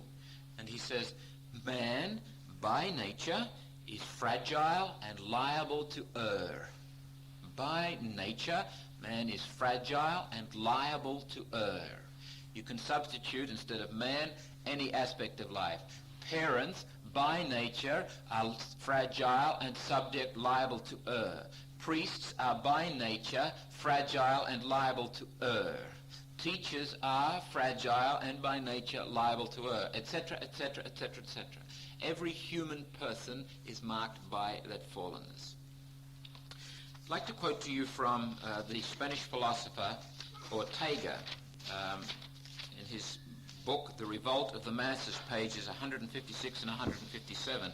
And the first part of this quotation is used by Ernest Becker at the beginning of chapter 4 in this book, The Denial of Death. I would thoroughly recommend this book to you if you like to get your teeth into something meaty. It's difficult reading, and some of the things you'll find that he says are a little bit hard to swallow, but it is profoundly stimulating. An excellent book, something of a landmark book. It is a synthetic work, and he develops the basic thesis that civilization, human character, personality, structures of life are generally developed on the basis of the denial of death. We're all dead scared of death. Not simply the final dying, but all the echoes of death that permeate life. All the calls to die, to enter into what Thomas Merton called the Paschal rhythm of life. There is also a book which has arrived finally off the wharves, and this is one that I would recommend to you all, called Focusing by Eugene Gendelin. Especially I would recommend it to you if you are working with other people in counseling situations or helping or caring situations. It will save you a lot of time, amongst other things, if you can give this to the person, say, study it and come back and see me when you've studied it. It allows a person to develop their own ability to work through emotional processes. And just by the by, that is an important function to develop, the ability to process emotional experiences as they happen. If you don't, if you're not able to do that, you're going to find that the pressure builds up. I liken it to going through a cow pasture with a pitchfork and filling, if you're not processing emotion, it's like filling a knapsack with manure as you go, and the knapsack gets heavier and heavier and fuller and gets smellier and smellier as you get older and older. And then sometime or other, the contents are going to fall out on you and somebody else. You're going to be rather unbearable to live with anyway, because you'll be bent double and you won't be able to look at anybody and you'll smell. Emotionally, that's what happens. And in any case, you find that people who bottle up emotion sooner or later let them out. And human beings are masterfully subtle at finding ways to get rid of pent-up emotion. Not just in those crazy outbursts of anger, but the development of arthritic hands, or bad back, or rash, or stomach ulcer, or coronary, or there are a whole lot of physiological ways of doing it, but there are other subtle ways of moods and silences and little manipulations of people that happen. If we process things, not only do we avoid that, but it contributes to the vitality and the nuancing of our life as it all happens. That focusing manual is outstanding in helping you to do that. Let's get back to Ortega, the Spanish philosopher. Remember, our topic is the fallenness of human life formation. He writes, "Take stock of those around you, and you will hear them talk in precise terms about themselves and their surroundings, which would seem to point to them having ideas on the matter. But start to analyze those ideas, and you will find that they hardly reflect in any way the reality to which they appear to refer. And if you go deeper, you will discover that there is not even an attempt to adjust the ideas to this reality. Quite the contrary. Through these notions, the individual is trying to cut off any personal vision of reality, of his own very life. For life is at the start a chaos in which one is lost. The individual suspects this, But he is frightened at finding himself face to face with this terrible reality and tries to cover it over with a curtain of fantasy where everything is clear. It does not worry him that his ideas are not true. He uses them as trenches for the defense of his existence, as scarecrows to frighten away reality. The man with the clear head is the man who frees himself from those fantastic ideas and looks life in the face, realizes that everything in it is problematic, and feels himself lost. And this is the simple truth, that to live is to feel oneself lost. He who accepts it has already begun to find himself, to be on firm ground. Instinctively, as do the shipwrecked, he will look round for something to which to cling, and that tragic, ruthless glance, absolutely sincere, because it is a question of his salvation, will cause him to bring order into the chaos of his life. These are the only genuine ideas, the ideas of the shipwrecked. All the rest is rhetoric, posturing, farce. He who does not really feel himself lost is without remission. That is to say, he never finds himself, never comes up against his own reality. Now, that is the kind of statement that seems absolutely ludicrous. I mean, the real people are those who feel themselves lost. Surely they're the people who we need to help. Reflect for a moment. If you go back through the formation tradition of the church, the spiritual guides down through the ages constantly reassert the beginning of the spiritual life is the experience of my sinfulness. Ortega calls it chaos. We are at the beginning, all, how does he put it? For life is at the start a chaos in which one is lost. Kierkegaard talks about despair. At the very heart of my being is despair. And the great deception in which most of us live is that we, in distinction from the rest of the human race, don't live in chaos. We, contrary to most people, don't live in despair. There's no chaos about my life. And we have that ludicrous saying of contemporary people, someone's got it all together. Ludicrous. We live on a fragile sea of social customs and rituals, ideas, concepts, rubrics of life, etc. Underneath is potentially chaos.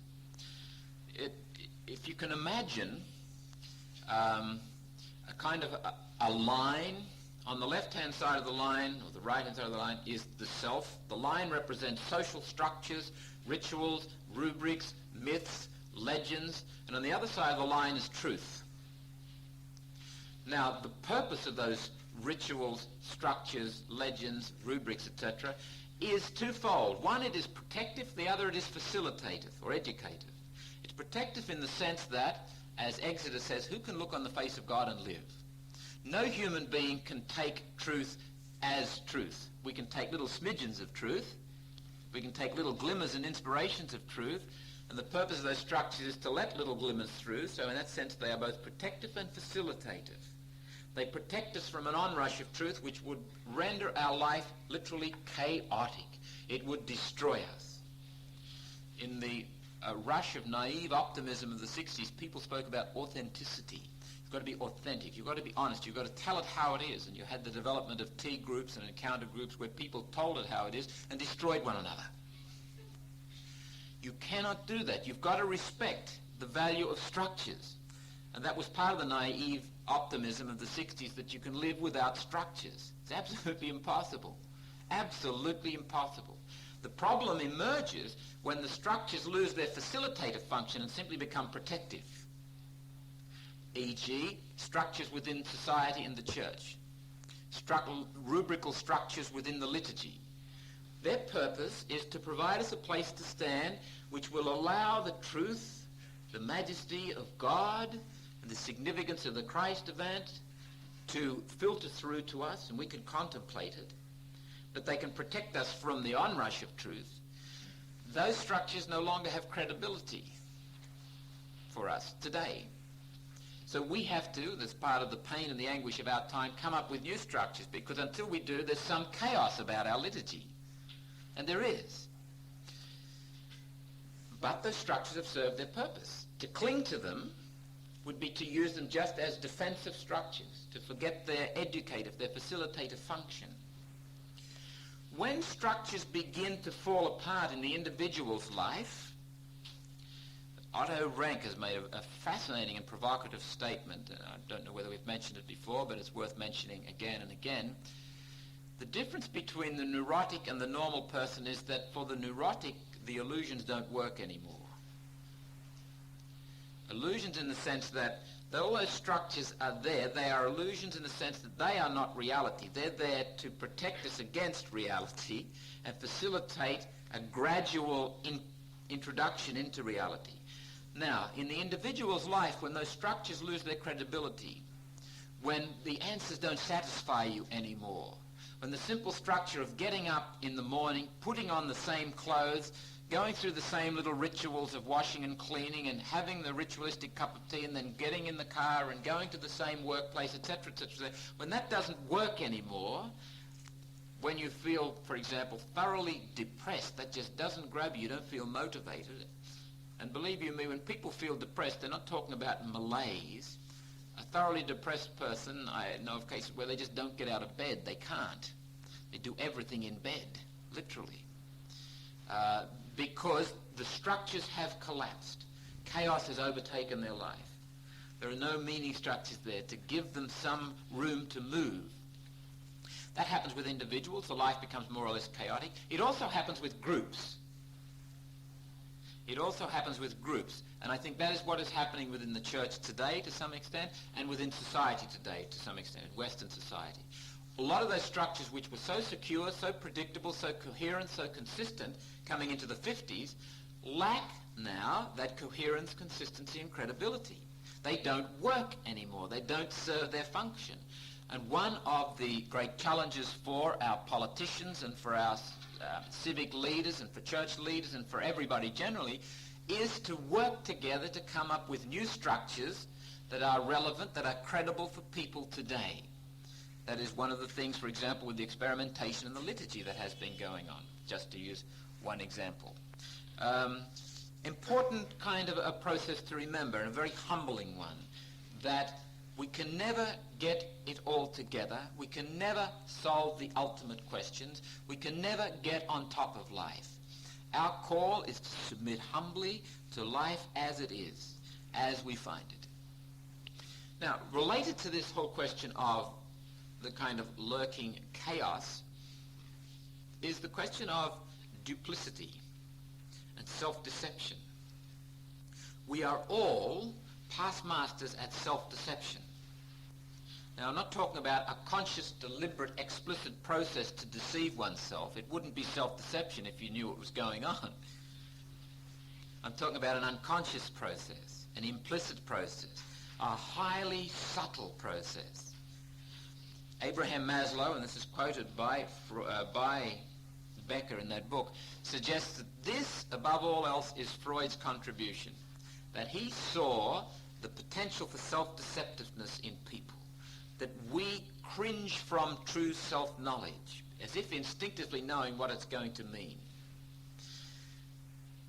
The process of self-knowledge and the process of entering into oneself is, in some ways, quite a horrifying journey. It is a very painful one at times. It is exhilarating. And you'll find in the writings, for example, of Teresa of Avila and John of the Cross, they use ambivalent symbolism. That, on the one hand, symbolism that speaks of pain, and on the other hand, joy. Like the fire of love. There's anguish and suffering in that, but there's exhilaration. And this is the process of entering into oneself, into the chaos beyond the control that we have, beyond the mastery. The question of self-deception is always there. I'd like to quote to you from Albert Camus' The Fall. His main character, Jean-Baptiste, who's seeking for authenticity, says on page 84, "After prolonged research on myself, I brought out the fundamental duplicity of the human being. Then I realized, as a result of delving in my memory, that modesty helped me to shine, humility to conquer, and virtue to oppress."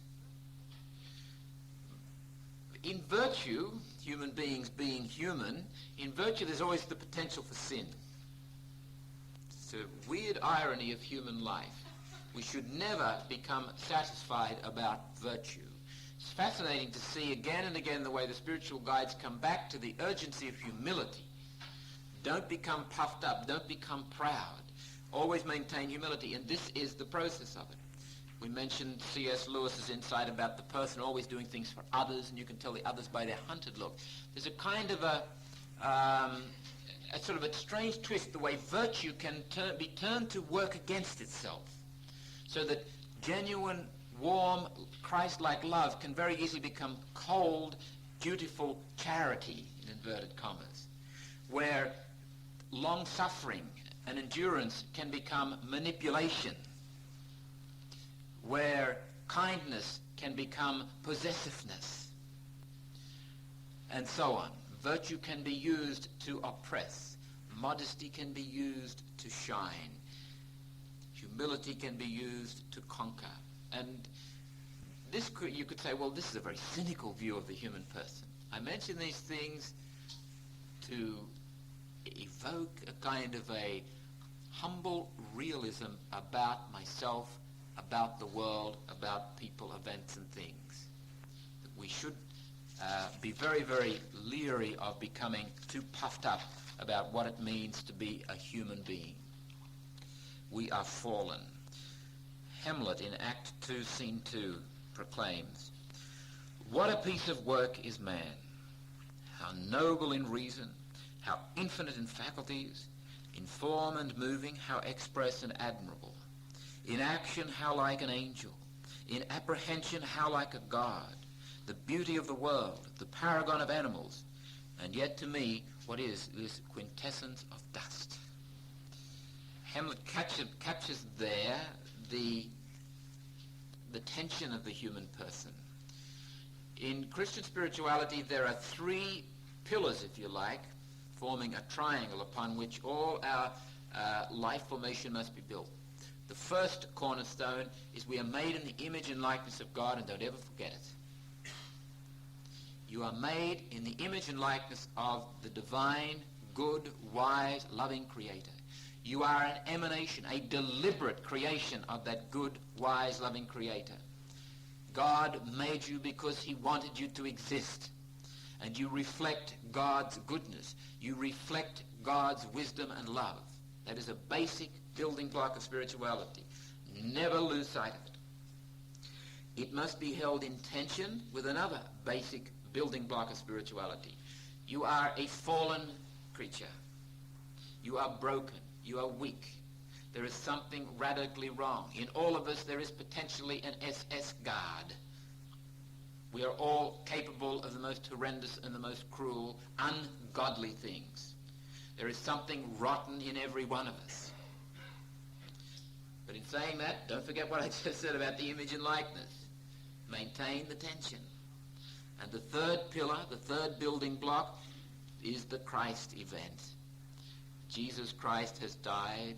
Jesus Christ has risen. Jesus Christ will come again. The eternal hope of the Christian. Our faith in Christ. That we are, as the Father said, being restored to the likeness of God. We live in the land of unlikeness. That was an expression they used, a beautiful one. The land of unlikeness. This is not where we were ultimately made to live. There is something amiss. But there is something magnificent. Something worth hoping in the human person. Something absolutely godly amidst all this messy, ungodly business. I have a friend who is both a psychiatrist and a Jesuit, quite an extraordinary mix, and an old man, a very witty fellow, and he says, whenever I'm with bishops, he said, and they start to get high and mighty, I just withdraw into my imagination and I see them stripped down to their underwear. That quintessence of dust. And for those of you who work in hospitals, and I spent 6 weeks as a chaplain in Massachusetts General Hospital in Boston, there is nothing that will reduce a person more than illness. When the person is lying naked on the table, and then all of a sudden they're just a lump of common humanity. Dress them up and put them in a structured situation with all the illusions, and they become something more than common humanity. You can see what the illusions do to people, how they structure our life for us. Just by the by, John Wayne happened to be there at the time I was at Massachusetts General, and the nurses were all fighting to get a look at the part of his heart. They removed his heart valve and replaced it. They all wanted to see John Wayne's heart valve. But I guess it looked like everybody else's heart valve. Abraham Heschel has some very insightful things to say. Abraham Heschel died a few years ago. He's a Jewish philosopher in the United States, Stanford University, I think. Wrote a number of books, one of which is called Who is Man?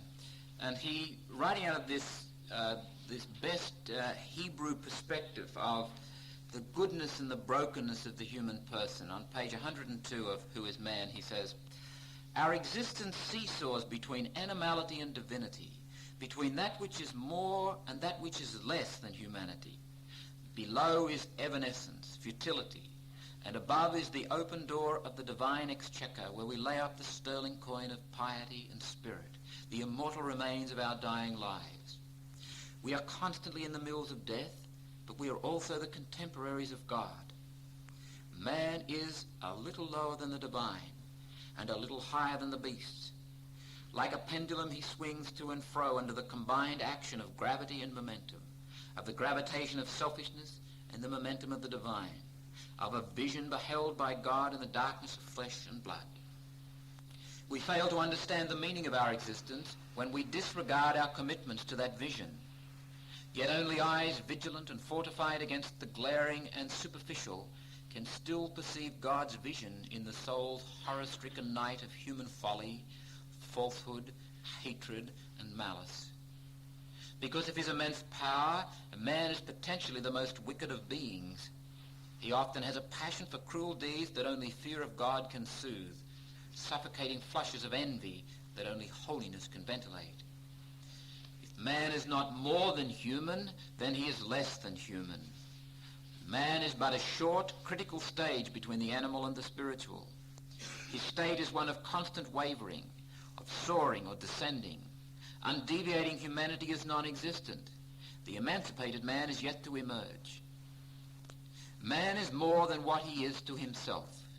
In his reason, he may be limited. In his will, he may be wicked.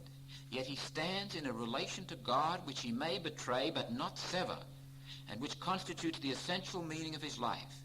He is the knot in which heaven and earth are interlaced. Man's being a problem to himself is an expression of his being challenged. The only exit from his plight is in realizing that his plight is a task rather than misery for misery's sake. We are both challenged and invited to answer what we face." Very beautiful and very balanced kind of a statement. Heschel walks straight out of the Old Testament. That's the way I always think of him. Speaks as someone who could be extremely at home with the Jewish mind. On the more Christian side, we have Gregory of Nyssa, whom Aylred Squires quotes on page 37 of his book, Asking the Fathers. That, incidentally, is an outstanding book. Unfortunately, it is out of print. And it has been out of print for a couple of years. I live in hope that one day Paulus Press will put it back in print or someone else. If you, obviously you won't be able to buy a copy, but if you can get hold of a copy from a library, I would encourage you to get it and read it, study it. It is very, very rich. Aylred Squires, Asking the Fathers. On page 37, he quotes Gregory of Nyssa. "Man established in uprightness by God abused his liberty from the very dawn of history, as a result of the influence of the evil one. Raising himself up against God, he desired to attain his goal outside God. Although they knew God, they did not honor him as God, but their senseless minds were darkened and they served created things rather than the Creator. What revelation makes us aware of coincides with experience itself." And chapter 13 of Gaudium et Spes says the same thing, that if you reflect on human experience, you become aware of the fallenness of human nature. For man, looking into his heart, recognizes that he is inclined to evil and sunk in many ills which cannot come from his good Creator. Often refusing to acknowledge God as the source of his being, he also breaks with the necessary relationship to his final destiny, and likewise with his relationship whether to himself, to other men, or to all created things. Thus man is divided against himself. And so the entire life of man, whether personal or collective, witnesses to a dramatic struggle between good and evil, light and darkness. Man finds himself to be, of himself, incapable of successfully combating the assaults of evil, so that everyone feels himself to be, as it were, bound with chains. But the Lord himself came to free and strengthen us, renewing us interiorly and casting out the prince of this world, who had held us in bondage to sin. Sin, however, diminished us, preventing us from pursuing our fulfillment. The lofty calling and the profound wretchedness which we feel simultaneously find their ultimate explanation in the light of this revelation.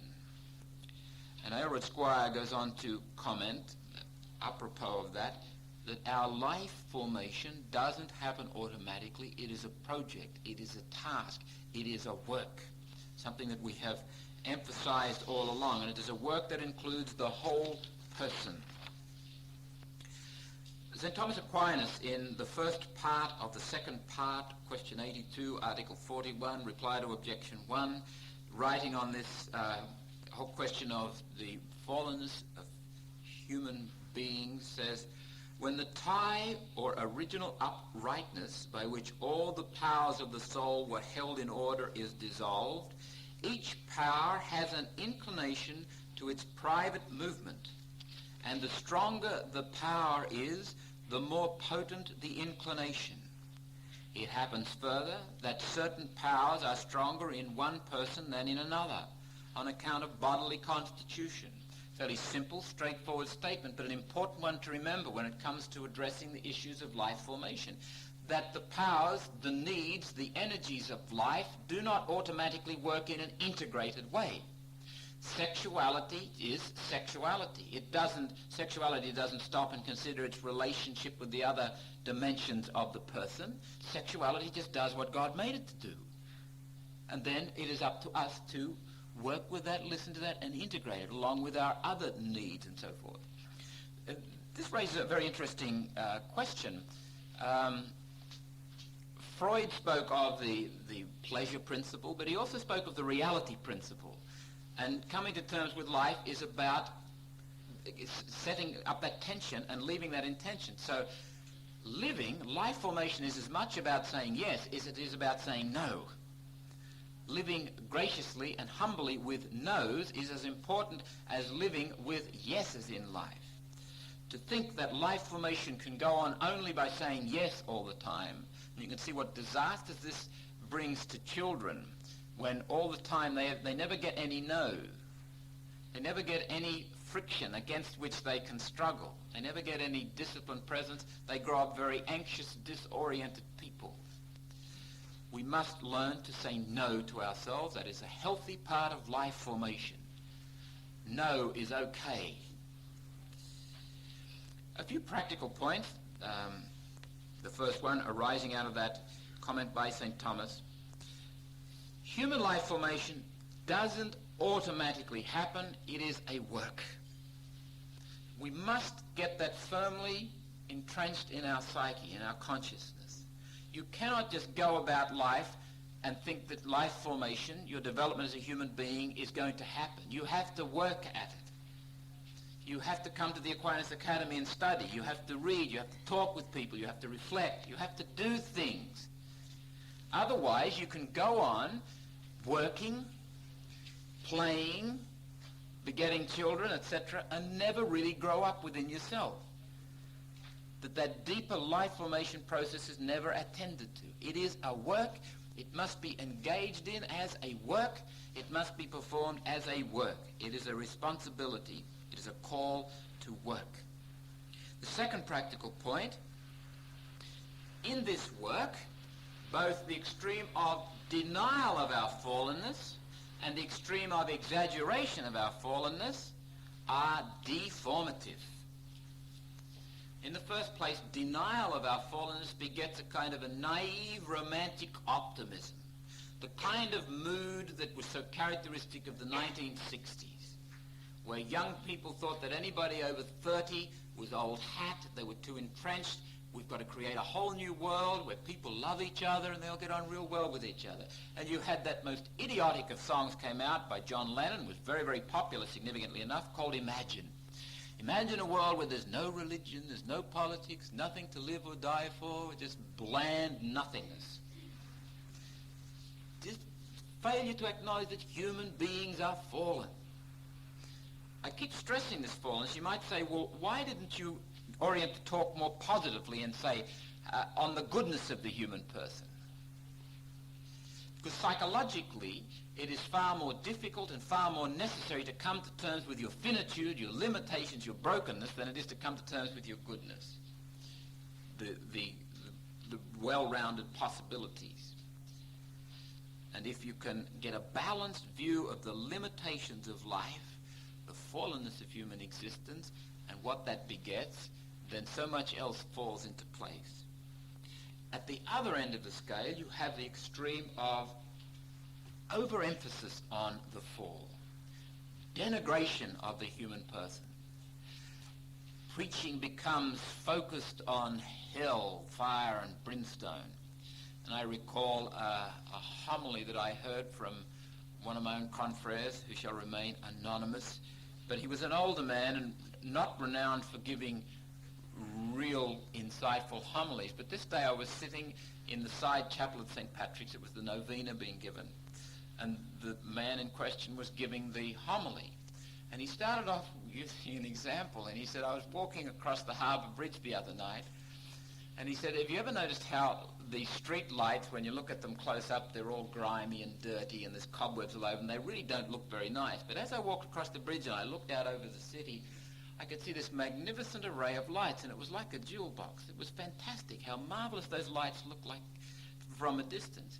And he said, that's the way it is with God when God looks at us. And I said, I was sitting up, I was saying, you beauty, you know, you've really gotten onto something here. And I'm on the edge of my seat, and he says, yes, that's the way it is with God. He sees all the cobwebs, the grime, the filth. Great lesson. But so much of our preaching was based on that, with a view, implicitly or explicitly, to generate fear or guilt. And I must say, much in all as I love St. Augustine, I think he must bear some of the blame for what went on. For St. Augustine, particularly in his earlier writings, original sin was transferred to the next generation through sexual intercourse.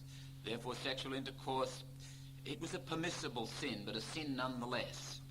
And you have the whole attitude to the body. This is something that we must look very, very seriously at, incorporating bodiliness into our spirituality.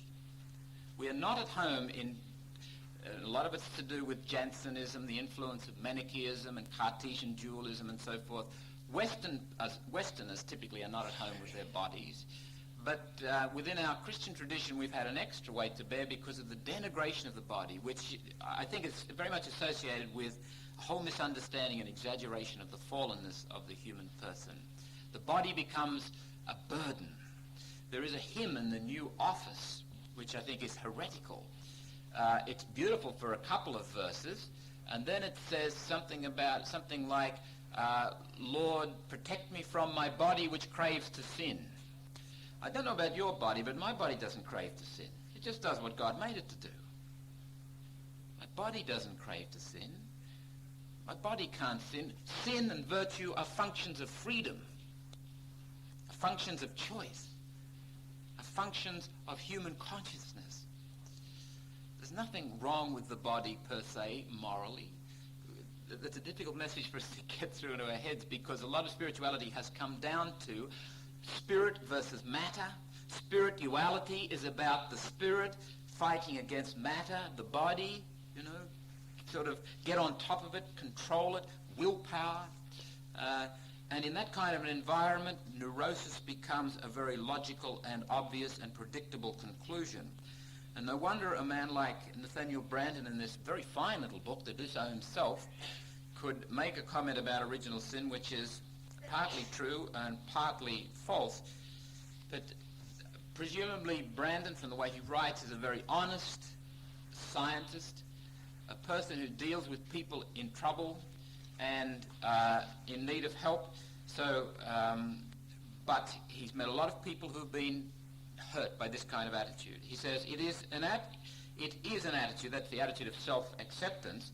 I might mention that is entirely incompatible with the most vicious of all religious notions, the doctrine of original sin and man's inherent unworthiness, the most vicious of all religious notions. There's nothing wrong with original sin. It's our interpretation of it that presents the problems. Three other practical points before we conclude quickly. It demands a humble realism, a facing up to reality. Fourthly, a humble embrace of this truth leads to unity of the human family. Strengths, talents tend to divide, set people apart. Weakness tends to draw people together. When there's a crisis in the community, people come together. Fifthly and finally, a humble embrace of this truth also makes us available to the Christ. When I experience myself as needing to be saved, as distinct from academically knowing it, then I am most likely to experience Christ as Saviour. Let us break there and have some coffee.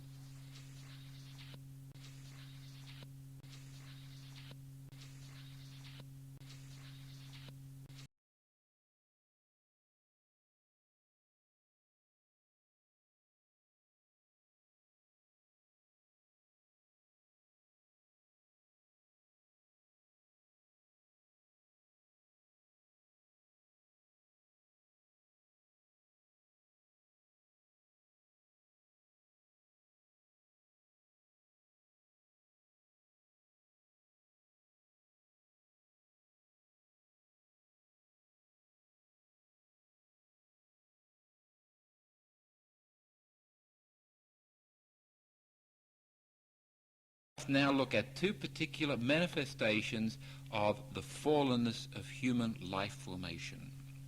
These are formation ignorance and the pride form. First of all, let us consider formation ignorance.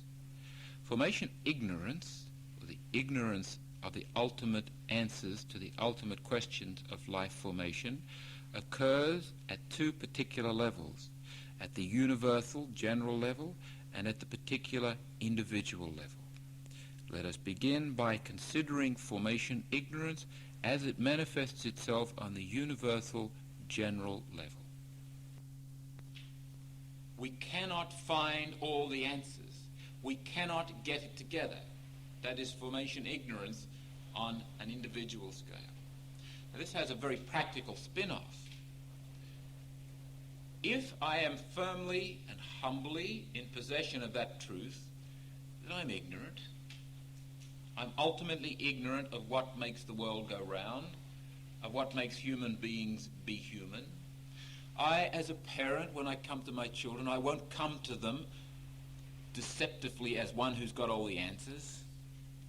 I, as a teacher who come to my students, will not come deceptively as one who has all the answers. I, as a priest who come to my people, will not come deceptively as one who has all the answers. How terribly deceptive that is. I, as priest, come with a whole basis of ignorance. We are together searchers. And it's an interesting thing. I've said at the beginning of this course that questions are more real than answers, and this is why. True questions come out of ignorance. When you recognize your ignorance and you ask, you wonder what, why, how, when, where. Particularly in a counseling situation or in a parent-child situation, when I come with that sense of I've got the answers, that does something to the relationship. What it does, it establishes a master-slave relationship, whether you like it or not. And this happens, for example, has happened, it surely wouldn't happen anymore in religious communities, where Father Superior, Brother Superior, Mother Superior has the answers. I know what's best for you, child. Instead of saying, we're both ignorant, let's talk about this. The master-slave relationship. And that, of course, drives people down into that reactive lifestyle and aborts the therapeutic process, the formational process, the education process, the growing up process, because you've got my answers and I have to come to you for them, which is a very, very disrespectful way to relate with somebody. Whereas if the therapist, the counselor, the guide, the parent, the superior comes to the other person out of a firm conviction of that formation ignorance, there's a tentativeness, an honest caution. Well, let's consider these issues. You know, what is happening here? What might be best? What do you think? Yeah, well, okay, let's try that. But we remain open to the possibility that we might be wrong, because formation ignorance is the ground out of which myopic, selfish, irresponsible, unwise decisions come. That's life. That happens. We all make at least one unwise decision in our lives.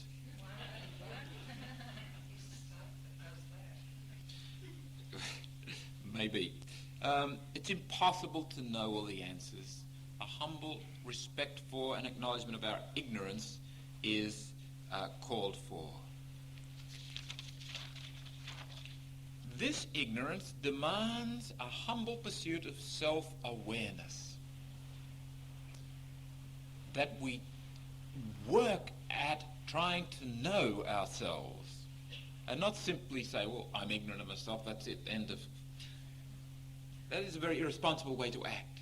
Throughout the Church's entire formation tradition, there has been a constant urge amongst the spiritual guides, learn to know yourself, become aware of who you are. Even before Christ, you had written on the temple of Apollo in Delphi, across the doorway, know yourself.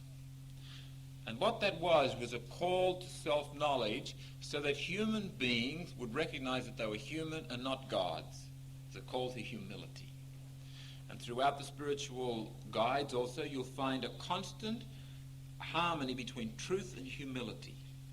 Truth and humility. When you get to know who you are, you become more humble. Truth begets humility.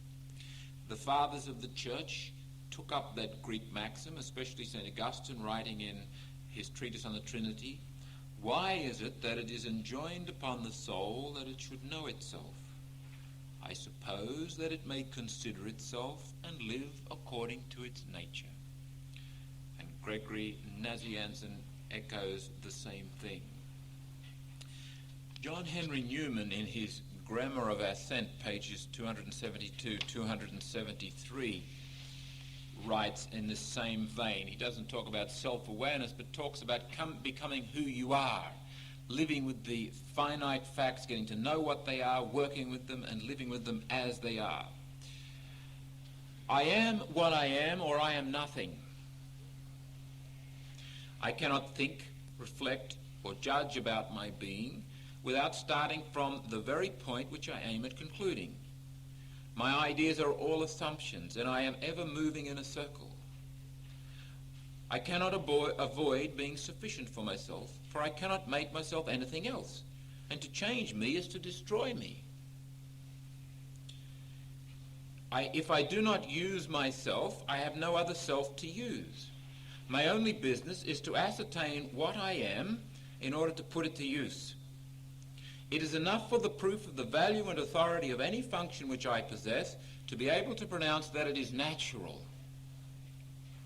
What I have to ascertain is the laws under which I live. My first elementary lesson of duty is that of resignation to the laws of nature, whatever they are.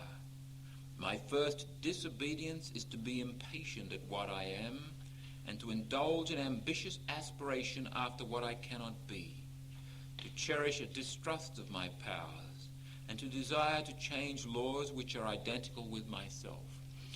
That raises the question, too, of an overemphasis on the fall and on sinfulness tends to put people down, tends to drive people into a reactive mode so that their talents, their potentialities don't typically flourish. Sometimes they do if people get certain lucky breaks, but very often talents are put down with the people. John Henry Newman says there, your first elementary duty is to be who you are. Not to fit into some mold, but to be the broken, wonderful image of God that you are. It's interesting, in psychotherapy and in all growth processes, central is self-awareness.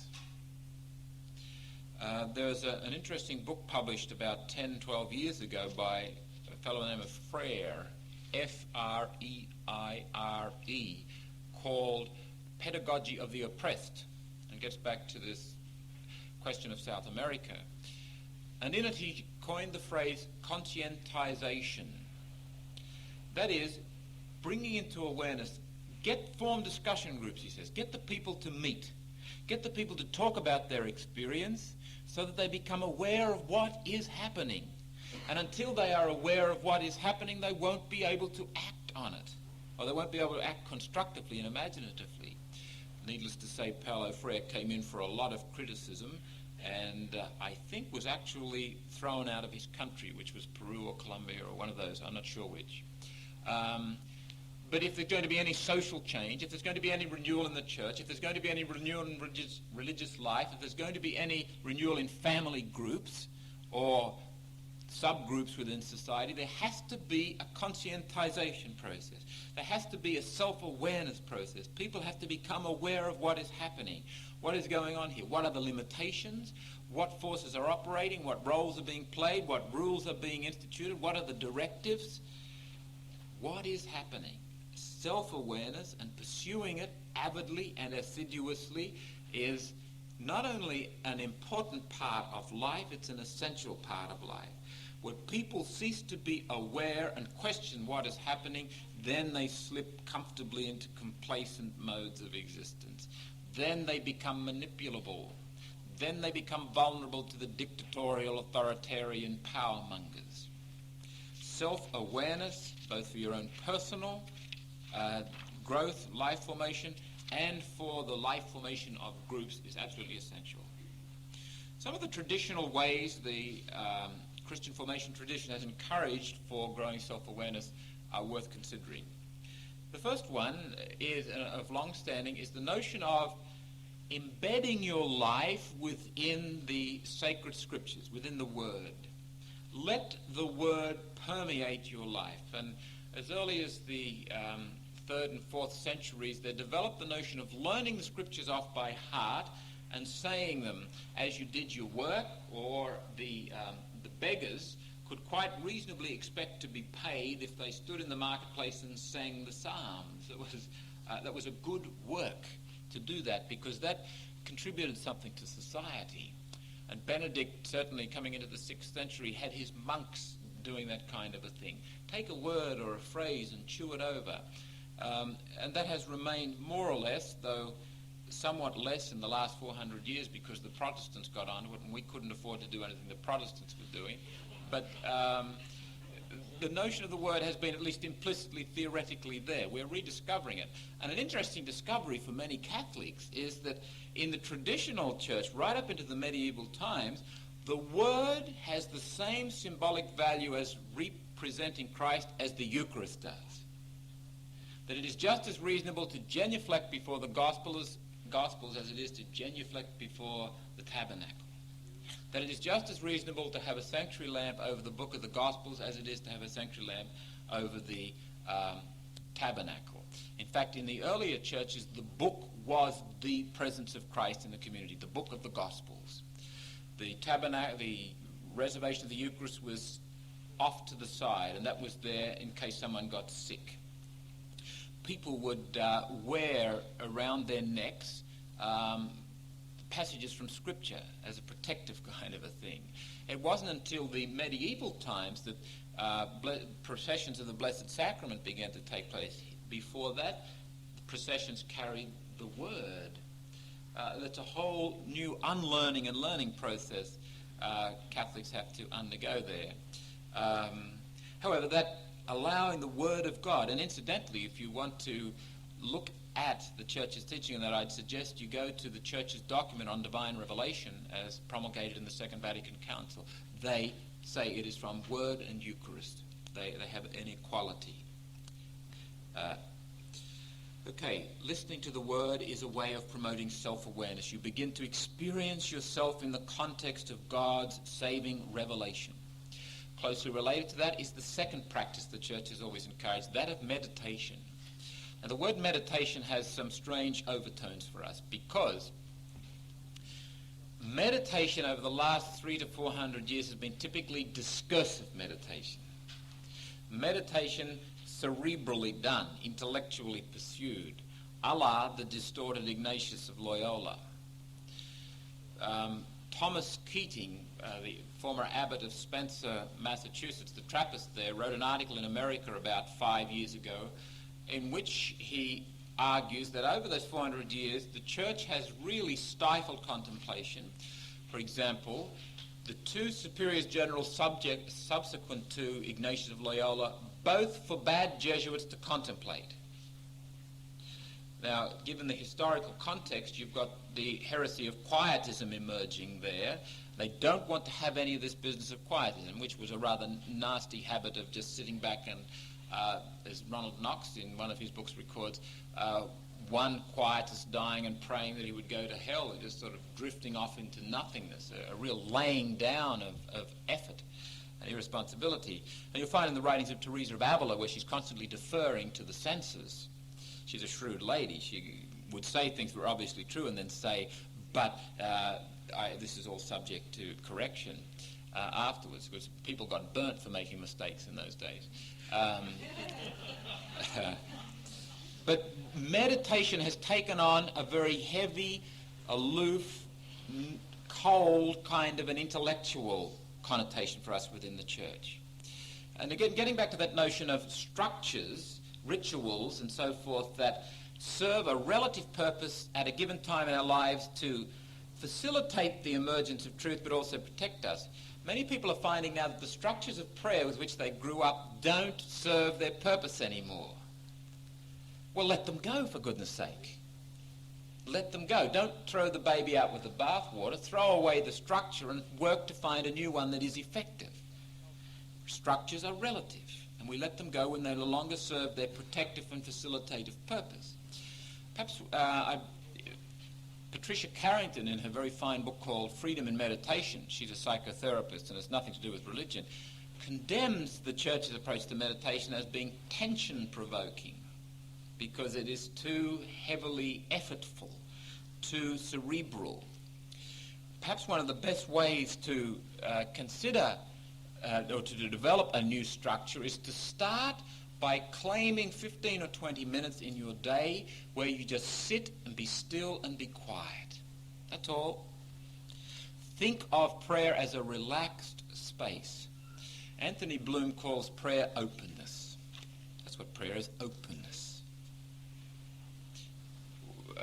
And in that simple statement, he says a lot more than many of the academic treatises on prayer used to state. In that relaxed space, I would say you bring to that space your faith in the whole mystery of life, God embracing the cosmos and permeating it with his creative spirit. You don't have to set your intellect to work to make things happen during that time. And in order to anchor your mind and your imagination, you might use a simple word or phrase just to keep yourself there in openness, like Jesus, Son of God, or God, give us your peace, or simply God. Although be careful of the words you use, because they're often emotionally overloaded.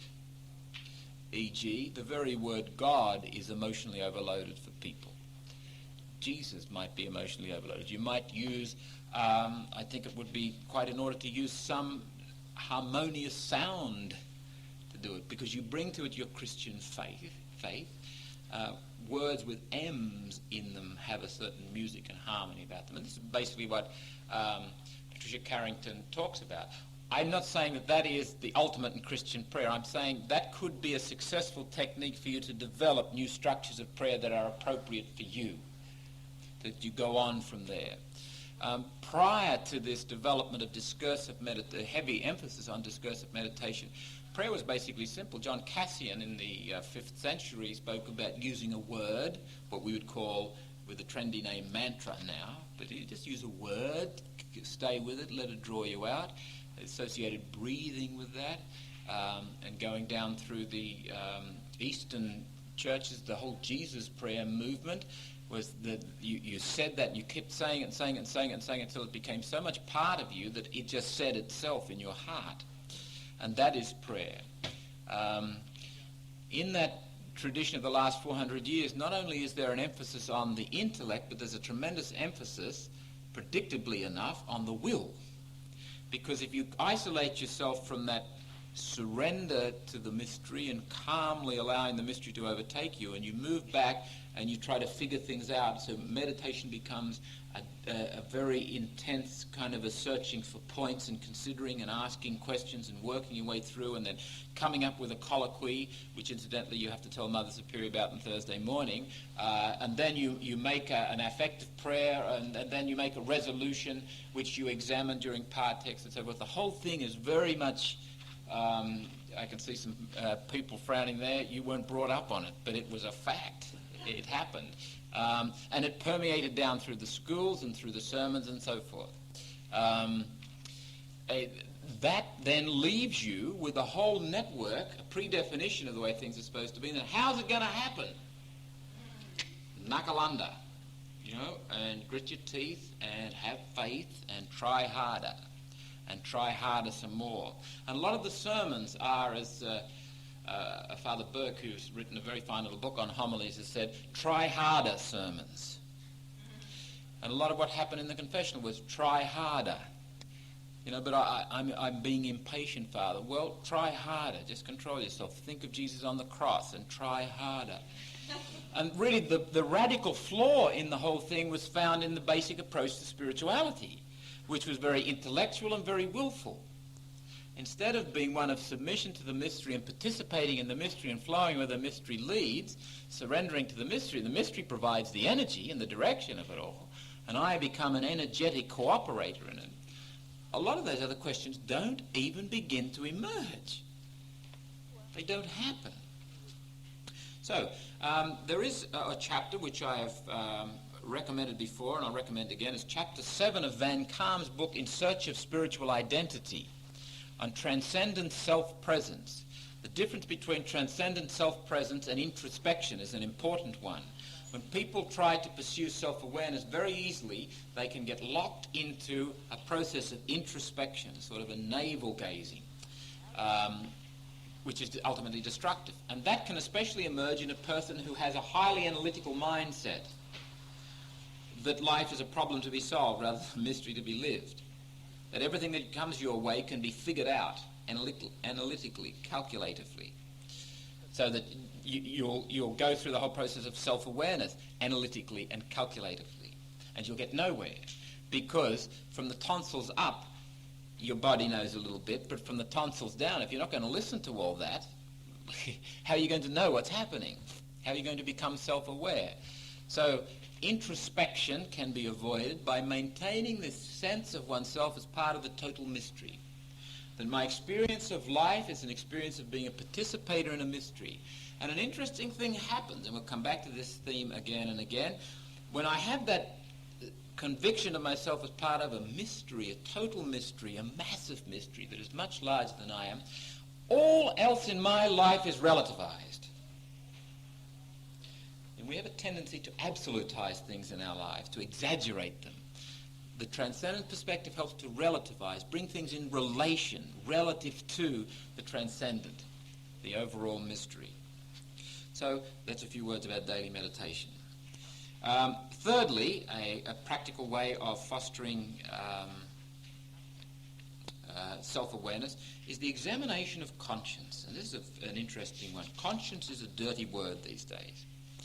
And it comes, I would suspect, largely from the bad track that Freud put us on, that conscience is part of the superego, and it's that part of the superego which polices our pursuit of the ego ideal. And it's constantly saying, no, don't do that, or you shouldn't have done that.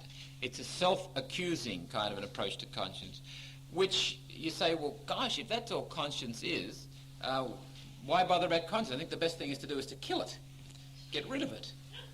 I'd like to read to you from Karen Horney's book, Neurosis and Human Growth, an excellent book, a fine book, something of a classic in the field of psychology. There are a couple of copies of it left out there. It's her last book. She died about 1952, I think, 53, a German psychiatrist who came to live in the United States. A number of her other books are well worth reading too, simpler, easier to read and briefer. One is called Our Inner Conflicts, and the other is called Self-Analysis. And both of them are published by Norton. But this book, Neurosis and Human Growth, or a brief digression again, one of the magnificent things she does is she picks out a lot of those experiences of human life that can easily pass for virtue, if you think superficially, and she notes that very often they're not virtue, but neurotic patterns of behavior. Very, very perceptive lady, and a very compassionate Christian person too. She writes on page 131 of Neurosis and Human Growth, I want to summarize these comments on neurotic self-accusations by contrasting them with healthy conscience. The latter vigilantly guards the very best interests of our true self. It represents, to use Erich Fromm's excellent term, man's recall to himself. I think it's a beautiful way of describing conscience. Our recall to ourselves. Say, hey, there's something amiss here. You're not in harmony with who you are. There's a loss of congeniality there. Self-accusations, on the other hand, stem from neurotic pride and express the discontent of the proud self with the individual's not measuring up to his requirements. They are not for his true self, but directed against it, and are meant to crush it. The uneasiness or the remorse coming from our conscience can be eminently constructive, because it can set in motion a constructive examination of what is wrong with a particular action or reaction, or even with our whole way of living. What happens when our conscience is disquieted differs from the neurotic process from the beginning. We try to face squarely the wrong done or the faulty attitude which has come to our attention without magnifying it or minimizing it. We try to find out what is responsible for it in ourselves and work toward overcoming it eventually in whatever accessible ways. A very simple, practical, healthy approach to conscience. You cannot live a healthy life without respect for your conscience. And it has been the attitude of the Christian tradition to foster, to facilitate, to sharpen the conscience of the individual. Not so that it can be a killjoy, not so that conscience can stop you from enjoying yourself, but precisely so that conscience can be there as a relative participator in the whole of your life, so that you can act in a way that is more consistent with who you are. It recalls you home to yourself. Very beautiful way of putting it. Looking at the second manifestation, and we'll have to mention this briefly. Second manifestation of fallenness is the pride form.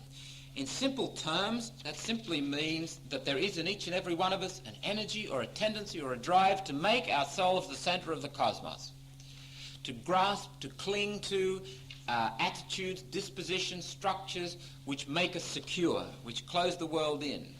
To some extent, we can't be absolutely open. We can't be absolutely moving out to people. We must look after ourselves. But the pride form, there's something in us that makes that an excessive drive. And one final point, the fascinating difference about that Christian spirituality brings to the perception of human formation is that the center of my life is not in myself. In ego psychology, and typically in any psychological point of view, the center is spot bang right there in yourself, and your job is to gather your resources and get on top of things and make yourself the center of your world. In the Christian tradition, as Aylmer Squire points out, the center lies beyond myself. And not only the Christian tradition, in the tradition of Zen Buddhism, for example, and Taoism and Confucianism too. In fact, in all the great world religions. And I would suggest that that is something that modern Western people have lost, typically. That sense that the center is not in me, that's the pride form that wants to grasp things. The center is beyond me, the center of my life. Squire writes in Asking the Fathers on page 34, "First and foremost, we must recall that for the one who is made in the image of God, the true center of his life is not to be found in himself as something he can possess or fully comprehend in its wholeness. All the great masters make it clear that there is nothing so much like a second nature as grace is. Yet, just as the three disciples in the bright cloud on the mountain experienced a bewildering combination of reverential awe and complete happiness together, so grace, in restoring our lost relationship with God and thereby putting our ultimate center outside ourselves, leaves us in a situation which in practice often baffles our limited understanding. For it must yield to what it cannot always of itself see. Here lies the cause of an apparent contradiction. The redemption is, on any traditional showing, a restoration of nature. And hence we must never forget, no nature, no grace. There is no such thing for man as the purely spiritual. Man is not an angel, and he never becomes one. Hence redeemed man, in common with every man of goodwill, will have to do a good deal of hard thinking about what human wholeness is, and even make a great deal of positive effort to achieve that wholeness. But he will also, in practice, constantly have to give that wholeness up, and apparently die to it too, because his true center lies in being at all costs open to relationship with the one who is so eternally and abundantly alive that he can snatch life out of death. Man finds his life ultimately by losing it. This is the distinguishing mark of the Christian way. In finding God, I find myself. In finding my true self, I find God. To say that the center is outside oneself is perhaps misleading in the sense that I find God within myself and God is my center. It might be better to say the center is beyond myself. The center is God. The center is the ultimate, total, all-embracing mystery. The tendency to make myself the center belongs to this movement of pride. Let us break there and throw it open for questions, comments.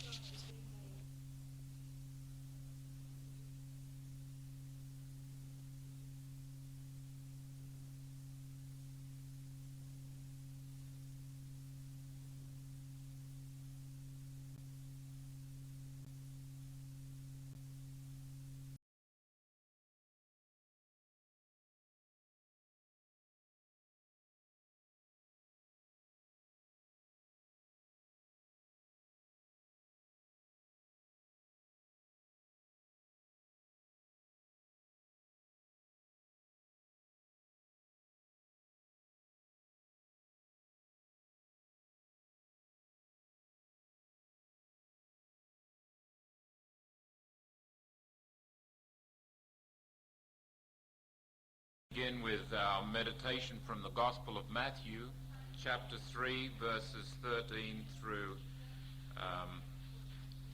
17. Then Jesus came from Galilee to the Jordan to John to be baptized by him. John would have prevented him, saying, "I need to be baptized by you, and do you come to me?" But Jesus answered him, "Let it be so now, for thus it is fitting for us to fulfill all righteousness." Then he consented, and when Jesus was baptized, he went up immediately from the water, and behold, the heavens were opened, and he saw the Spirit of God descending like a dove, and alighting on him. And lo, a voice from heaven saying, "This is my beloved Son, with him I am well pleased." Loving God, we ask you to bless this night. You sent your Son Jesus to be a human being, God enfleshed. He walked and lived among us. He died among us. He rose from the dead, and he lives among us now. He is with us this night. quicken our mind and our hearts, enliven our minds to see the wisdom, strengthen our hearts to have the courage to do what we must do. And so we pray to you, Father, in the words that Jesus has given us. Our Father, who art in heaven, hallowed be thy name. Thy kingdom come, thy will be done on earth as it is in heaven. Give us this day our daily bread, and forgive us our trespasses, as we forgive those who trespass against us. And lead us not into temptation, but deliver us from evil. Amen. Tonight I'd like to reflect on ourselves, the self. We use the word self rather easily and perhaps a little bit glibly, because I would venture to say that none of us really knows what it means. The Irish say, "Is it yourself there now?" Or we say, "Who else could it be?" It is myself. What do you mean, myself? We can't give any clear-cut, watertight definition of the self, any description of the self that captures it perfectly, absolutely. What we can do is provide some descriptions that give us a place to stand intellectually while we meditate that incomprehensible mystery that we blandly call self. Myself, yourself.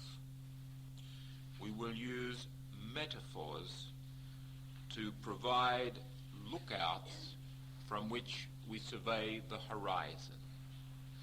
Let us not forget that in providing the lookouts, we are not claiming the horizon. We are providing some place to stand whereby we look at the horizon.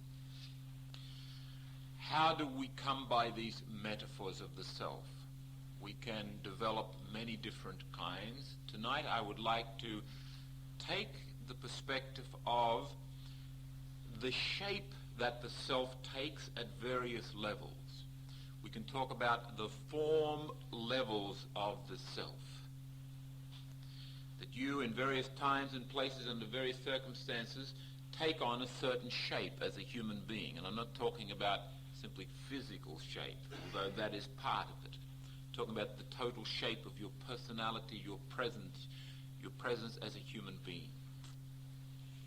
The most obvious form that the self takes is simply the actual form. You are actually present here and now. It is, as it were, that condensation of all the energies, all the dynamics of the mysterious self as they penetrate, as they break the plane of reality in any given moment.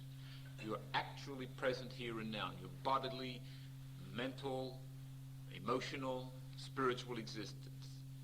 A constantly changing manifestation of the mystery of who you are. You are actually present in a certain form. Now, in the whole process of growing self-awareness, which we have been emphasizing all along, that is the place where you start. What is actually happening? Start at the present moment. Start with the actual facts of who you are, how you experience yourself. One of the difficulties in the process of self-awareness emerges when you start to become too dislocated from the factuality, the actuality, the concrete facts of who you are. For example, you've read somewhere that childhood experiences are very influential in developing the personality. So you get stuck into analyzing your childhood experiences, which done properly can be very helpful, but which done in a way that's dislocated from the actual self, the here and now reality, can be very damaging.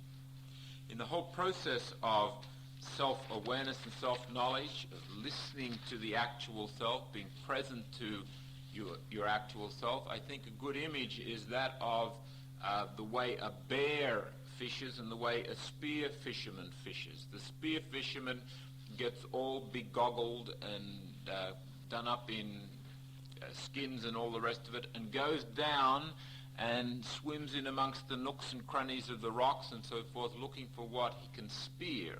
A bear stands on the surface and takes the fish that come by, and if no fish come by, he doesn't take anything. I think it's a bit like that with self-awareness. Be present to yourself in the process of living. Take things as they come. Don't go spearfishing. Remain on the surface and gently, compassionately listen to what is happening. The actuality. Be present to what is factually present. And that raises the basic question, again, and we'll keep emphasizing it throughout this course, the basic question of life formation is what is happening. Just a practical digression here. It can be helpful to come back to that practical question, that basic question, when you're talking with people.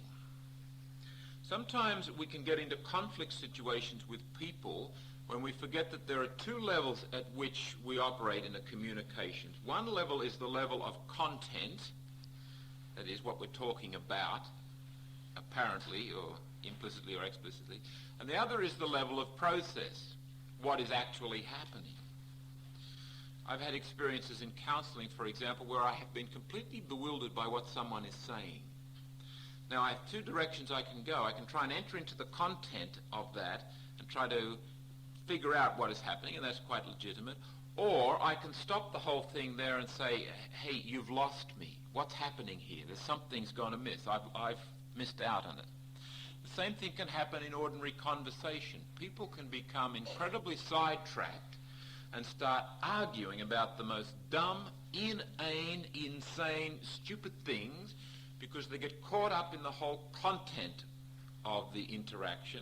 And instead of somebody saying, hey, hang on, what is happening here, which would completely diffuse the whole situation and prevent the confrontation, the conflict happening, both go off, and particularly if you get strong-willed people together, they're inclined to get locked into content. I pit my content against your content, and we just have a confrontation. All you need to do to stop that kind of confrontation, to diffuse that kind of conflict, is stop and say either to yourself or explicitly, and sometimes it's good to say it explicitly, what is happening? A brief digression, practical point. Immediately you begin to take note of and reflect on the actual form that yourself takes in any given moment, and it is constantly changing. You become aware that there is a whole mystery underlying that. There are other forms that help to constitute that actual form. And one of the forms that does underlie and help to constitute the actual form is what we can call the apparent form. And this is a fascinating aspect of the human person, the appearance that we assume in reaction or response to real or imaginary expectations of other people, events, and things. It is manifested in facial expressions, eye movements, body posture, various movements of the various parts of the body, voice and language, clothes and social customs and rituals. A very, very important aspect of who you are is how you appear, either deliberately or indeliberately, explicitly or implicitly. And one of the important functions of the apparent self is to give you space to be a private person. It gives you privacy. It allows you to maintain your secrecy, the mystery of your being as a unique individual. If you don't have an apparent self, and that's impossible, you cannot live without some appearances. But if you could imagine a situation where all appearances were down, you were stripped down so that everything inside was exposed to the world, you would disintegrate as a person. Your life would be overcome by chaos. This is worth reflecting on because we live in an age where people, I would suggest, have idealized authenticity. Note the number of times we use the word really. What I would like to do is really communicate with you. We really ought to try to build community. We really ought, there's a real person. We ought to really be real about being real. We toss the word real around. We hunger for authenticity, and there's something of a backlash against an age where the apparent form became something of a rigid structure. the apparent form. Everybody fitted into a certain slot, and we're trying to get rid of that. And you had the naivete and romanticism of the 60s where people thought that it was possible to dispense with all kinds of appearances and just live a real life, an authentic life. One of the dangers that emerged during that time was found manifest, most tragically in some cases, in encounter groups and tea groups, where the idea was that you undressed yourself emotionally in public, and that was supposed to be healing. In 1977, I met the Superior General of a religious order in Pittsburgh. She was telling me how some 16 years prior to that she'd been involved in an encounter group situation. She found it extremely distressing. In fact, during the course of that, she was part of a guinea pig group that agreed to go on it. And in the course of it, she said that she personally went to the psychologist running and said, please stop this. It's out of hand. You're not monitoring it well. It's gone beyond the bounds of common sense. But they let it go on. 16 years later, a couple of weeks before she spoke to me, she'd met this other religious sister at a gathering, and she recognized the face, but she couldn't put a name to it or remember where she'd seen her. And she went over to her and she said, I know you, don't I? I've seen you somewhere before, but I'm sorry I can't put a name to the face. And the sister burst into tears. She said, yes, I remember where we met in that group. Don't you remember? Those were the days when people lost their apparent form. People clumsily got inside other people's lives and hurt them terribly in many cases. Not always, but sometimes that happened. And there is always a danger when, say, in a marriage situation, when people try to be honest with each other, they fail to respect the need for privacy, the need for secrecy, the need for individuality. In religious communities where people fail to respect the need for privacy and individuality, the apparent form. And my more immediate experience is not of marriage but of religious communities, and I'm constantly amazed at the way we operate according to primitive tribal laws all the time. Religious communities are tribal groups of human beings, and the way we control each other ostensibly is by the various external laws, but really it is by many, many subtle forms. And people will move into group situations and say, proclaim, ostensibly, overtly, you can share as much as you like. You don't have to share yourself, and share is a word that makes me shiver a little bit when I hear it these days. Not that it's a bad word in itself, but it has been much used and abused. You can share as much as you like, and then the fact is that as other people begin to reveal themselves, the pressure, the manipulative pressure to get you to do exactly the same things becomes quite intense. And sometimes it is inappropriate to do that. There's a story that I heard a few years ago of 4 priests after their day off got together, and they were carrying on and so forth, and then the conversation got rather serious, and one of them suggested that they begin to share a little bit, that in particular what they should share is something that they've been hiding from everybody. Each of us has a skeleton in our closet, this priest suggests. Let's us 4, we can trust each other, share our skeletons. So the 4 guys looked at each other and they made a pact. They said, right, we'll do that. So the first guy started off and he said, I have a very serious drinking problem. I've never told anybody. I get blind drunk 2 or 3 nights a week and have to drink 4 or 5 scotches before I go to bed the other nights. That went up like a lead balloon, and the other guys looked at one another, and then the second priest said, well, I've never told anybody this, but I milk the Sunday collections. And I really feel bad about it, and I'm happy for the opportunity to share that with somebody. And then the third guy was looking around, was going red to the root of his hair, and he said, really, I've never told anybody about this, but sometimes I get very lonely where I live, and I have occasionally slept with the housekeeper, and I know that's wrong and I shouldn't do it, and I'm very happy the opportunity to share it with you. That's my problem. And then the fourth guy stood up out of his chair and he's about to go, and the three of them said, hang on, you remember our pact? And the guy said, yeah, I remember our pact. My problem is I'm a gossip. I'll see you blokes later.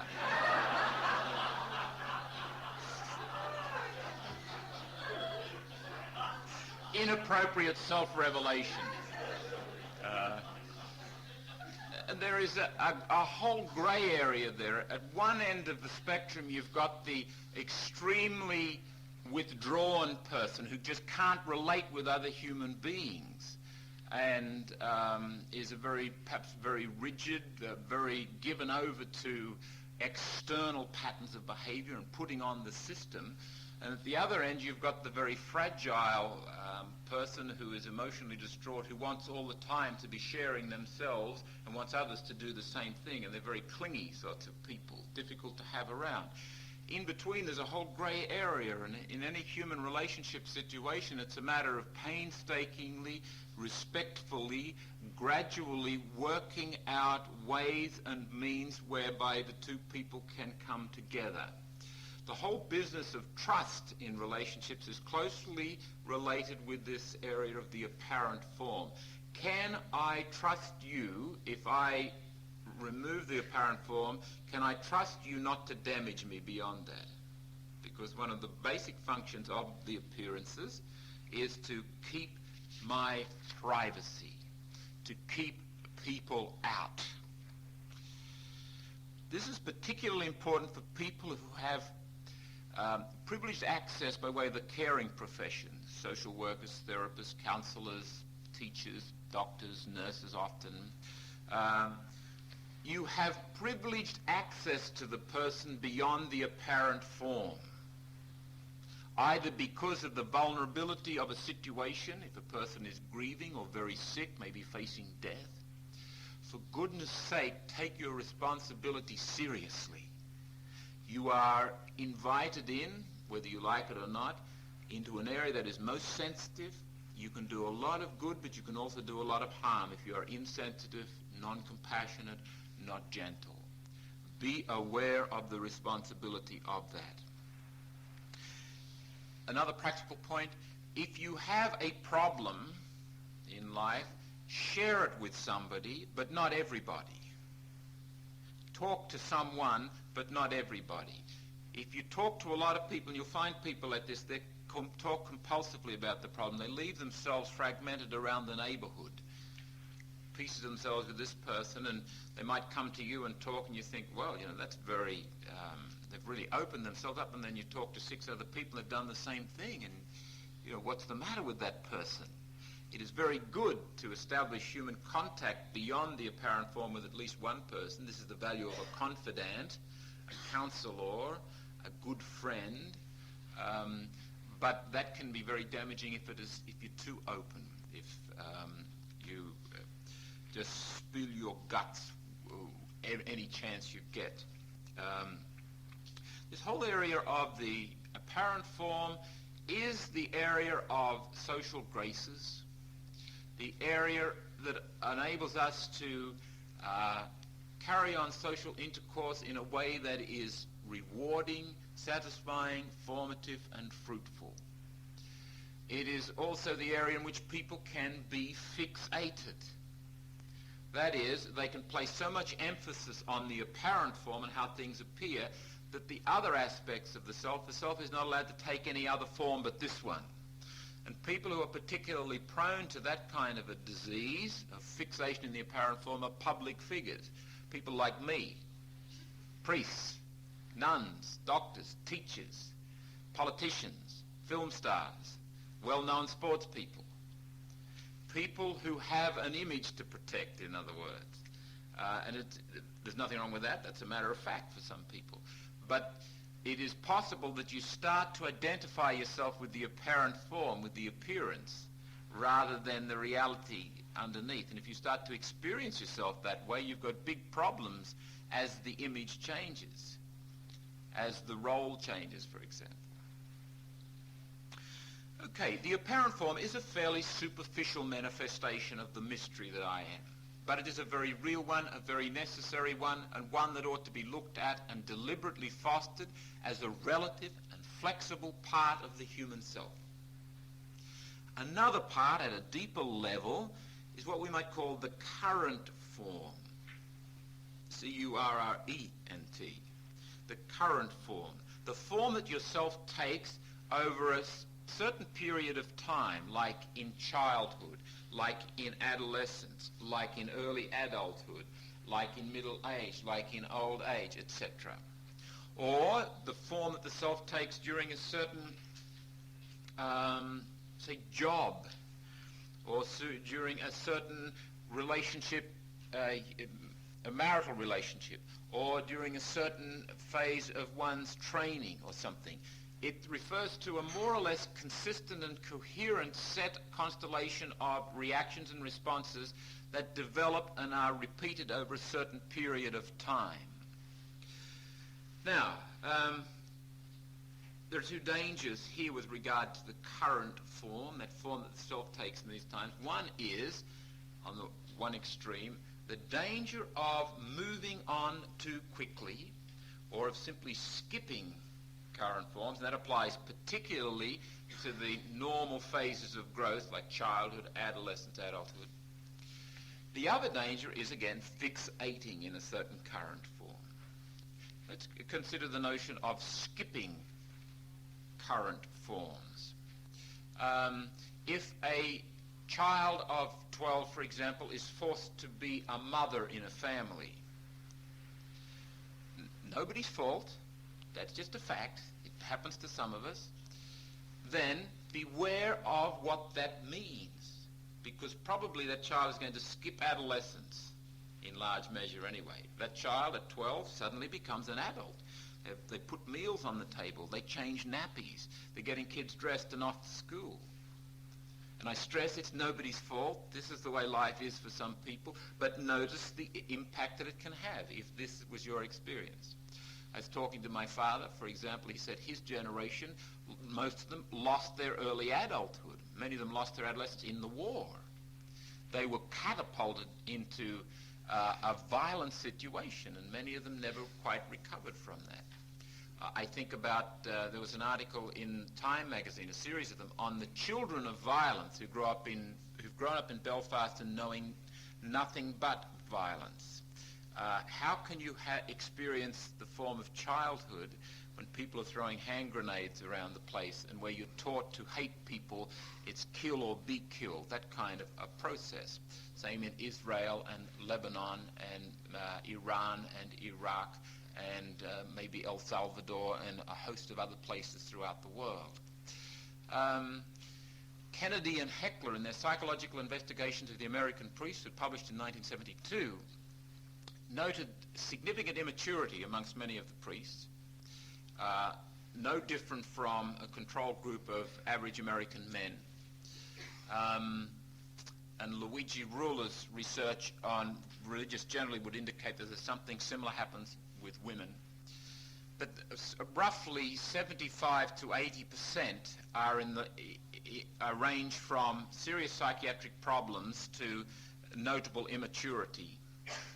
And one of the major factors involved in these men is that they never lived out their adolescence. They never lived through the functions, the issues of adolescence, one of the primary ones being that you experiment, you keep your options open, you goof around, you make a fool of yourself, and you find in that kind of a give and take of life who you are, and you get a sense of identity. But if a person, for example, declares at age 12 he's going to be a priest, he's marked in the family, whether he likes it or not, and especially if he goes to a minor seminary then, he's in a certain environment, and the chances of him ever having the opportunities to be an adolescent are severely limited.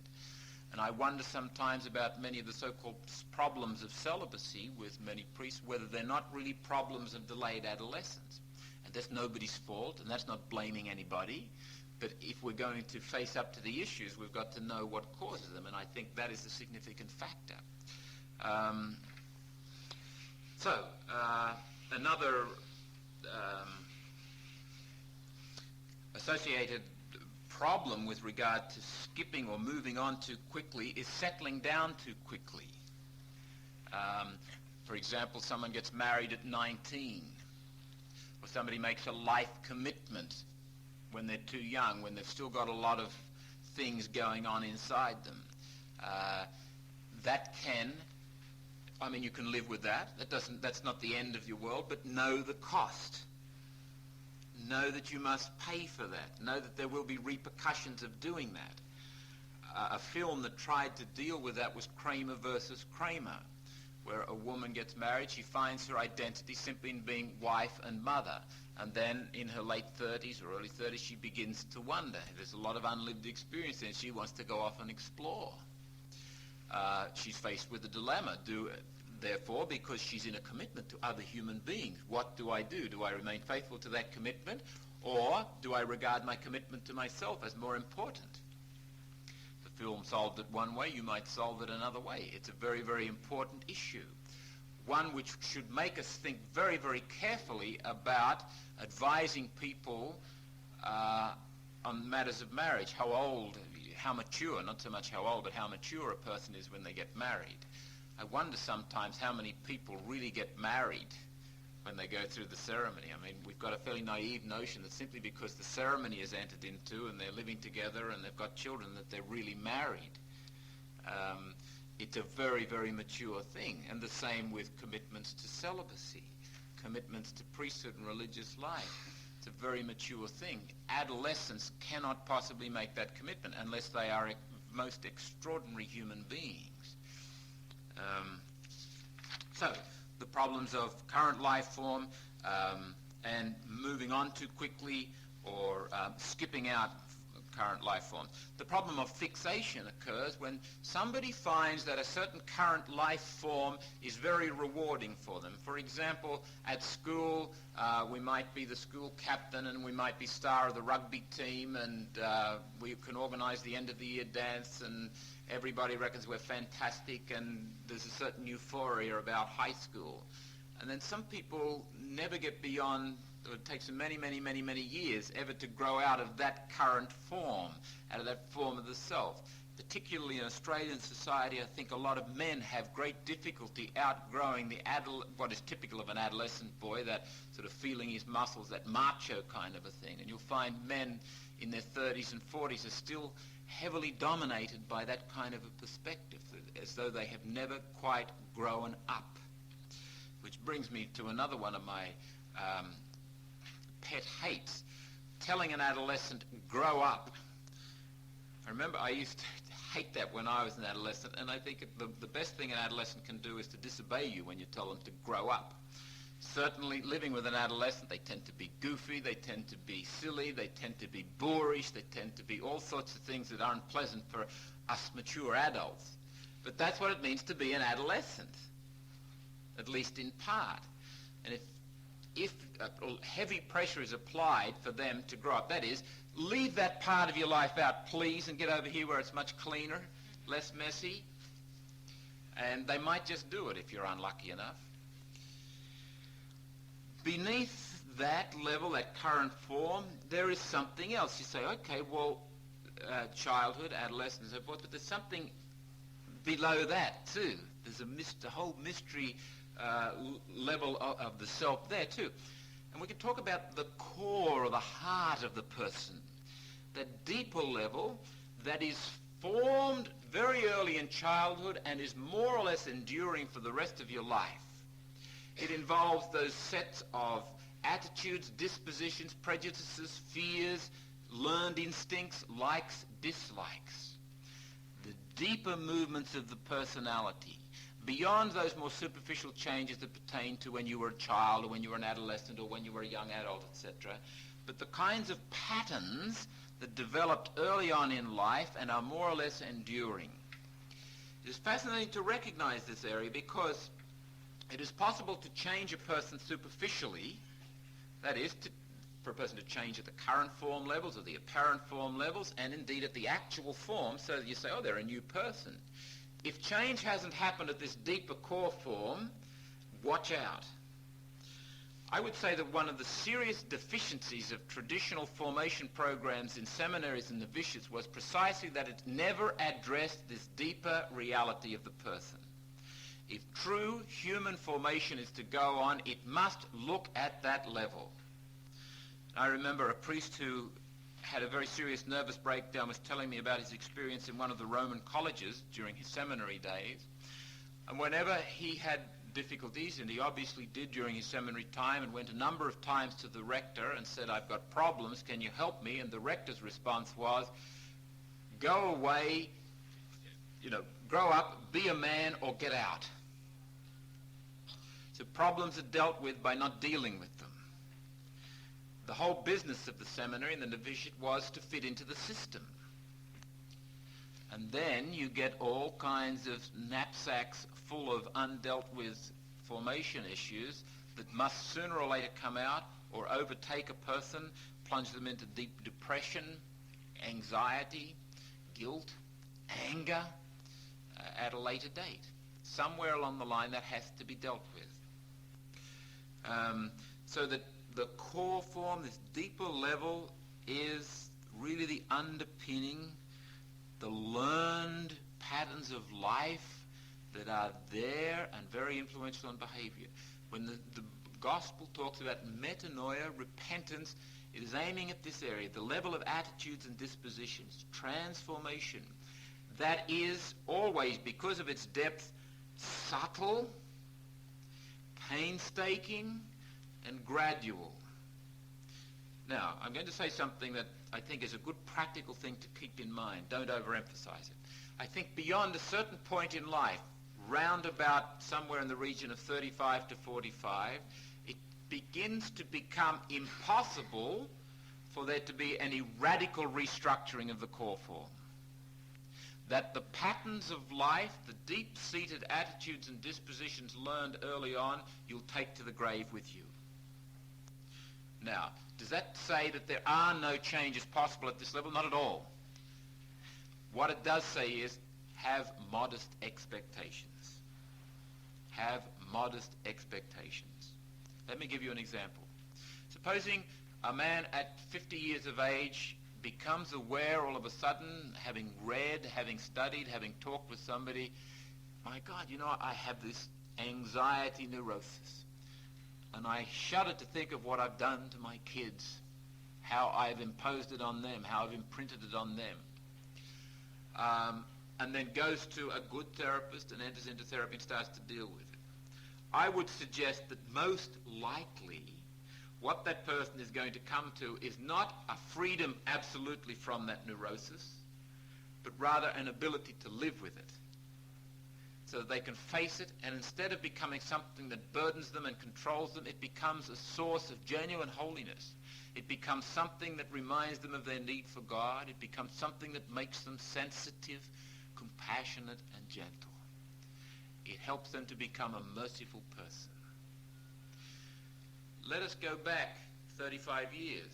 A 15-year-old is discovered to have an anxiety neurosis. With good therapy, I would suggest it is possible that that particular individual could outgrow the anxiety neurosis altogether. It hasn't had sufficient time to become so deeply rooted. It hasn't overtaken the person's life to the extent that 50 years of practice has. And when you, again, this whole question of modest expectations, when you start to look at the question of self-knowledge and promoting, facilitating your formation, have modest expectations of what might happen. Don't preempt. Don't slip into that implicit attitude that somewhere down the track is a trouble-free life, is a whole process of living whereby the conflicts and attitudes and fears and prejudices and tensions of the last 30, 40, 50 years are going to disappear with a bit of practice. Turning these kinds of things around is like turning around one of these super oil tankers. They only turn around very, very slowly. They've got a lot of momentum, a lot of momentum. So be compassionate, be gentle. As we reflect on these things, something you become aware of increasingly, I hope, is what we talked about last week. the fallenness of human nature. Don't, for goodness sake, think in terms of, oh, all this messiness that is there, what have I got to do about it? Remember our basic perspective. Life formation is about surrendering to and participating in the mystery. It's not about getting it all together. It's not about problem solving. It's about living the mystery. It's about a perspective on life which says there is a providential, a wise, a good, a loving mystery here. I am part of it and I want to surrender to it. It's about, if you like, pointing the mess in the right direction, not getting rid of the mess. Important to remember that. Especially, I come across many parents who get worried about their children, perhaps rightly so, worried about what they've done to, for, or haven't done to, for their children and so forth. For goodness sake, be compassionate with yourself as a human being. You are not perfect. You are a fallen human being. You do your best. You did what you thought was your best, and live with it. Bear in mind that you exist. God created you thoughtfully, deliberately, wisely, lovingly. You are not an accident. Even if you might be a heck of a mess, you are not an accident. You are a wisely and deliberately created emanation of the divine. Never forget that. In the midst of you're facing up to all these deeper realities of who you are, the incomprehensibility of it all, the ambiguity of it all, the brokenness of it all, the darkness of it all, the exhilaration of it all, the wonder of it all. Surrender to the mystery. Below that, even yet, there is a basic identifying energy, specifying orientation. We can talk about a foundational life form. That intention that God injected into the energy that is you. Now, be very, very wary when we start to talk about this dimension of the self, that we don't slip into that notion of talking about the real self as if somewhere deep down inside me is this little thing called the real self, and with a bit of luck and a bit of hard work it's going to get out. Or maybe when I die that's going to come out. What you see is what you get. This is the real self. The actual, the apparent, the current, the core form, together with the foundational life form, all in a crazy, mysterious, magnificent mix. That's the real self. However, beyond that, there is a basic identity that hasn't yet fully emerged. You don't know what is yet to come. You don't know a tenth of it yet. There's a lot more to emerge of who you are. God has created something that's still on the way. The structures of the actual form, the apparent form, the core form, the current form, are relative, flexible structures within which the foundational life form, those energies, those specifying energies, or manifest themselves. Break into the world. Structures which allow a process to take place. In this regard, I'd refer you to Merton's biography, written by Monica Furlong, and anyone who's written on Merton will note this, the movement, how the basic thesis of Merton spirituality is the movement from the illusory self to the real self, towards the real self. And really that is what spirituality, life formation, is about. Becoming more the person that God made me to be, whatever that might be. Shedding more and more the things, the structures that I don't need. Keeping them as long as I do need them, but moving on and letting them go. And here we can talk about the notion of congeniality. Congeniality. A consonant life, a life in harmony, a life where the aspects of truthfulness, where there is a tuneful dialogue between the person and the world, has a congeniality about it. And by congeniality we mean that within the person herself or himself there is a harmony between the various levels, between the various formative faculties, between the mind and the imagination and the will. Now the congeniality therefore is always more or less. It's never absolute. When it is absolute, when there is complete harmony, we call that heaven. But it's not yet. We are on the way. And one way of looking at the process of life formation is to say it is a process of facilitating congeniality. But congeniality must be held in balance with compatibility. And compatibility must be balanced by compassion. So the consonant life is made up of congeniality, a harmony within myself, intention with compatibility, a harmony with the world, tempered by compassion, a realization that everything is limited, everything is broken. That any congeniality I may come to will be a more or less. Any compatibility I may come to will be a more or less. Let us pause there and shall we break for coffee? Because coffee sometimes elicits great wisdom and insight, and we'll come back and have open forum after the coffee. Okay.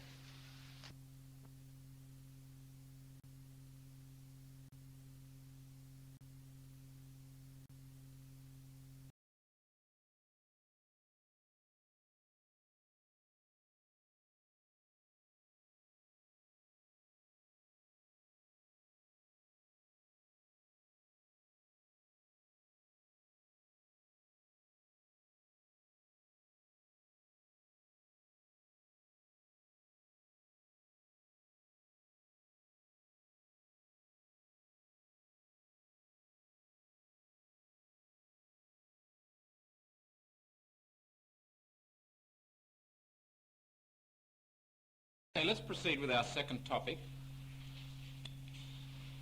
transcendence. We have implicitly and explicitly spoken about it quite a deal so far in this course. It's time now to focus on it deliberately and at some length. Transcendere, the two Latin words from which transcendence comes, means to move across, to go across, to climb beyond. We have other words like trans-Tasman, transport, translate, transcend, to go beyond. Most simply, that's basically what it means. It means, as applied to human life formation, that human beings are always tending beyond themselves. Human beings are never static. They are always climbing out of the present situation. That's obvious with regard to time. Time moves us. It's obvious with regard to the various current forms, childhood, adolescence, adulthood, middle age, etc. We're constantly moving beyond. And it's obvious with regard to consciousness. Consciousness is always consciousness of.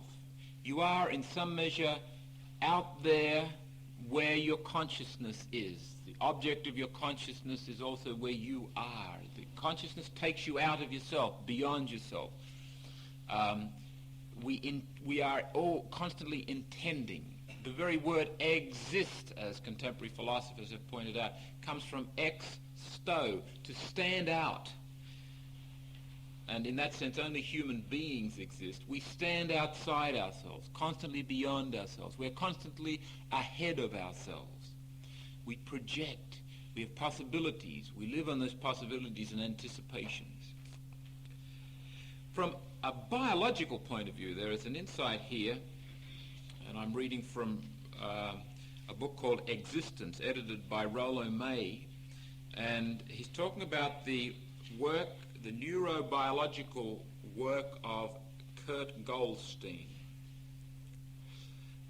Goldstein found that his brain-injured patients, chiefly soldiers with portions of the frontal cortex shot away, had specifically lost the ability to abstract, to think in terms of the possible.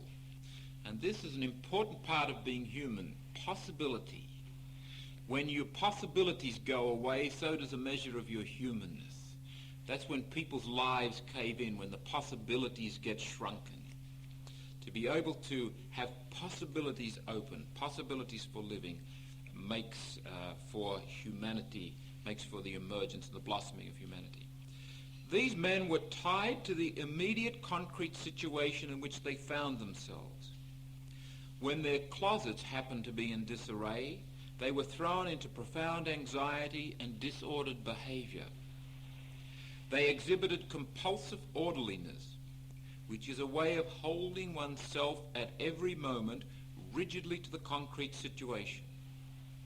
When asked to write their names on a sheet of paper, they would typically write in the very corner. Any venture out from the specific boundaries of the edges of the paper representing too great a threat.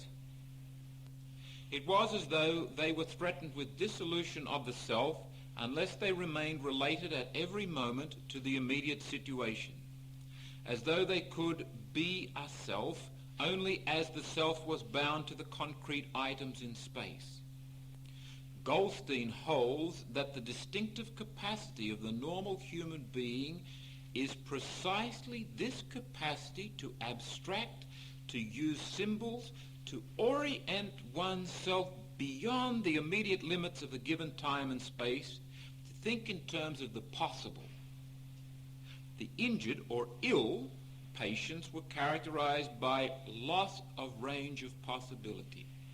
Their world space was shrunk, their time curtailed, and they suffered a consequent radical loss of freedom. These men who tended to withdraw, to pull up the barricades with their life, showed themselves to be abnormal, to be ill. They couldn't keep transcending, because transcendence means that you're opening up to other possibilities, and that brings with it certain threats. Positively speaking, the transcendence dynamic, this constant movement beyond oneself, manifests itself in simple facts of human experience, the movement from one current life form to another, the longing that we all experience, aspirations and hopes, desires to experiment and discover, the possibilities and the questions we have, the drive and the energy to go on, emergence and unfolding of our lives. Negatively, transcendence manifests itself or may be experienced in restlessness, dissatisfaction, dying and detachment, loneliness and lostness, or a malaise of life. Now, in itself, as we've described, transcendence is neither good nor bad. It won't automatically take you into a formative mode of living. This urge to go beyond is literally an energy to go anywhere but stand still. It is a movement. It doesn't have any given direction except beyond. And it's up to us to channel it. Fascinating to read Aldous Huxley's book, The Devils of Loudun, and it's one that I would thoroughly recommend to you. And I'll quote to you from the epilogue of that particular book. The book itself is really about transcendence gone wrong. It's a study of an historical event in France in the 17th century, I believe, in which there's a priest in a certain village and there is a community of religious women in a certain village. And one of the women, who happens to be a dwarf and who happens also to be apparently possessed by the devil, she goes into trances and she reveals all sorts of things, also reveals to some certain people who want to get back at the parish priest that the parish priest is the medium of the devil. And what further evidence do we need? So he gets burnt at the stake. Now that actually happened historically. It's this whole urge to go beyond, and instead of doing it in an appropriate, healthy sort of a way, it goes crazy in that situation. And in his epilogue, by way of reflection on the experience, Aldous Huxley writes, "Without an understanding of man's deep-seated urge to self-transcendence, of his very natural reluctance to take the hard ascending way, and his search for some bogus liberation, either below or to one side of his personality, we cannot hope to make sense of our own particular period of history, or indeed of history in general, of life as it was lived in the past and as it is lived today. For this reason, I propose to discuss some of the more common grace substitutes into which and by means of which men and women have tried to escape from the tormenting consciousness of being merely themselves. Huxley's view of transcendence has a slightly negative ring. He's a provocative writer, a subtle writer, although sometimes he simply hits you over the head with an astounding statement. But he has some quite remarkable insights here. He says that the escape from this isolated, insulated, miserable, chaotic reality that I am deep down, that's transcendence. Now, I'm going to say in a moment that that's not all transcendence. It is that, but that's not all it is. But let's stay with Huxley for a moment. That movement beyond, to get away from oneself, takes several forms, he says. It can be a downward transcendence, and the particular downward transcendences are the obvious ones: misuse of drugs and alcohol, misuse of sexuality, but also one other one, which is quite fascinating, what he calls herd intoxication, getting lost in the crowd. And probably the most momentous and awful example of that is Hitler's Nuremberg rallies, where the one is subsumed by the many, and there's a kind of an inverted mysticism takes hold of people. Downward transcendence. There is no ascendancy there. It's the easy way out. It's the movement beyond by giving in to an escape process.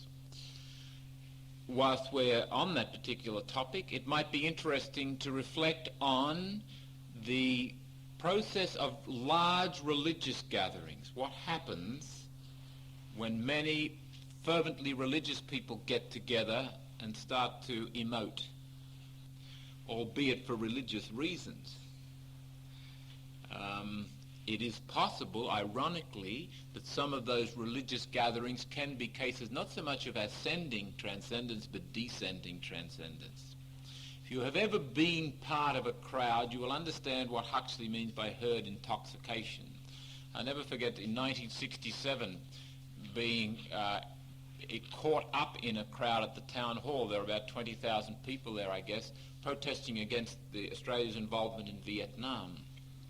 And they were chanting and they were waving banners, and there were people at the microphone engaging them in dialogue, and the person at the microphone would call out something like, "Where do we want our boys?" And everybody would shout, "Out now," this kind of a thing.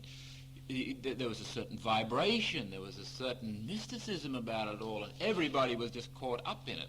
And that can become a substitute for morality. It can salve one's conscience. I'm doing something moral, wonderful. I'm part of this crowd that's moving somewhere. And it can really abort the whole moral process, because the individual is lost in the group. The individual, who must be ultimately accountable and responsible for his or her life, forgoes that. That is the path of real transcendence, and simply goes into orbit in this intoxication of the herd with the grace substitutes. Not only, says Huxley, are there downward transcendences, or incidentally, another downward transcendence, he says, is music. Music used as loud, thumping kind of thing, not music per se. Just as drugs and sex and crowds are not necessarily downward transcendences, but they can be used as such, so music can be used as such. And I would fully agree with that. If you've ever been inside, when these high school kids run their discos and so forth, the tremendous amps that they plow into that music, and it's music that doesn't let you listen. It grabs you by the throat and shakes you, and you vibrate. And the rhythmical movement. And it is all part, for example, of primitive tribal things. I was talking to a sister who'd been a missionary in New Guinea for a time, and she said that the natives could go all night, literally, with that kind of rhythmical movement. and one loses oneself in that. I've seen kids at dances which I have been in charge of, God forgive me, stagger out of the hall in a daze, literally, physically dazed, because of the sound and the thump of the music, and also the energy that is bounding around the floor like gazelles. So I just thought I'd mention that by the by. Another form of transcendence is what he would call sidestepping or horizontal transcendence. Instead of facing the reality and transcending by moving in the hard way, one sidesteps into work, excessive work, and again, work itself is not bad. It can be used as an escape. Hobbies.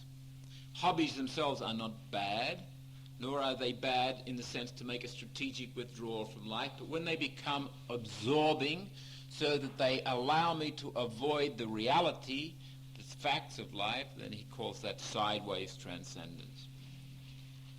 I'd like to go further on than Huxley and distinguish three characters of transcendence. That transcendence is a moving away from, but it is also a moving into, and it is also a moving with. It is a moving away from, as Huxley says, the fact that I cannot be content with my own insulated, isolated ego. There is something radically insufficient about me. I must move beyond myself. I must move away from myself. And this is captured, I think, in the basic paradox of the gospel. In dying you live. If you do not deny yourself, you cannot come after me. Unless the grain of wheat falls in the ground and dies, it remains but a grain. There has to be some movement away from self, and there inevitably will be that tendency. That's part of transcendence, and that is what Huxley highlights. But I would like to highlight particularly the other two parts, which I think are equally important, and from a practical point of view, probably more important, especially the second part. That transcendence is a movement in. I would say transcendence is a going beyond by going through. Some people become very distressed when you start to talk about transcendence because it has connotations of escapism, which Huxley very well picks up and develops. It has connotations of getting out of life, of rising above life, of getting beyond the mess and leaving the mess behind. Simply that. Here let us make a brief digression and talk about the history of spirituality. One of the great minds, one of the giants, not only of the church but of human history, is a man called Origen of Alexandria, who died in the middle of the 3rd century. Origen was a Platonist, studied Platonic philosophy and transferred that to his understanding of the gospel. One of St. Jerome said of Origen, he wrote at least 2,000 books. Now, in fact, most of them were destroyed because soon after, or sometime after his death, he was declared a heretic, and you don't keep heretics' books, so they burnt them. One of his great works, which doesn't survive today but is quoted sufficiently enough to be certain that it existed, was the Hex Apla. The Hex Apla was a 6-column work in which Origen went and sought out the original Hebrew text of the Bible, the Old Testament, and put that down one column, and then alongside it, the Greek text, and then alongside that, in 4 other columns, 4 other versions of the Bible. And you can imagine writing out in those days, I mean, they didn't have word processors and so forth. And he had this massive tome that was one of his little hobbies that he did there. So he was a giant of a man, a fantastic intellect, and a constant searcher. Something of a fanatic. When he was 17 and his father was executed, the legend has it that the only way Mrs. Origen managed to stop young son from running off to be martyred was she took all his clothes. However, Origen being Origen, I'm not sure that would have stopped him anyway, but the legend has it that that's how it happened. Origen castrated himself, supposedly in fulfillment of Matthew 19. Some people make themselves eunuchs for the kingdom. So He strikes me as being one of these guys who was just probably had an IQ of about 250 and just couldn't contain himself. It just went. Got into all sorts of strife in Alexandria, went to Caesarea and travelled around the empire. But anyway, getting back to the reason I've raised Origen. Origen became and remains one of the primary influences in the history of Christian spirituality. Plato, therefore, through Origen, remains one of the primary influences in Christian spirituality. And what Origen emphasizes, along with within the Platonic scheme of things, is this ascendancy, that the human being exists in this bodily, material thing. The pure form is fallen. The pure form is in this broken relative state, and the whole process of life is to get beyond this, to get out of this, to leave the body behind, to get back to the state of pure forms. And the incarnation is explained in those terms. The ascetical life is explained in those terms, and for Origen, the ascetical life is a constant combat. Good and evil spirits fighting. The evil spirits trying to drag you back down, the good spirits trying to release you. I would suggest that much of our spirituality has been dominated by that ascending kind of a perspective. Plotinus used the phrase monos pros monon, flight of the alone to the alone, and it's the same kind of origin perspective. Spirituality is about the flight of the person's spirit or soul to the soul of God and the union of the two. Our spirituality down through the ages has been basically monastic spirituality.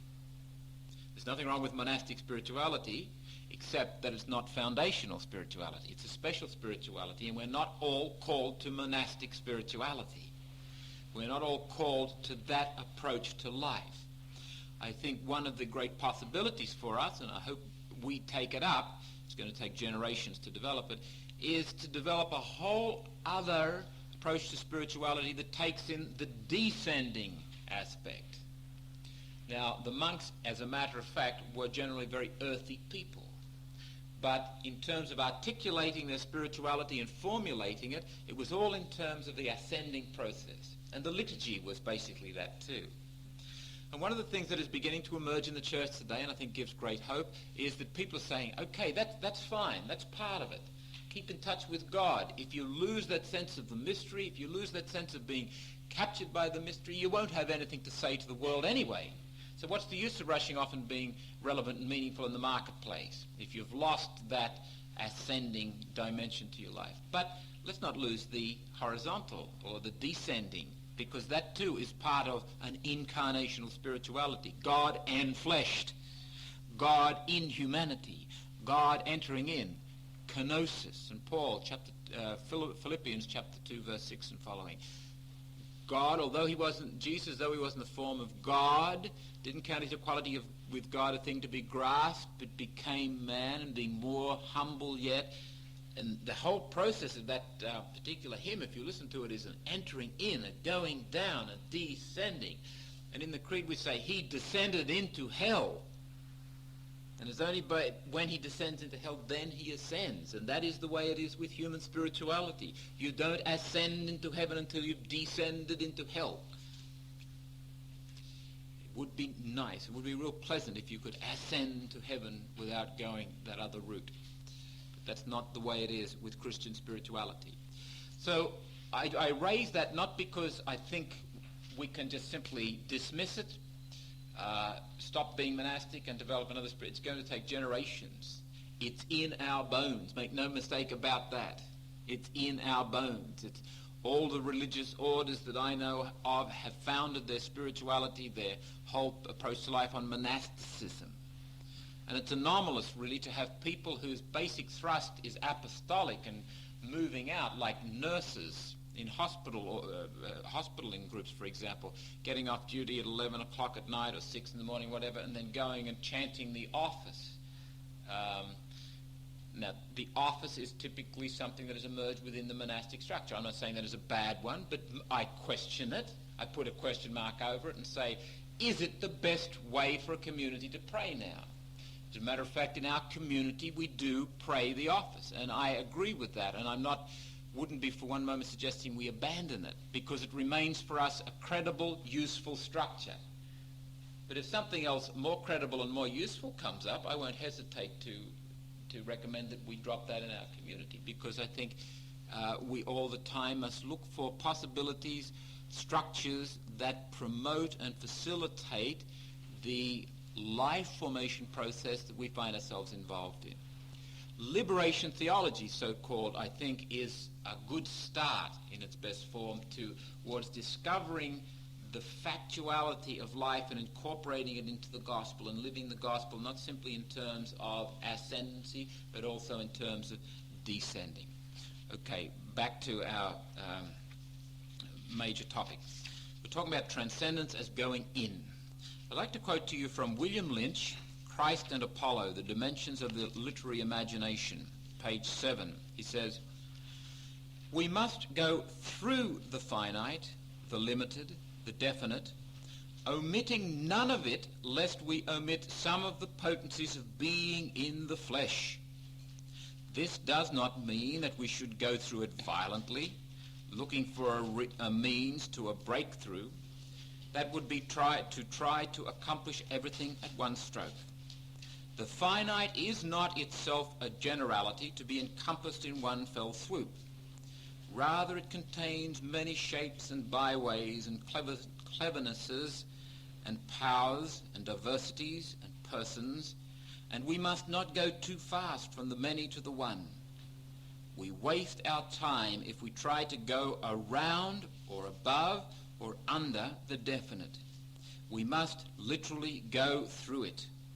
And in taking this narrow path directly, we shall be using our remembered experience of things seen and earned in a cumulative way to create hope in the things that are not yet seen." Lynch emphasizing, in order to transcend, you must go through. To go beyond, you must go through. He paraphrases Heraclitus and he says, the way up is the way down. One of the paradoxes. To live, you must die. To go beyond, you must go in. Transcendence does not mean escape, it means entering in. I'd like to read further a quotation from Father Karl Rahner from his book Foundations of Christian Faith, page 402. Rahner died last year, early last year or late the year before, early last year, I think. A man who spent his life applying his considerable intellect to articulating the meaning of the Christ event and the gospel experience. He remained always a faithful and loyal Christian and son of the church. Listen carefully to what he says by way of remarks on Christian life. The basic and ultimate thrust of Christian life consists not so much in the fact that a Christian is a special instance of humankind in general, but rather in the fact that a Christian is simply a man as he is. But he is a person who accepts without reservations the whole of concrete human life with all of its adventures, its absurdities, and its incomprehensibilities. A real non-Christian, on the other hand, a person who could not even be called an anonymous Christian in the ultimate depth of the way he lives out human existence, is characterized precisely by the fact that he does not muster this unconditional acceptance of human existence. In the concrete, a Christian is a person who is distinguished in a great variety of ways from a non-Christian. He's baptized, he receives sacraments, he belongs to a very definite organization, he receives norms from this organization, he has to acquiesce calmly in a certain lifestyle with the same kind of patience with which he confronts the uncontrollable givens in other areas of his life, and so on. But these are not the ultimate and real thing about a Christian and his life. The really ultimate thing is that he accepts himself just as he is, and does this without making anything an idol, without leaving anything out, and without closing himself to the totality of what in the ultimate depths of reality is inescapably imposed upon man as his task. Again, another way of putting what we've been saying, transcendence is entering in. For the human person to transcend is for the human person to embrace, to acknowledge, to own everything about himself or herself that is human. And the very notion of transcendence demands that we don't simply passively accept that. Where Rana says accept himself as he is not suggesting lying down. He's not suggesting quietism. Simply relax and take things easy because you are what you are and you can't change. Not at all. The whole transcendence dynamic is about change. But it is about starting with what is there and now. Starting with the facts. Dealing with the facts. Accept things as they are and move from there. The transcendence, transcendere, going across, climbing out of, means entering in by way of the truth. Our emphasis throughout this course, and again we will come back to it, is on your lived experience. Go into it. Listen to it. Trust it. Your human experience is as valid as anybody else's human experience. It is the way, the primary way, that you are going to develop a spirituality appropriate for yourself, that you are going to move with this transcendent process. Enter into, acknowledge, own, flow with the facts of your life. Avoid idols, as Rana says. Make nothing an idol. Accept all that is, the facts, and live with those, and work with those, and deal with those. Okay? The 2 points that we've talked about transcendence. Transcendence is about moving away from. It is also about moving into, but it is also about moving with. And this is where we would differ from most other people outside the Christian tradition who talk about transcendence. And Marxists and neo-Marxists do, and atheistic existentialists do. They talk about transcendence, but they don't have this other aspect. For us, transcendence also means moving with the transcendent, with a capital T. The Exodus of the Old Testament and Jesus' Passover in the New Testament are the two great religious symbols of transcendence in the Christian formation tradition. In the Old Testament, everything that is written there was written after the Exodus and in the light of the Exodus. In the New Testament, everything that is written there was written after the Passover and in the light of the Passover. The Exodus of the Old Testament is mirrored in the Passover of the New Testament. Both of them are symbols of the human life formation process, in particular the process of transcendence. In the Old Testament, the Exodus is an experience of moving from bondage through the desert into freedom. It is a movement away from, a movement into, and a movement with. God promises at the beginning of that journey to be with the people.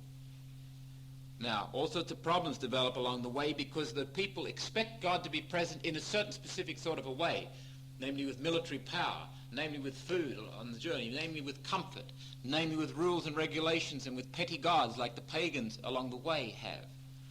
But God's promise is to be with them basically as a God of mystery. And maybe that's a good way to interpret the answer of God to Moses. You recall in the book of Exodus where Moses says, "Who shall I say sent you? Who are you? What's your name?" And God said, "I am who I am. I am with you as mystery. Just go. Tell them mystery sent you. And the mystery will be with you all the time. Tell them to move out of Egypt. They've got to move. Tell them to move into the desert. They've got to do that. They've got to be purged. They've got to be cleansed. The desert lands are the uncharted places. Only one person has the map to the desert lands, and that's me. Come on out. You don't know the way, you'll have to trust me." You get those three aspects of transcendence interwoven. Moving away from, moving into, moving with. All happening together in the one movement. not one after the other. God with the people. The New Testament is the proclamation that God with the people is embodied.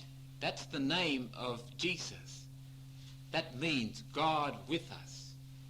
But still, it doesn't take away the mystery factor, because we haven't yet found an adequate way, and we never will, of describing the incarnation, of getting it all together. The Passover of Jesus, the Passover of the incarnate Son of God, is again a symbol of transcendence. We are, symbolically through baptism, incorporated into that Passover. Paul says we die with Jesus, we rise with Jesus. We are called away from sin and sinfulness, the bondage of darkness and death. We are called into the process of dying to ourselves with Christ. We are called to rise with Christ. Again, the process of moving away from, moving into, and moving with. Transcendence cannot be balanced if it takes out any one of those particular movements. They all go together to move with God, the transcendent.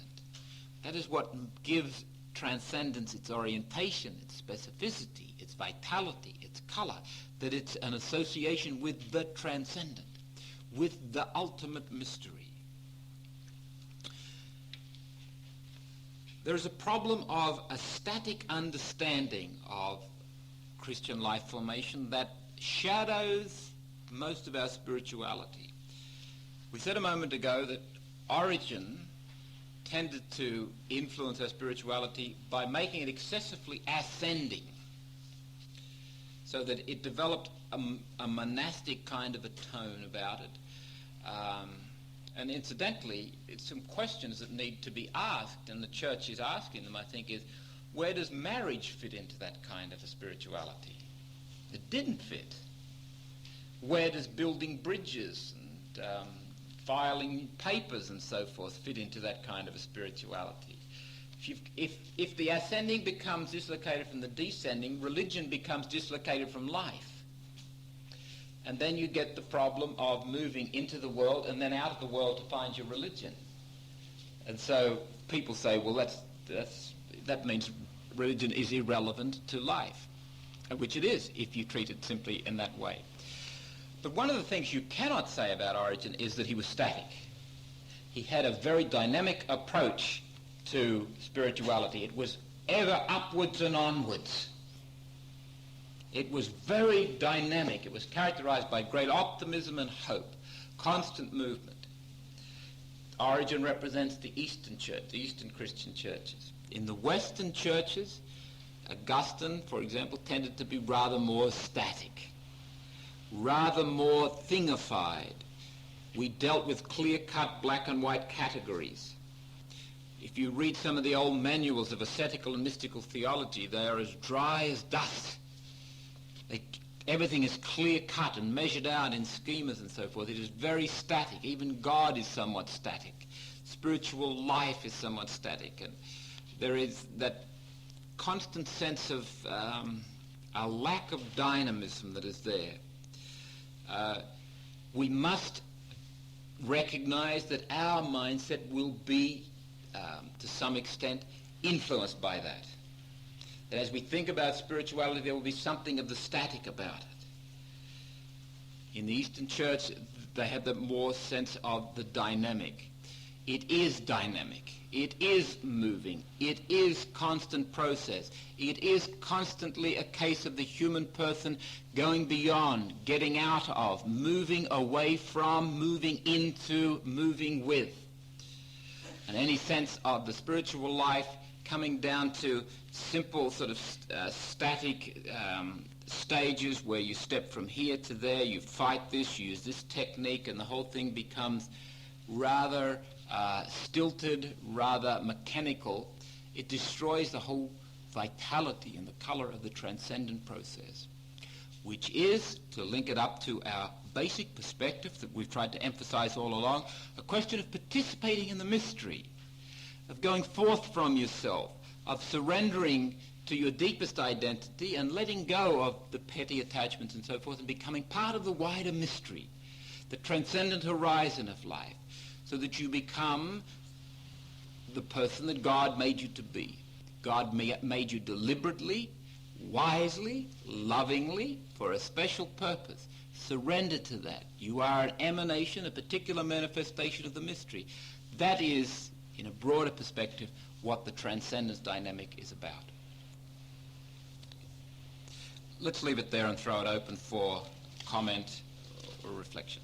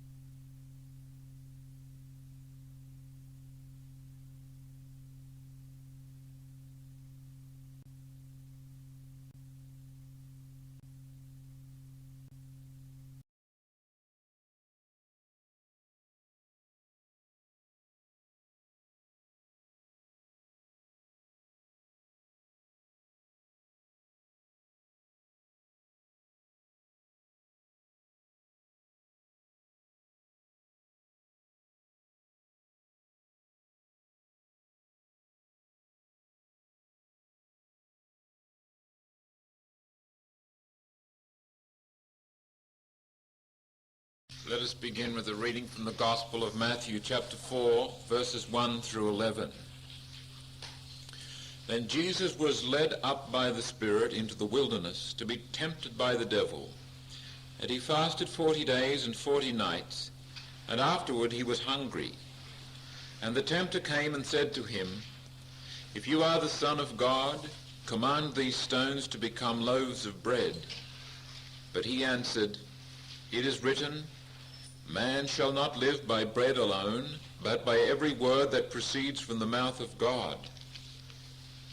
Then the devil took him to the holy city, and set him on the pinnacle of the temple, and said to him, "If you are the Son of God, throw yourself down, for it is written, he will give his angels charge of you, and on their hands they will bear you up, lest you strike your foot against a stone."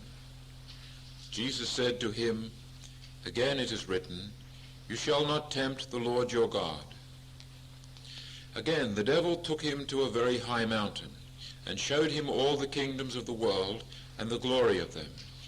And he said to him, "All these I will give you, if you will fall down and worship me." And Jesus said to him, "Begone, Satan, for it is written, you shall worship the Lord your God, and him only shall you serve." Then the devil left him, and behold, angels came and ministered to him. Loving God, we thank you for this day. Bless our work tonight. Open our minds and our hearts to the wisdom of your Holy Spirit, the Spirit of the Lord Jesus. He was human and lived among us. He faced crises in life, epitomized by his temptations in the wilderness. He faced choices, decisions, options. Ways parted before him, and he always chose to do what you sent him to do.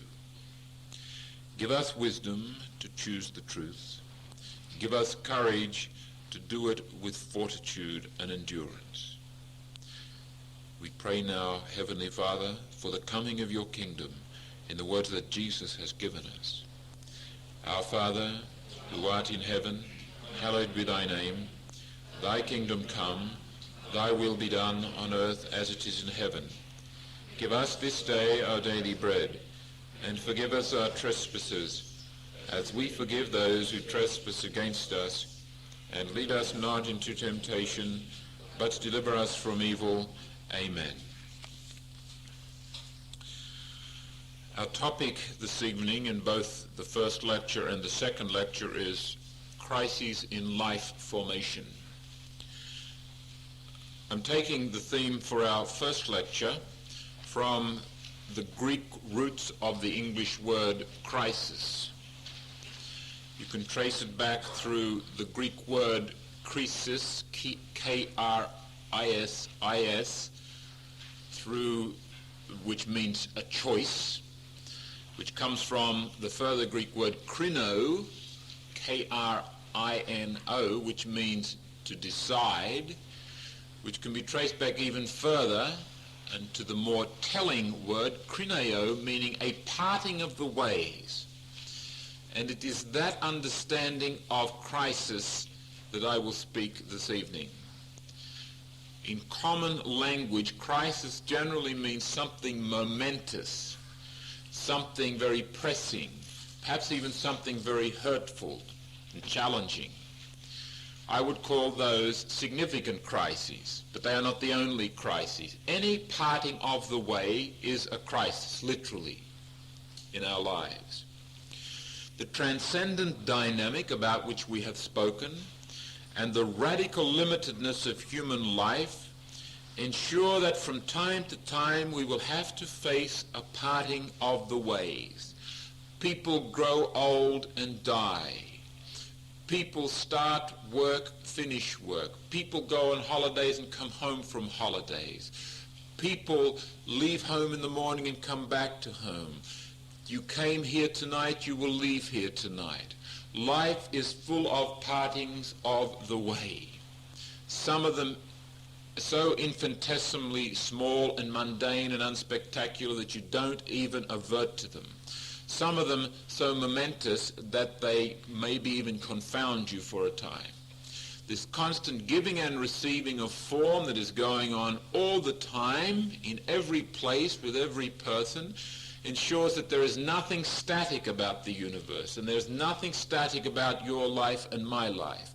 We are constantly on the move and therefore constantly leaving some things behind and moving towards other things. Life is a constant movement where the new is emerging and the old is dying. And even if the old stays on, it changes. Nothing remains static. No life can avoid this process. No human life is able to circumvent the parting of the ways. You might postpone them for a time, but even the very choice to postpone is a parting of the ways, as we'll see in a moment.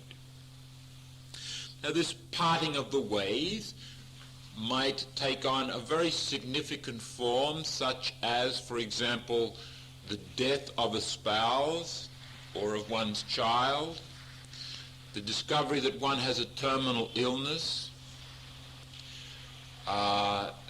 sacking from a job, bankruptcy, divorce,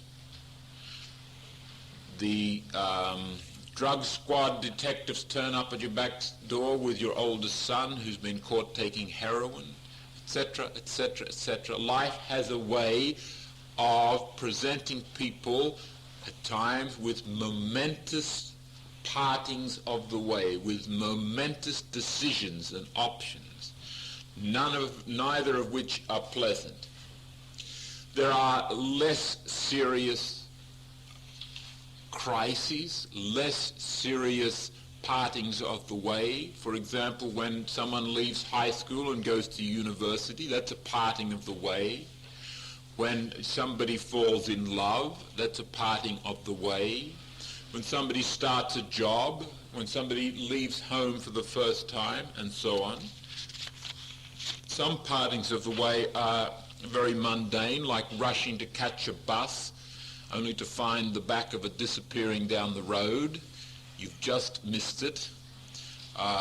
Getting up in the morning and putting your shoes on and you break a shoelace, finding you haven't got an ironed shirt, etc., etc. Mundane little things. You don't see them as crises, and in fact we laugh at people for whom they are crises. But they are, in fact, little partings of the way, and they are telling. If you want to assess your abandonment to the mystery, if you want to see just how surrendered you are to the mystery, watch yourself when your routine, familiar, taken for granted world is interrupted. When your expectations, your simple, mundane expectations of today are frustrated. That will give you an insight into just how much you're flowing with the mystery and how much you're hanging on to what you want. These little partings of the way are, if you like, little doses of death to introduce us to the whole notion of death that life leads us towards, so that we can take it a little bit at a time. Little doses of transcendence, so we can take it a little bit at a time. We can assimilate the truth when it comes in bits and pieces, not when it comes all at once. I mentioned a moment ago that it is possible to postpone these partings of the way. But even that postponement is itself a parting of the way, because what in effect you do is you make an implicit deal with life. You say, life, I would like to postpone this until another day. And life says, okay, perhaps, let's postpone this until another day.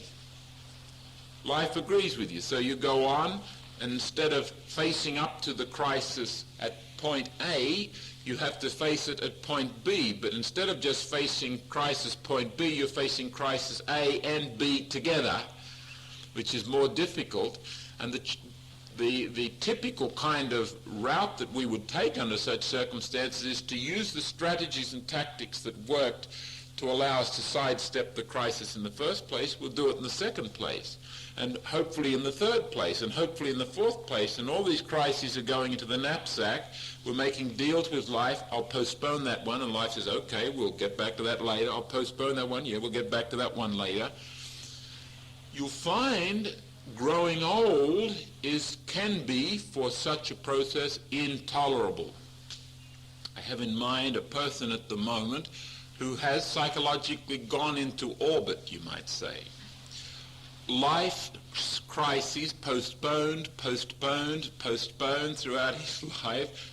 All of a sudden he can't postpone it anymore, doesn't have the willpower, the intelligence, the wits to keep things together, and he's overtaken, and all of a sudden he's completely lost, completely disoriented, completely out of it. We live a fairly fragile kind of existence, and we have referred before this evening to the fragility as manifested in the structures of life. And I'd like to quote to you here from Peter Berger's The Social Reality of Religion. And I may have referred to this before, but on page 24, Berger writes, "Every socially defined reality remains threatened by lurking irrealities. Every socially constructed nomos, that is law, order, is an area of meaning carved out of a vast mass of meaninglessness, a small clearing of lucidity in a formless, dark, always ominous jungle. Seen in the perspective of the individual, every nomos represents the bright day side of life, tenuously held on to against the sinister shadows of the night. In both perspectives, every nomos is an edifice erected in the face of the potent and alien force of chaos. This chaos must be kept at bay at all costs." What Berger is saying is that the structures of life, whether they be the obvious external social structures that we have, or the internal structures that we use, such as the symbols, the metaphors, the language, the way we have of dealing with life, they all help us to cope. Now, they are, as Berger suggests, the thin veil between us and chaos, and when they lose their credibility, when they no longer work for us, that's when chaos overtakes us. That's when a crisis of some moment overtakes us. Berger, in his book The Social Construction of Reality, talks at length about the way reality is maintained and indeed constructed, in inverted commas, by individuals. And one of the ways we have of constructing and maintaining reality, stability, equanimity in life is routine.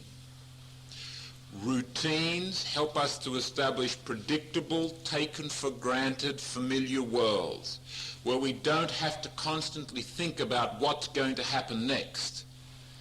Incidentally, a brief digression, one of the problems that people face with regard to experimentation in liturgy is precisely the lack of routine. You can't possibly have liturgies that are all the time spontaneous. It doesn't work. Human worship demands habit, demands ritual by its very nature, which is routine. When you get outside routine, you strike all kinds of problems because people are self-consciously wondering what's going to happen next, and they never get round to worshipping. That's a by the by. Routine helps us to establish equanimity, helps us to establish stability in life. Disrupt the routine and you disrupt the person. Another factor which Berger indicates helps us to maintain stability and a sense of predictability about life is the presence of significant other people. And particularly the presence of significant other people maintained through conversation.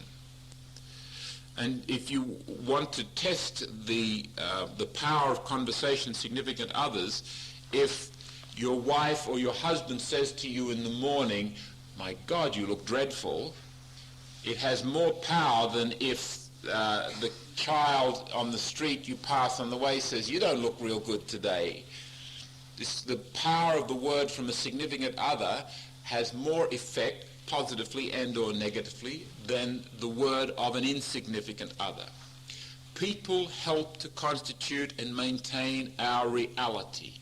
That is an important point that we'll come back to when we talk about the death phase of a crisis. The value of having significant others which provide us with some link with reality, some anchorage in a time of disorientation and chaos within.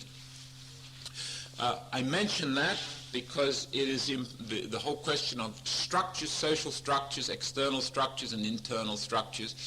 It helps us to understand what happens when life crises come, and what in essence partly happens anyway is that the structures don't work anymore. As Otto Rank says about the neurotics, they are the people for whom the illusions don't work anymore. The normal people, the illusions still work. I'd like to read to you an example of a broken familiar world, a momentous crisis in a person's life. This is taken from an excellent book, The Psychology of the Sickbed by Jan Vandenberg, a Dutch psychiatrist. And he talks about the experience of being sick, the way the world, reality appears to the sick person is very different from the way it appears to the healthy person. The significance of such things as clothing, the furniture in a room, etc. A person lying on their back sees the world differently from a person standing up, and so on.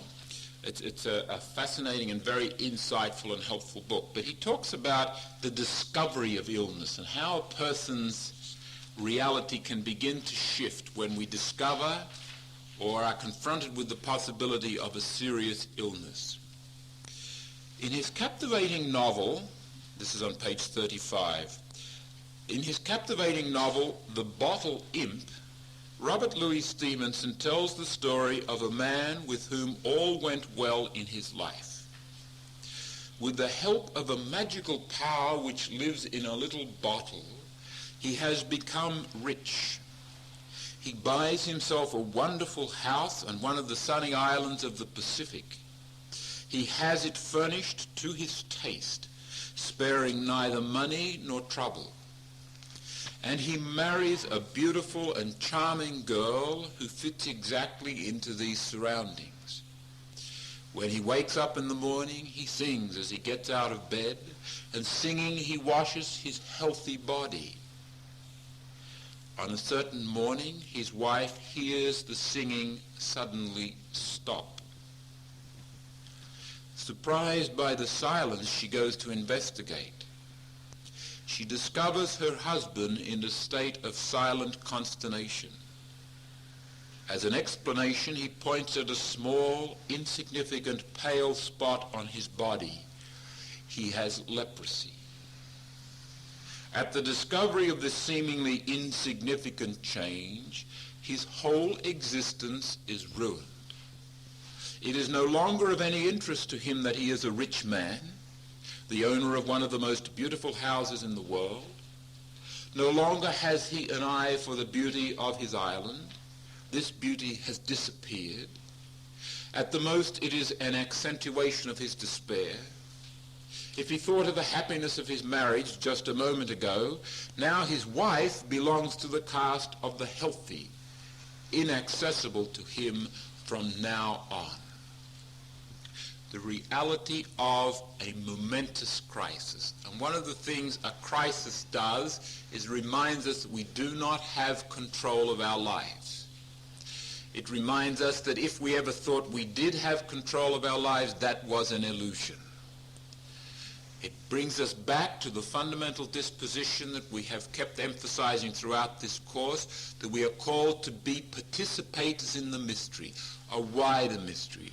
We are called to experience ourselves against a transcendent horizon as relative parts of a total mystery that is on the move. We don't know where it is going, but we don't have control of it. Our task is to surrender to it. We believe within the Christian perspective that that mystery, that process, that movement is both meaningful and purposeful. It is not a meaningless, chaotic process.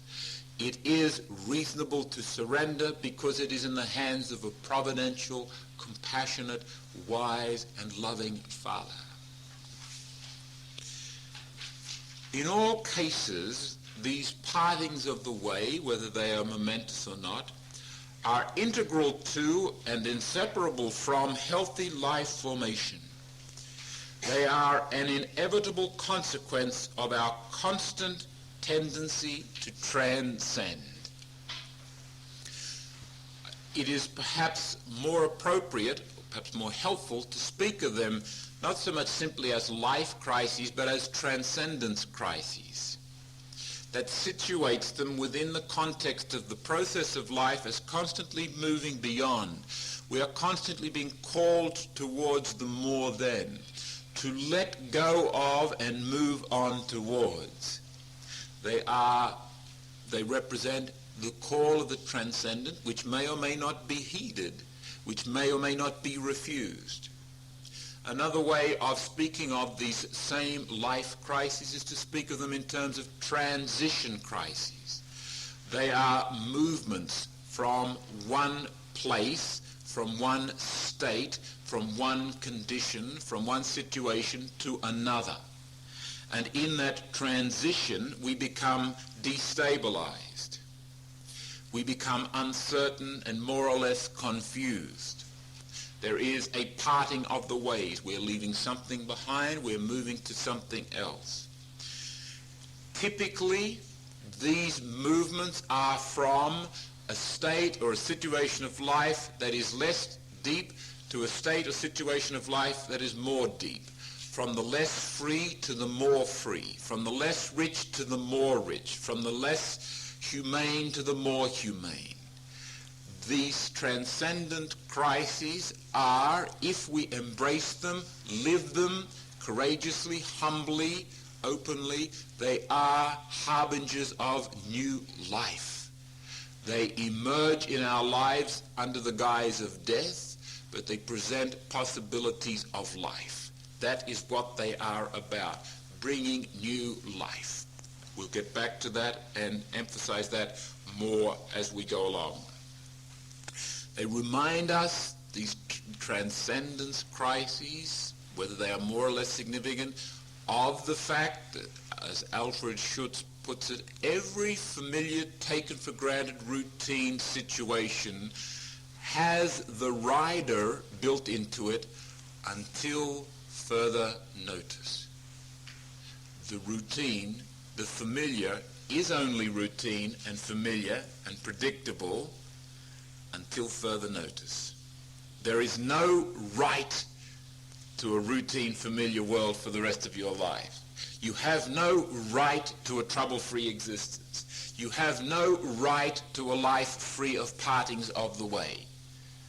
Every single moment of your life, when it is settled and appears to be routine and familiar, and you can take things for granted and things are flowing well and you've more or less got it together, the formative disposition that you should be fostering and being aware of there is, yes, until further notice. And that is not a pessimistic, oh my gosh, or, you know, this can't last. But no, it's an honest, humble recognition of reality. It is interesting to note throughout the history of the great world religions how the image and the symbol of pilgrimage recurs many different times. In the Christian tradition particularly, pilgrimage is integral to the whole Christian religious perspective, the Judaic-Christian religious perspective. The dominant image of the Old Testament is the Exodus, the movement from bondage to freedom, the people of God wandering through the desert. The dominant image of the New Testament is the Passover. More practically, concretely speaking, Jesus constantly moving towards the Passover. He set his face towards Jerusalem.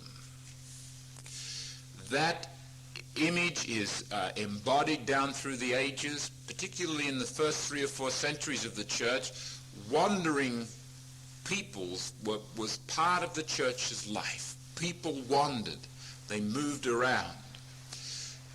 Come the 5th and 6th centuries, they began to settle down more. Except in the Russian Orthodox tradition, there has always been the tradition of the holy man who wanders, the pilgrim who goes from village to village and is fed by the villagers. He remains a witness to the transcendent. He remains a witness to something that is deeply human, that lies in the heart of everybody's being, that we are wayfarers, that we are, all of us, pilgrims, and can never escape the fact. Last week we spoke about the life forms. That particular paradigm or metaphor can help us to understand the process and the nature of life crises. Let us recall what we said there about life forms. We spoke about the actual form, that is, the shape that the self takes at any given moment as it breaks the plane of reality. The whole you condensed in a given moment. That is made up of the apparent self, the form that you take externally in reaction or response to the real or imagined expectations of other people. Still deeper, there is the current form, the more or less extended shape that you take during a certain phase of your life, such as adolescence or early adulthood or middle age. Beneath that still is the far more complex, deep, mysterious area that we refer to as the core form, that shape that the self takes very early on in life and typically is maintained throughout life. And then below that still the foundational life form. It is those three, with some reference to the fourth, that I'd like to look at briefly now to understand or get another perspective on what we're talking about when we speak of life crises or transition crises or transcendent crises. Looking first at the apparent form. When there is some kind of a crisis, when a person has been destabilized, when the routine and the familiar has been disrupted, and one is making a transition from one situation, place or time or experience to another, the apparent form will register it more or less powerfully depending on how significant the crisis is. It might be registered in terms of facial expressions. The person might look like they're going through death. It might be registered in lack of care for clothing and appearance. It might be registered in the loss of weight. One appears to have lost weight. One constantly appears tired. One appears stooped in one's posture because one is carrying a heavy burden. And it is interesting the way body posture registers psychological posture. One's gait, the way one walks, will probably register it. You'll find it, for example, in perhaps most obviously in the experience of adolescence. There's probably nowhere that the apparent form changes more radically in people than in that period of adolescence, especially if they're allowed to live their adolescence. Adolescents may begin to appear very goofy, boorish, intolerant, intolerable, disgusting in their habits. Adolescent boys can become ghoulish. They take on all kinds of shapes and forms that are quite distressing, probably to themselves as much as to others. It is a sign that they have been shaken loose. They're experimenting. They are searching for their identity, what fits. They might wear crazy clothes. They might talk with a strange accent or imitate the goons constantly or something, or be saying silly things. They might find it difficult to walk as an adolescent boy comes home from school and eats half a loaf of bread and then sits down to a baked dinner or whatever and then comes out at 11 o'clock and has another meal and grows 6 inches in a year and will probably walk in a way that shows he's not real comfortable with being this tall all of a sudden. It's part of the apparent form, the shape that the self takes is registering, is manifesting deeper changes. It is dangerous, therefore, as we mentioned when we talked about the apparent form and current form, to say to such a person, grow up. In other words, put on a new apparent form for God's sake. I can't stand that one that you're putting on at the moment. I can't stand the shape that you're taking. So put on an adult form, You're already 14. For God's sake, will you please start behaving like an adult? They might. They put on the shape of an adult, and this can happen, for example, with someone who goes into, might have gone into a minor seminary situation. They start to behave like a minor priest and put on the apparent form of a priest, soutane and surplice and all, and then when they get to be 40, the apparent form that they didn't live out when they were 14 starts to come out. Can happen. The transition crisis. The current form is characterized most particularly by functionality. One of the purposes of a current form is life brings us to a certain plateau and leaves us there for a while, and we establish a certain competence, certain ability to be useful, to do things, to find stability and meaning and identity in our ability to be functionally adept. And one of the things that happens when we move to a new current life form, we make that transition, is that we have to discover a whole new way of being useful for ourselves in the world. Our functionality is interrupted. And that too can cause reverberations in the apparent form and the core form. For example, a person coming through early adulthood and later adulthood might be dominated by decisiveness, ambition, achievement-oriented person, getting on in the job, getting the family organized, really getting the world by the throat. And they're very successful, and then all of a sudden on their 40th birthday they start to have questions. Nothing in particular has happened except they've turned 40, and they start to, is this all there is? Maybe, from here in it's downhill. But they say after your 40th, I don't really believe that, but I do. They have a lot more questions than answers. And life might begin to move towards a more contemplative, stance rather than a more achievement functionalistic stance. That is the process of life, but that will not happen without some transition crisis, without some shakings of the building, that is the person.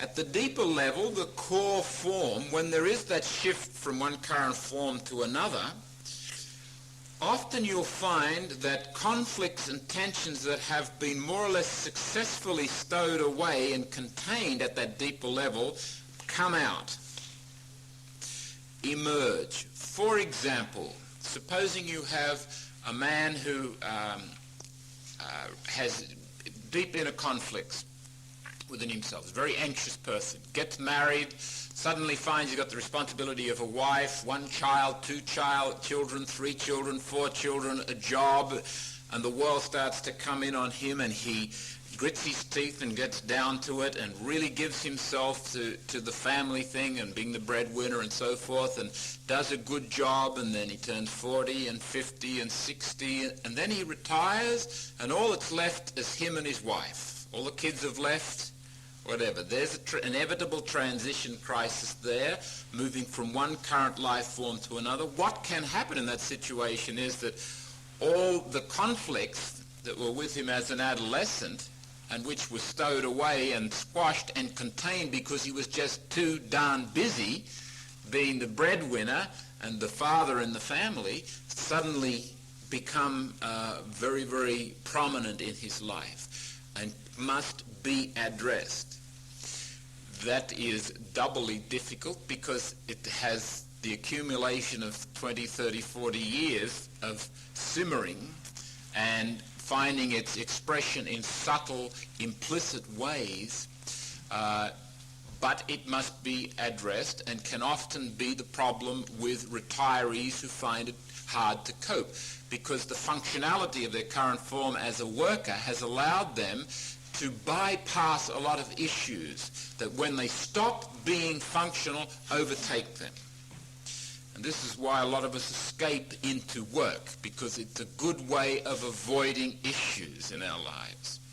This is why it is so important to have some measure of solitude and silence in your life, where you get off the conveyor belt and you process life as it is happening.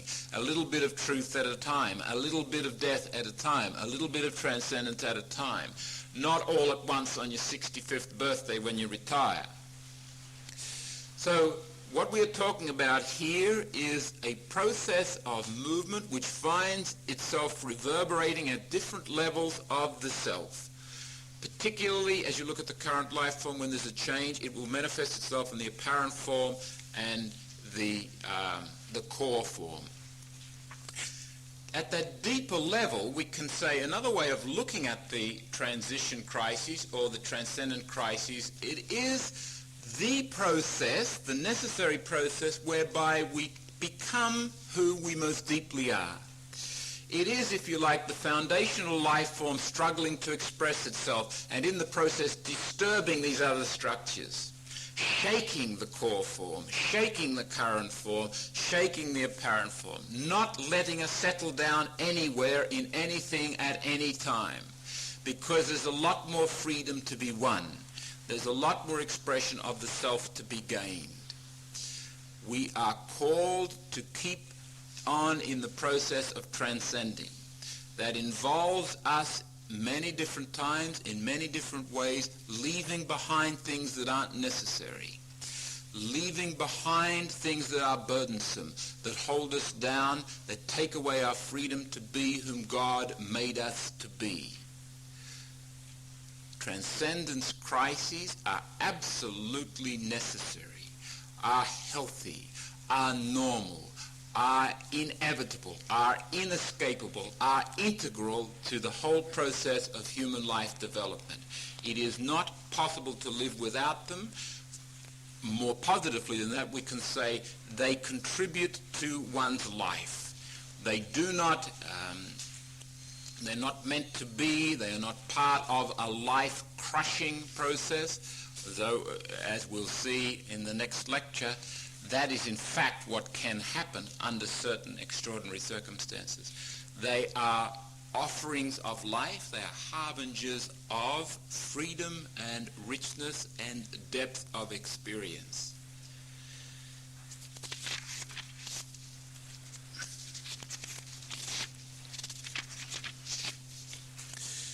One of the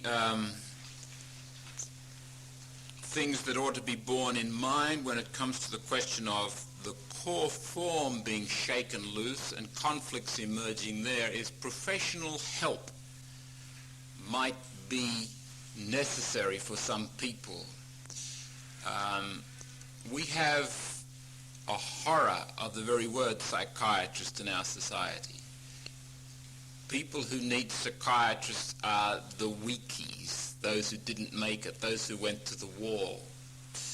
All of us, sometime or another, need the help of another human being to re-establish our links with reality, to deepen our contact with life. Now, it doesn't necessarily have to be a psychiatrist or a clinical psychologist. It just might be a real good common sense friend.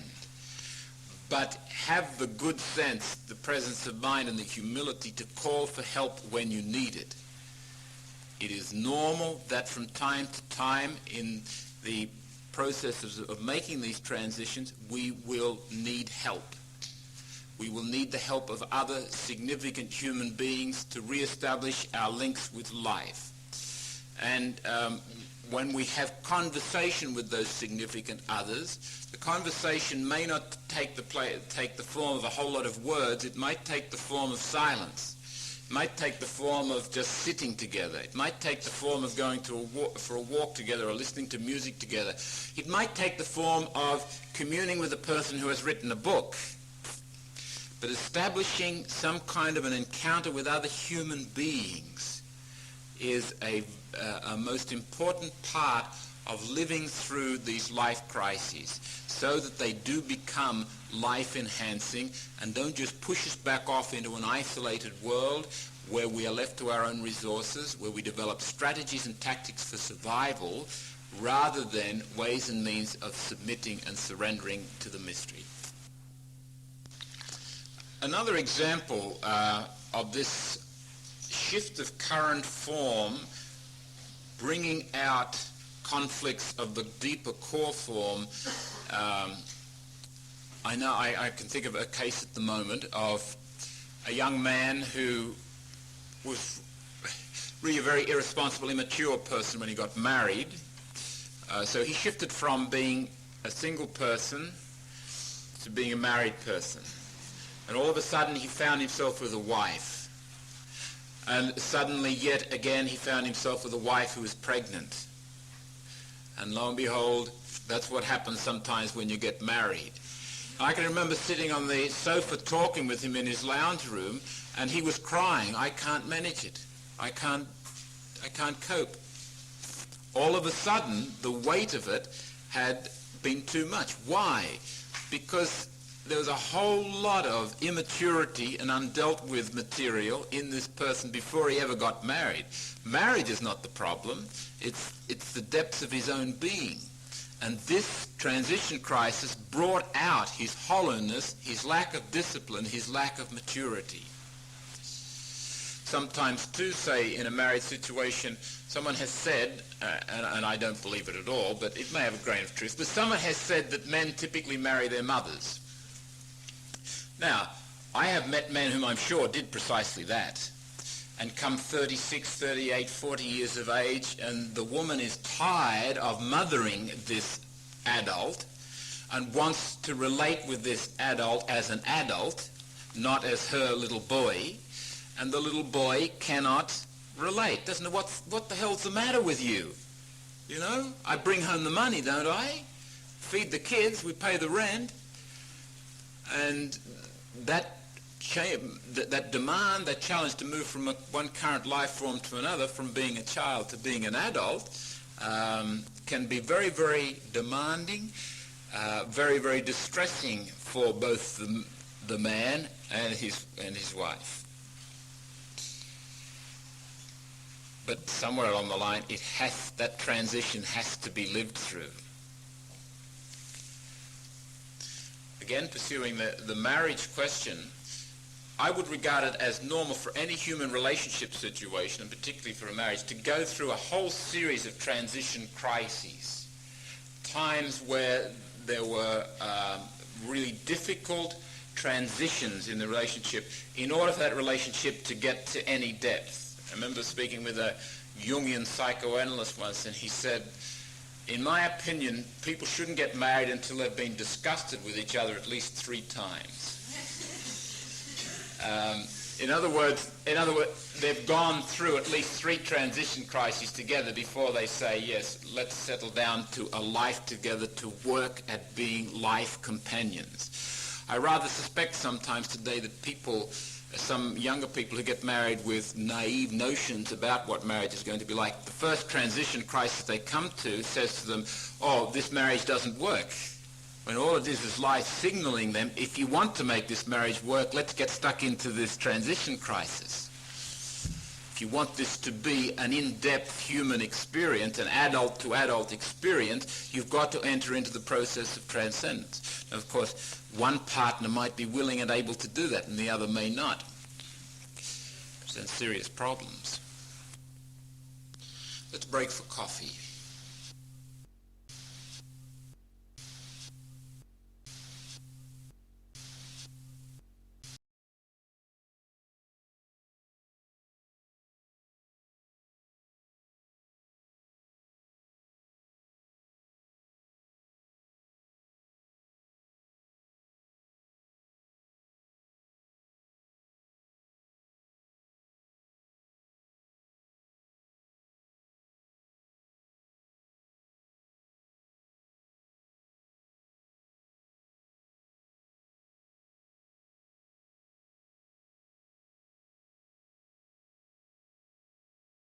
To our second lecture for this evening, Crises in Life Formation, Part 2. We took as our starting point for the last reflection the Greek roots of the word crisis, indicating that it involves choice because there's a parting of the ways. The Chinese character for crisis is an interesting one because it involves 2 characters. One character means danger, the other character means opportunity. So crisis is, this is another metaphor for it, crisis is both danger and opportunity.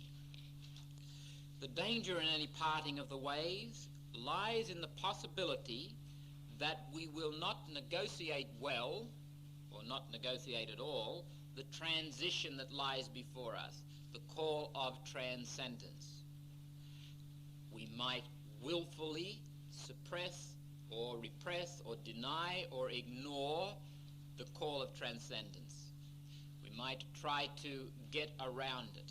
That is a danger.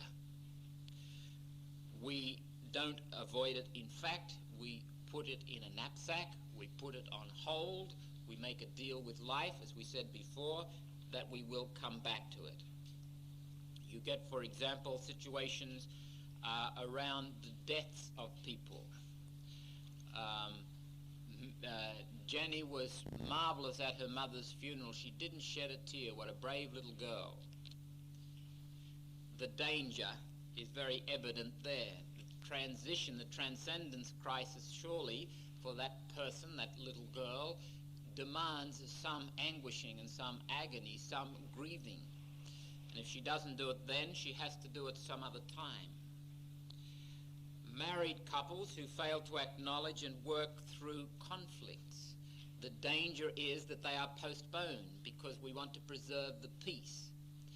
In religious communities, conflicts, crazy ways of communicating, very functionalistic ways of going about life are let to go on because no one will challenge them. Nobody asks the foundational formational question, what is happening here?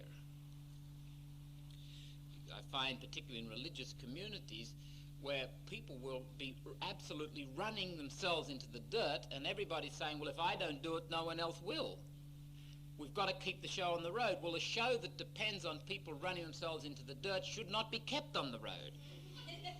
There is something radically wrong. And let us encourage one brave member of that community to stand up and say, no, I will not continue to do this. let us look at what is happening. People may fail to detach themselves from their parents. They avoid the transition crisis there. The danger is that they will not face up to becoming individual human beings who have cut the umbilicum. People with particular public responsibilities and status, such as parents, priests, counselors, teachers, so forth, who believe they can't afford to fall apart, may enter into the danger of a crisis moment. And this is a difficult one to broach, because literally parents sometimes cannot afford to fall apart. There are children to be fed. There are bills to be paid. They cannot afford the luxury that many of us priests and religious have to fall apart and get picked up by the church. By way of digression, one of the great dangers, as I see it, of becoming dedicated to the church is that you enter into a total care situation, that you become tucked away in the ecclesiastical womb. It's warm, it's comfortable, and you never get born as an individual person. If you're thrown into the world and you've got to look after a spouse, you've got to look after children, you've got to pay bills and so forth, you've got to come to birth whether you like it or not. Now, in that situation where you may not be able to afford to fall apart, that is one of the facts of life that you face, and you pay the consequences of that. And you do the best you can with what you've got. For some people, for some groups, the falling apart, the entering into a transition crisis, the accepting the call of transcendence can be overwhelming at times. I don't know whether you've read Daisy Bates' The Passing of the Aborigines. It's a fascinating book, but in it she would indicate, and it makes sense, that the transition crisis confronting the Aboriginal people was in fact too overwhelming for them to move from Stone Age to, 19th century civilization. She makes the comment that Aboriginal people can withstand and even thrive on Australian climatic conditions where you've got severe droughts, winds, searing sun, floods, barren land, but they cannot survive civilization. They cannot survive the inroads of the 20th century. Tasmania remains to this day the only successful example of genocide in living memory in the world. That is, a whole people was wiped out. There are no longer any Tasmanian Aboriginals alive. The last of them were put on Flinders Island, and they died of pneumonia and influenza and what have you. Truganini was the last one, and until a few years ago they had her bones on display in the museum in Hobart. Fortunately, I think they did inter them eventually. Also, you'll find in the Muslim world today, Mohammedans dividing fairly clearly into two camps. Those who want to go back and maintain the strict code of the Quran, the literal interpretation, and found the holy state on the literal interpretation of the law, and those like the late Anwar Sadat, whom I think was a great man and whose autobiography I would recommend to you, In Search of Identity, looking at the contemporary world, the signs of the times, like Pope John was saying that Catholics, Christians should do. How does a good Muslim respond to these times, and how does a good Muslim incorporate the principles of the Quran with the needs of today? Whereas other people, e.g. Khomeini and his people in Iran, just say no to the modern questions, no to the contemporary needs. What is paramount is the literal interpretation of the Quran. I was talking to somebody who came from one of those countries recently, and they were saying how every Friday is execution day, and foreigners are forced to come and view the execution, where they behead people, they cut off hands, and what have you. That's all part of the Quran, all part of the law, all part of the tradition handed down from age to age. There's a real momentous struggle going on in those cultures, in those religious traditions, and it can be seen and understood in terms of a transition crisis. One group resisting, refusing to enter the crisis, fighting it off at all costs, fiercely, while another group graciously and humbly is saying, it's happening. Let's go into it. Much the same as you were saying, Margaret. You're in there and you find the momentum to begin to move through it. Now, if an individual or a group does embrace the call of transcendence and does enter a transition crisis, there are three particular phases that offer a broad structure for the movement of the transition, for the process of the crisis. It begins with, in some measure, a death. It involves, in some measure, the process of decision-making, choice, taking a stand. And it concludes, in some measure, with a new life, a new awakening, a rebirth process. Let us consider those. They are not distinct, clearly cut phases where you go into one, and then you go to the next, and then you go to the next. There is an intermingling. But at the beginning of a crisis, at the onset of a transition crisis or a transcendence crisis, the first thing that you are aware of is death. And that can be something that you will instinctively shun. And I think, again, that is what is happening with a lot of the Muslims. They don't want to die this death. And we all typically want to have a tendency to pull back from that moment. However, sometimes we just find ourselves in it. And the manifestations of this death are such things, if you get people to describe it, they will talk about darkness, nothingness, confusion, questions without answers, anxiety, anger, loneliness, frustration, despair, a whole host of words pointing to negative emotions. People at the beginning of a life crisis do not talk about joy, peace, hope, contentment. They are not in that human experience. It is important for us to recognize, as we have said before in the first lecture, life crises are an integral, necessary, healthy part of life formation. Death is an integral, healthy, necessary part of life formation. Unless the grain of wheat fall into the ground and die, it will remain but a grain of wheat.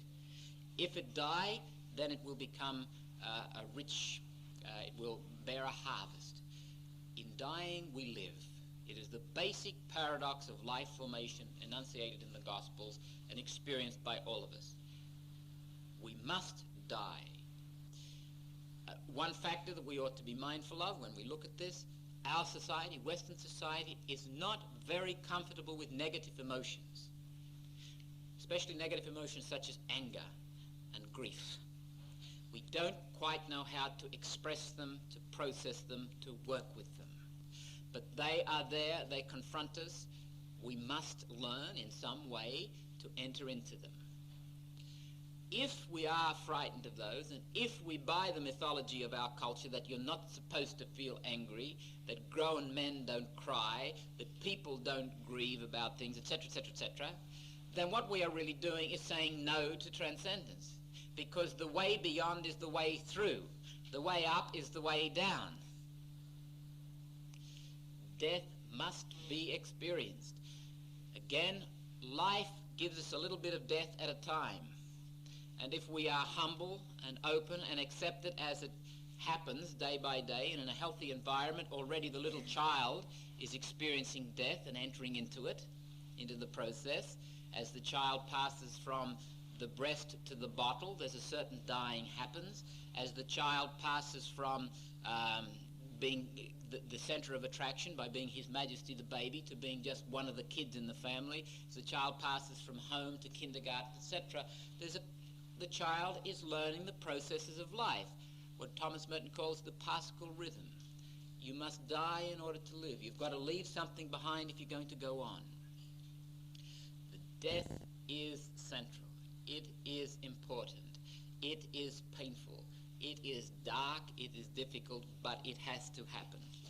Of course, the great symbols, once again, in the Old Testament, the Exodus, leaving Egypt, escaping from bondage, is the death of the desert, the purgation.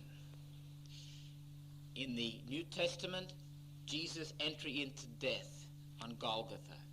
St. Paul says that's what baptism is. Baptism is a symbolic celebration of life at the beginning of life. You go down into the tomb with Jesus and you rise. And in the early church, baptisms were typically done by going down into the water, completely down into the water and up out the other side. And the idea was that, entering into death, going under and coming through to life. And there cannot be a going beyond unless there is a going through, a going in.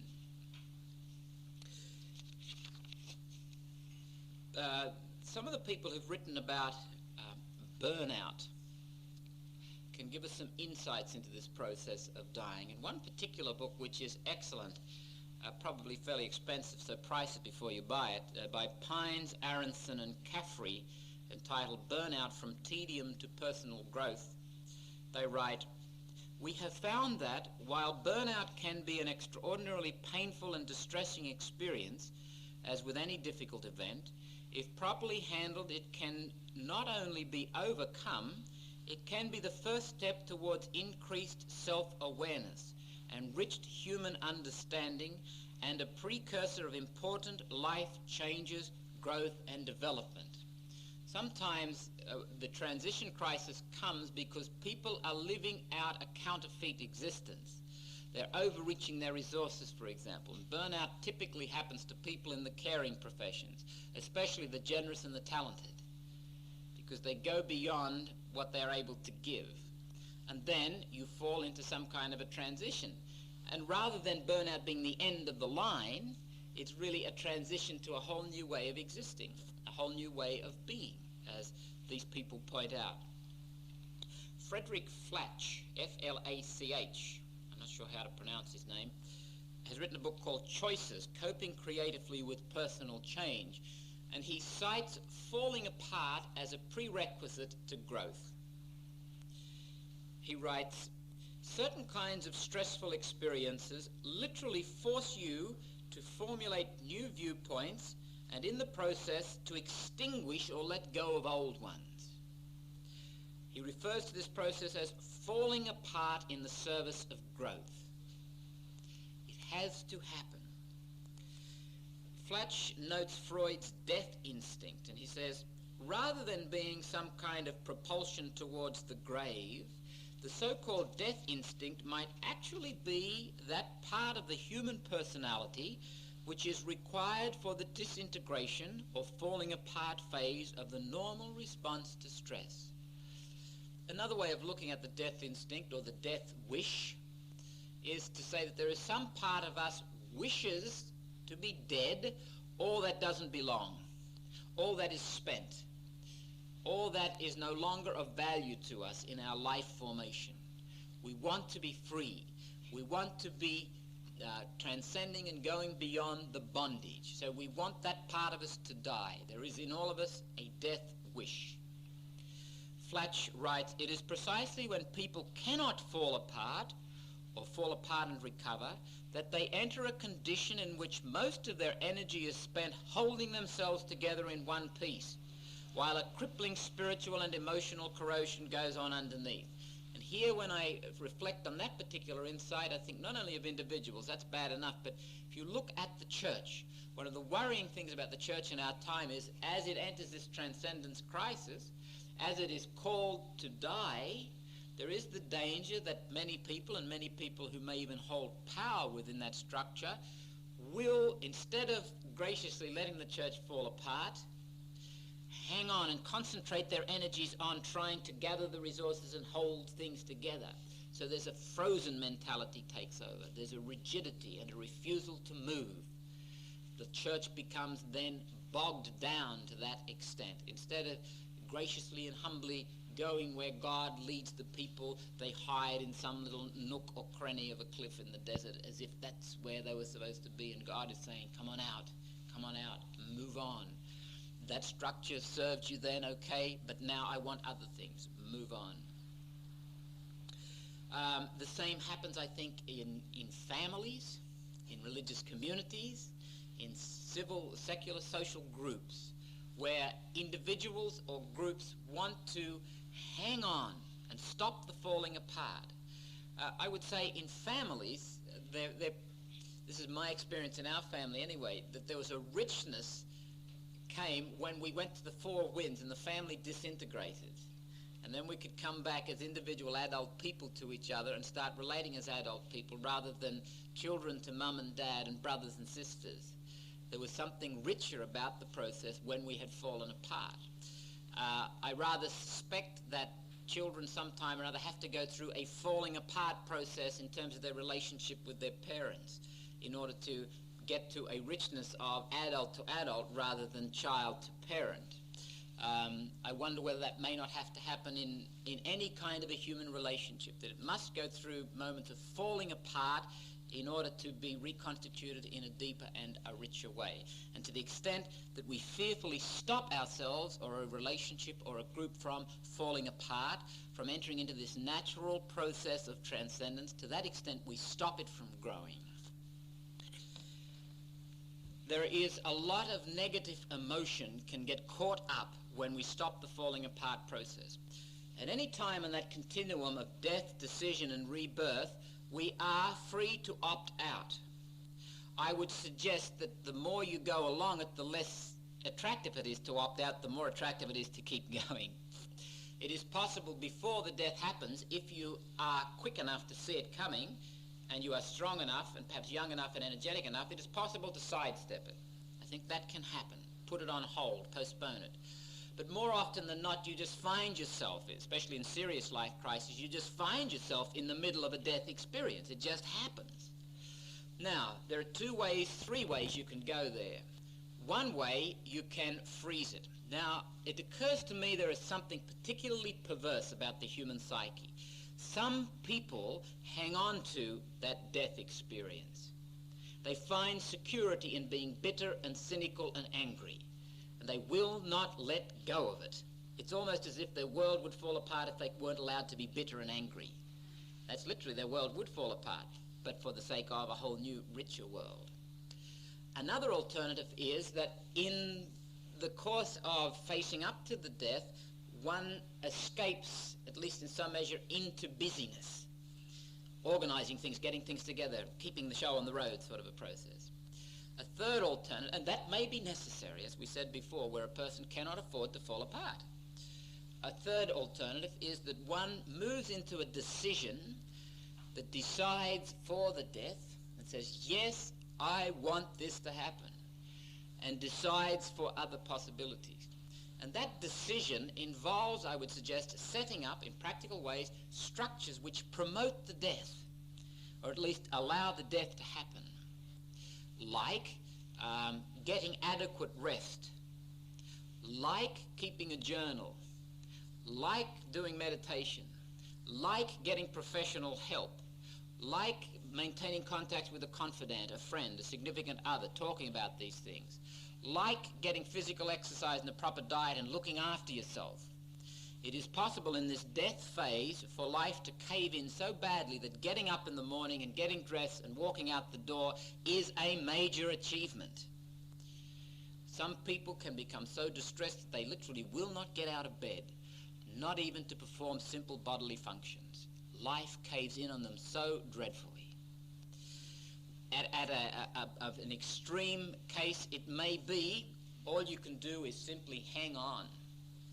And I would suggest that there is some value in doing the simple, mundane, concrete, unspectacular things of life consciously and deliberately, like getting out of bed, and you actually participate. That becomes the occupation for you at that moment. Instead of thinking in terms of the day I have to face, just think in terms of getting from the supine position to the upright position. That's all for the moment. And then when you've gotten to that position, the next thing is to take your pajamas off and put your clothes on.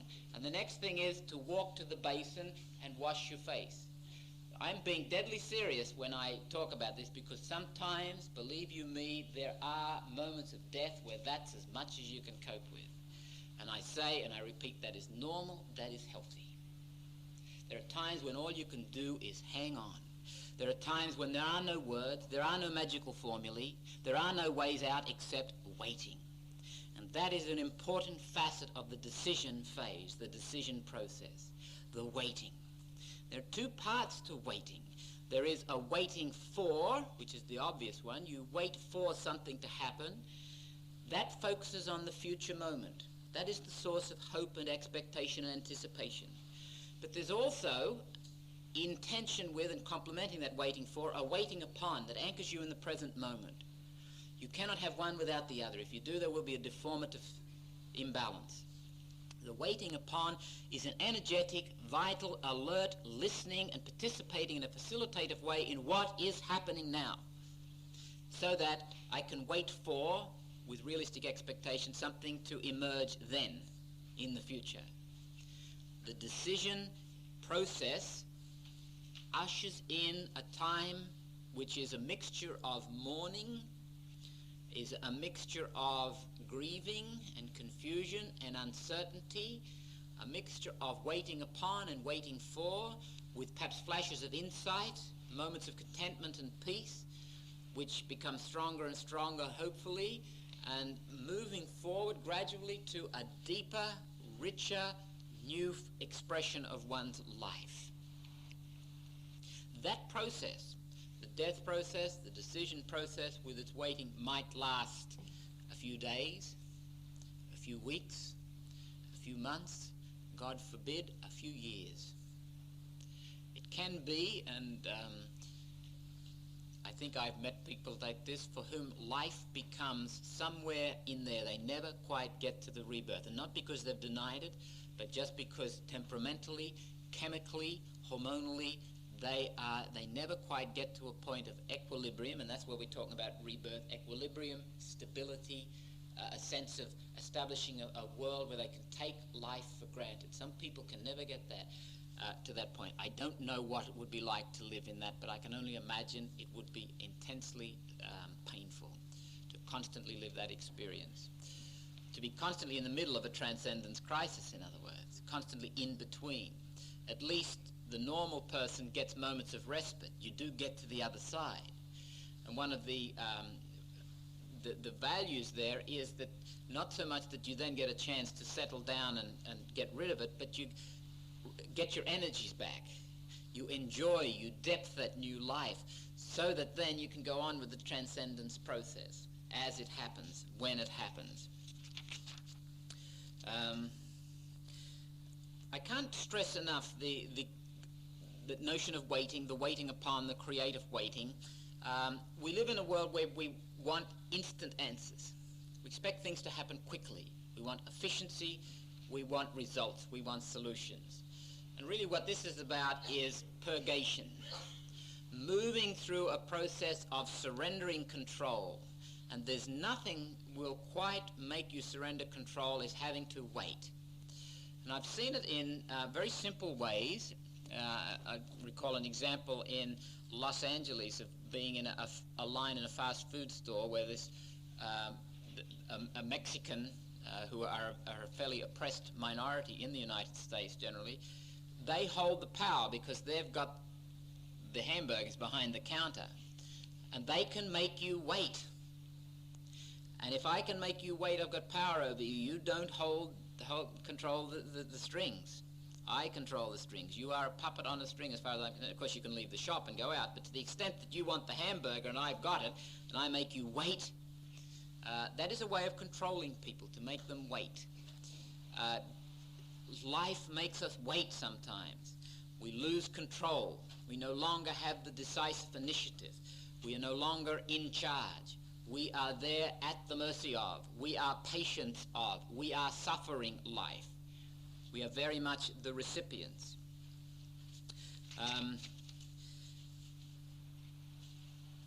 The rebirth begins, I would suggest, somewhere about the time the death begins.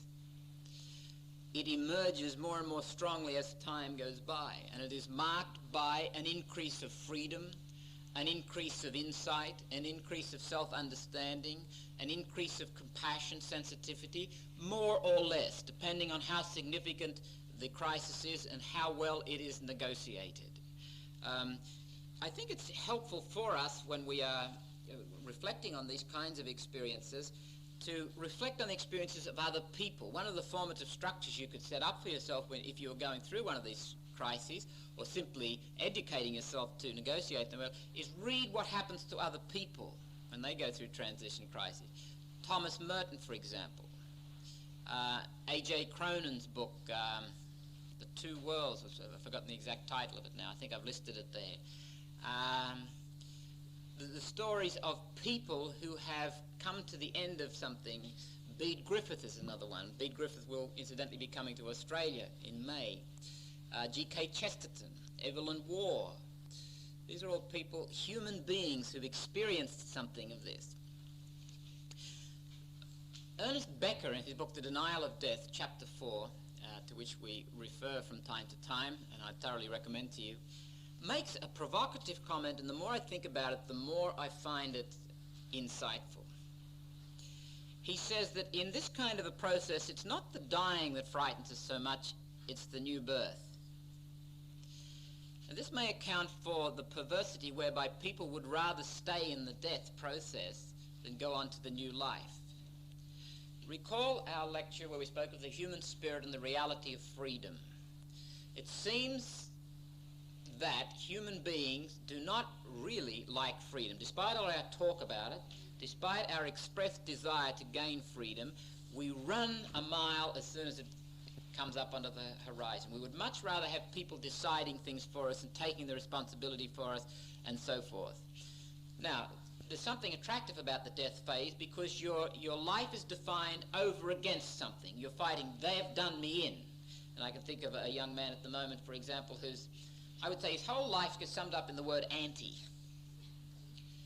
He's anti the Catholic Church, anti the Catholic education system, both of which did him in as a young person.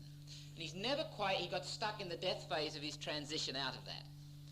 And I'm sure he gets a perverse delight about staying there because it gives him the security of constantly fighting against. He doesn't have to defend any territory. He just stands there and lobs hand grenades into that territory and fights against them.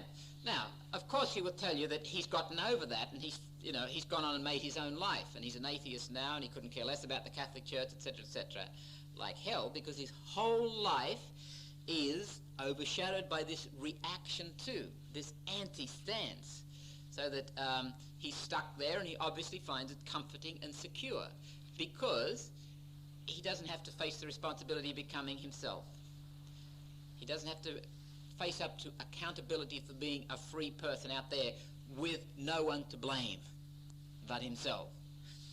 And the reason I think that Becker's insight is in fact helpful is that, is in fact spot on, is that we do resist that call to transcendence, to go into the deeper life, that call to go into deeper freedom, that call to become more deeply who we are, because that is also a call to be alone, to be more independent, to be more of an individual, to be less caught up in the group, to be less dependent on other people in a non-formative way. It is a call to become who you are. And in a sense, that is more frightening than dying. That is very insecure because it is a call to stand on your own. It is a call to be on your own before the mystery. People who live through this kind of an experience generally have a much greater sensitivity, compassion for people, are far less inclined to be judgmental and talk about the answers, because when you go through this kind of experience and suffer it, you know there are no answers ultimately. There's just surrender, there's just participation in the mystery, not knowing where it will lead or why it leads where it leads. I would say that people who have not been through at least one transition crisis, at least one transcendence crisis, will not know much about what we talk about in these lectures. That the kinds of issues that we address will be purely academic to such a person. They might be intellectually titillating, but they will not speak to their guts. Because I think the whole question of life formation is about in-depth processes, not simply intellectual, remote academic processes. When we talk about growing through experience, this is what we mean. entering into the facts of life, suffering life, in all its facets, in all its realism, in all its reality. There is no getting around that fact. If you want to grow, if you want to be a rich, humane person, you must be willing to suffer life. To suffer life means to go through, on a number of occasions in your life, this death, decision, rebirth. And it keeps coming back and keeps moving. In the church, there is a tradition of speaking about the stages of the spiritual life in terms of the purgative way, the illuminative way, and the unitive way. In our typical static Western mindset, we tend to see those as clearly defined steps. You start out in the purgative way and you deal with sins and you get virtue underway, and then you move to the illuminative way, which is more contemplative, and the unitive way, which is thoroughly contemplative. Supposedly Origen was the innovator of that particular schema. It's a misinterpretation of Origen, but be that as it may, in fact, he's blamed for it. But it is a helpful paradigm, because that's in fact the way it happens. There is this constant purgation. You must be purged. And I think the church's doctrine or teaching about purgatory over the years makes a lot more sense in the light of this, that what you have refused to be purged of in this life, you must eventually be purged of it somewhere, sometime. Otherwise, you'll never be able to experience the beatific vision. You'll never be able to experience the union with the truth. The purgation goes on, and as the purgation happens effectively, so there is illumination, there is insight, there is awakening to truth, there is enlightenment, which brings you to union with the mystery, a deeper union, the unitive way, and there's a constant passing out of one to the other and an interaction between all those processes. They are part and parcel of life. They don't just belong to the esoteric thing called the spiritual life. They belong to life. Which brings me to the final point. We have discussed on a number of occasions the question of asceticism. If you consider this, you'll understand what we mean when we say there's enough agenda in life for asceticism without contriving it or fabricating it. To live through these kinds of experiences, whether they are momentous life crises or more insignificant ones, whether they are quite massive partings of the way or just tiny mundane ones. This is the stuff of the spiritual life. The daily, dirty, concrete, messy, factual stuff of everyday living. This is where the gospel begins to become real for us. Not dislocated when we go through the stuff of human experience. That is what the incarnation is about.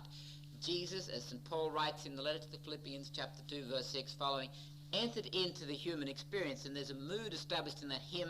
He became obedient yet, humbly yet, even to death on a cross.